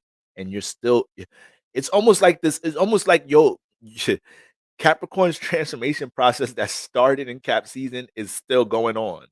It's just still going on right now. It didn't stop yet. It's just, this is an extended version of it. All right. Especially with Mars in your first right now. Exalted in Cap. You being a Capricorn already, so it's exalted in your sign, and then it loves the first house. So, boy, I could imagine like y'all niggas look at me. There's a lot of people that's giving me my props for consistency and my workload here, this, that, and the third, and I gotta honor that. I gotta really receive that because it's been times I haven't been able to uphold that. But I know with Mars coming in my first house, I know it don't matter. I know I could get a lot done with little sleep. I may not, utilize my time the best, but my vitality is gonna be all over the place. You gotta anticipate that with Mars coming in your first house, or you gotta anticipate that you being a Capricorn dominant and Mars coming into your sign. All right, so exaltation energy. But you have to be intentional, especially with Mars being intentional, right? Where this passion is gonna be heading. All right. And what is it going to help structure? So, you being one of the Saturn signs, it still comes with a lot of responsibility because you're understanding how to be the example, once again, of placing these healthy restrictions and boundaries in places and investing that time into things that's worth investing time into. So, Saturn season started with you. Now it transited into your second house. So, Capricorn sun rising. This season was about you relating the new things you got going on in your first house. You probably bumping into niggas in the hood. You ain't seen niggas in the hood in a minute. Bump into your ex-girlfriend. It's some new things you telling them.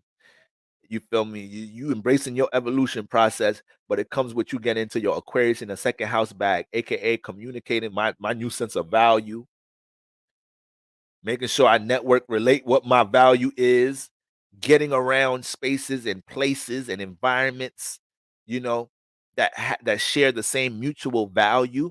And what happens with that? It starts to affect your regular relationships and partnerships in the first place.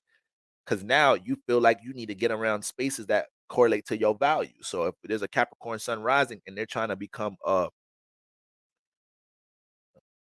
don't know, you're trying to become a world-class athlete or something, you're training for a marathon or whatnot.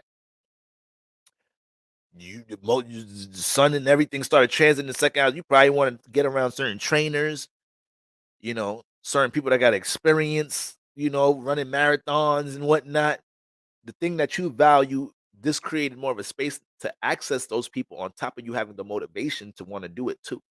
The motivation to want to throw yourself out there, throw your value out there to potentially get around these spaces and places. So you got to make sure that the projection wasn't manifesting in a way where now you getting into these new spaces, you relating with people that share these values. You got some friends telling you like, damn, that value couldn't be related with us. We couldn't build that value together. This, that, and the third. It's like, I wasn't gonna force y'all to do nothing. I'm doing it the old school, traditional, spiritual way. I'm throwing my value out into the world and seeing what I attract from it. Okay. So the sun getting to the second house, and that's another thing about the sun in the second house transit, man. When that sun transit in the second house, you see everybody's talents. You see everybody's talents and value, especially with Aquarius in your second house, Capricorn sun rising.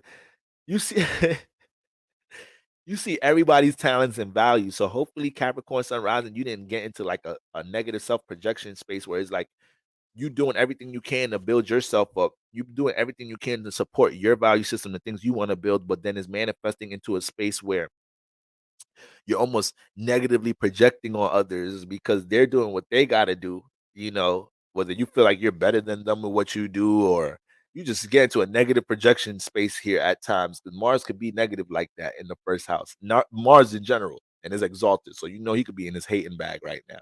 But then you got all these energies in Aquarius, so you're paying attention to the value of the external realm as well. And the sun transit in his house is throwing everybody's talents in front of your face, throwing everybody's talents in front of your face. So this is to be used as a motivational factor for you to continue structuring what you got going on, you being more open, right? Relating what your value is and working your value, whatever talent, skill that you believe you have. Okay. And hopefully during Saturn season, you got closer to tribe. Hopefully you was able to get closer to people who share the same value, who's trying to craft their value, right? Hopefully you was able to start paying attention to perfect examples of people before you that were able to take the same sense of value, the same talent, that same skill, that same thing that you're trying to crystallize, and learn from how they've done certain things. Okay. But it's very important that you guys are adamant about relating this new sense of identity. And that's really where Yah was playing these placing your restrictions and boundaries at during Aquarius season. So people trying to get you to revert to old habits, people that can't add on to the new system that you build in, people that ain't trying to understand the new system that you build in some type of shape or form. This is where you were supposed to be placing those restrictions and boundaries. You also got, the second house also deal with, once again, traditions. It's tied into family traditions as well here. So you might have had a little bit of projection from the family and home environment when it comes into what intention you now have with something you want to build, maybe a new career aspiration as well, because you already are earth sign. So we had your self-identity reinvented with all these energies in the first house, but then it transits into a second house, which is an earth house. So you're creating the new system, identifying, confirming, reaffirming the value that you have, and really, being confident about seeing the potential that could maximize out of it. So hopefully you're placing the restrictions and boundaries in the right areas, and you're not the sign that was supposed to keep hearing this from me. You were the sign that was supposed to be in the chat, letting everybody know, reinforcing what I'm saying about placing the boundaries, being the one that's being the example of what healthy boundaries and restrictions look like in the name of supporting something that you see value in. And when we talk about what you see value in, when it comes into your partnerships in life, is important that y'all made sure, because what we got going on. First of all, where's Uranus at? Where's Taurus at? In the fifth? No. Yes. You Aquarius in the second house? Yes. So the fifth house, for one, let's start there. The new moon. No, let's go to the full. Let's talk the full moon first. The full moon is in your eighth. Yes, the full moon was in your eighth house, Capricorn sun rising. So when we talk about this new self-identity, when we're talking about relating, embracing and relating the new system, it also came with you having to shed your ego with who you believe you are. And that's when I said what I said about the negative projection of seeing other people with the sun transit in the second house, you seeing other people value, you probably seeing other people get from point A to B, develop success in their life because they just work in their values. And now you're projecting on them in some type of shape or form. That could have been negative energy that's stuck in your eighth house of what you think your ego is. How deep your ego is or who you think you are without without paying the cost to be the boss. And too many Capricorn placements. I'm a Cap moon rising my damn self. Too many of us be thinking we the boss and we ain't paying no goddamn cost yet. Innately, the mentality, right? The feel. You could feel yourself being in the boss position. You could feel yourself being in an authority position. You could feel yourself navigating 10th house matters, make milestones, accolades, accomplishments, whatever in the world. But can you humble that damn ego, Leo in the eighth house? And sometimes when you try to humble a Capricorn sun rising ego, boy, they can't digest that shit well sometimes. If you dated a Capricorn sun rising, you know they don't do well with that. As that's not talked about a lot. You got Leo in the goddamn eighth house. Sometimes they take things with ego and how they project themselves a little too deep, and they ain't pay no cost to be the boss yet.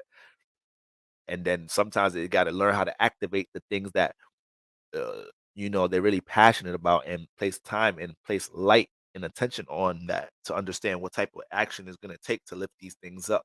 So when we're talking about the sun in the second house, then you got the full moon in the eighth house. That's what that full moon energy was about. Working on detaching from negative desires, heavy desires, but killing the ego, really killing the ego, in order to help yourself really embrace your true values and connect it to others humbly, right? Humbly paying the cost to be the boss. And then you can jump into more of an arrogant bag once you pay the cost already, right? Niggas start being like, why you get to be the boss? Motherfucker, I put in time. You don't know what type of Saturn restrictions, obstacles, blocks, and guards I navigated, and I ain't bitch about it. I ain't play victim about it. And I was the example to the world on how you deal with restriction in this lifetime, in this realm, in order to you embrace the restriction to be built up. I show y'all Capricorn and Aquarius. I show y'all how you got to be broken down to be built up in a healthy manner. Yeah, I don't know how to break yourselves down to be built up in a healthy manner. So this is what you're experiencing right now, all right? And that's what that full moon was reminding you to do, all right? Humble that goddamn ego and remember what it takes to pay the cost to be the boss and embrace the transformations that come with that.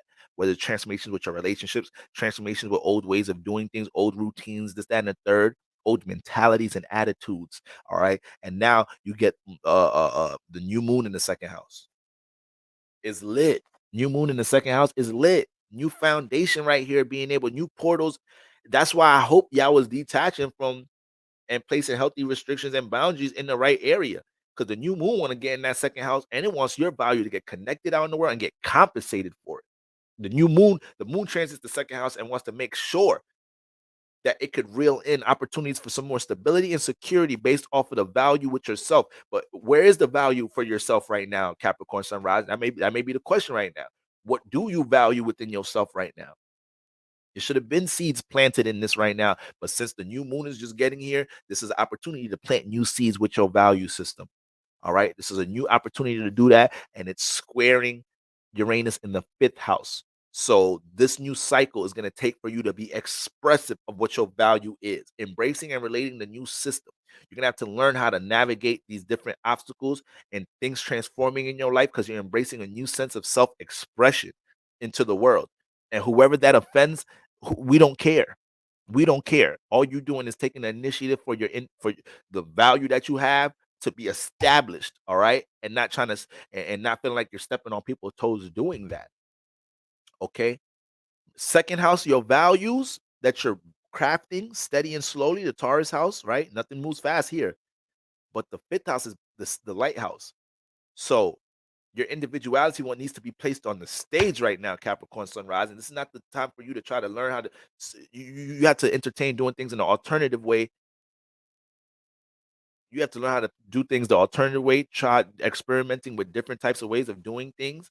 But just know this new moon is going to create that portal, create opportunity, create that cycle, for your individuality to be laid on the stage. And you need to seize the moment, every opportunity you get to do that. All right.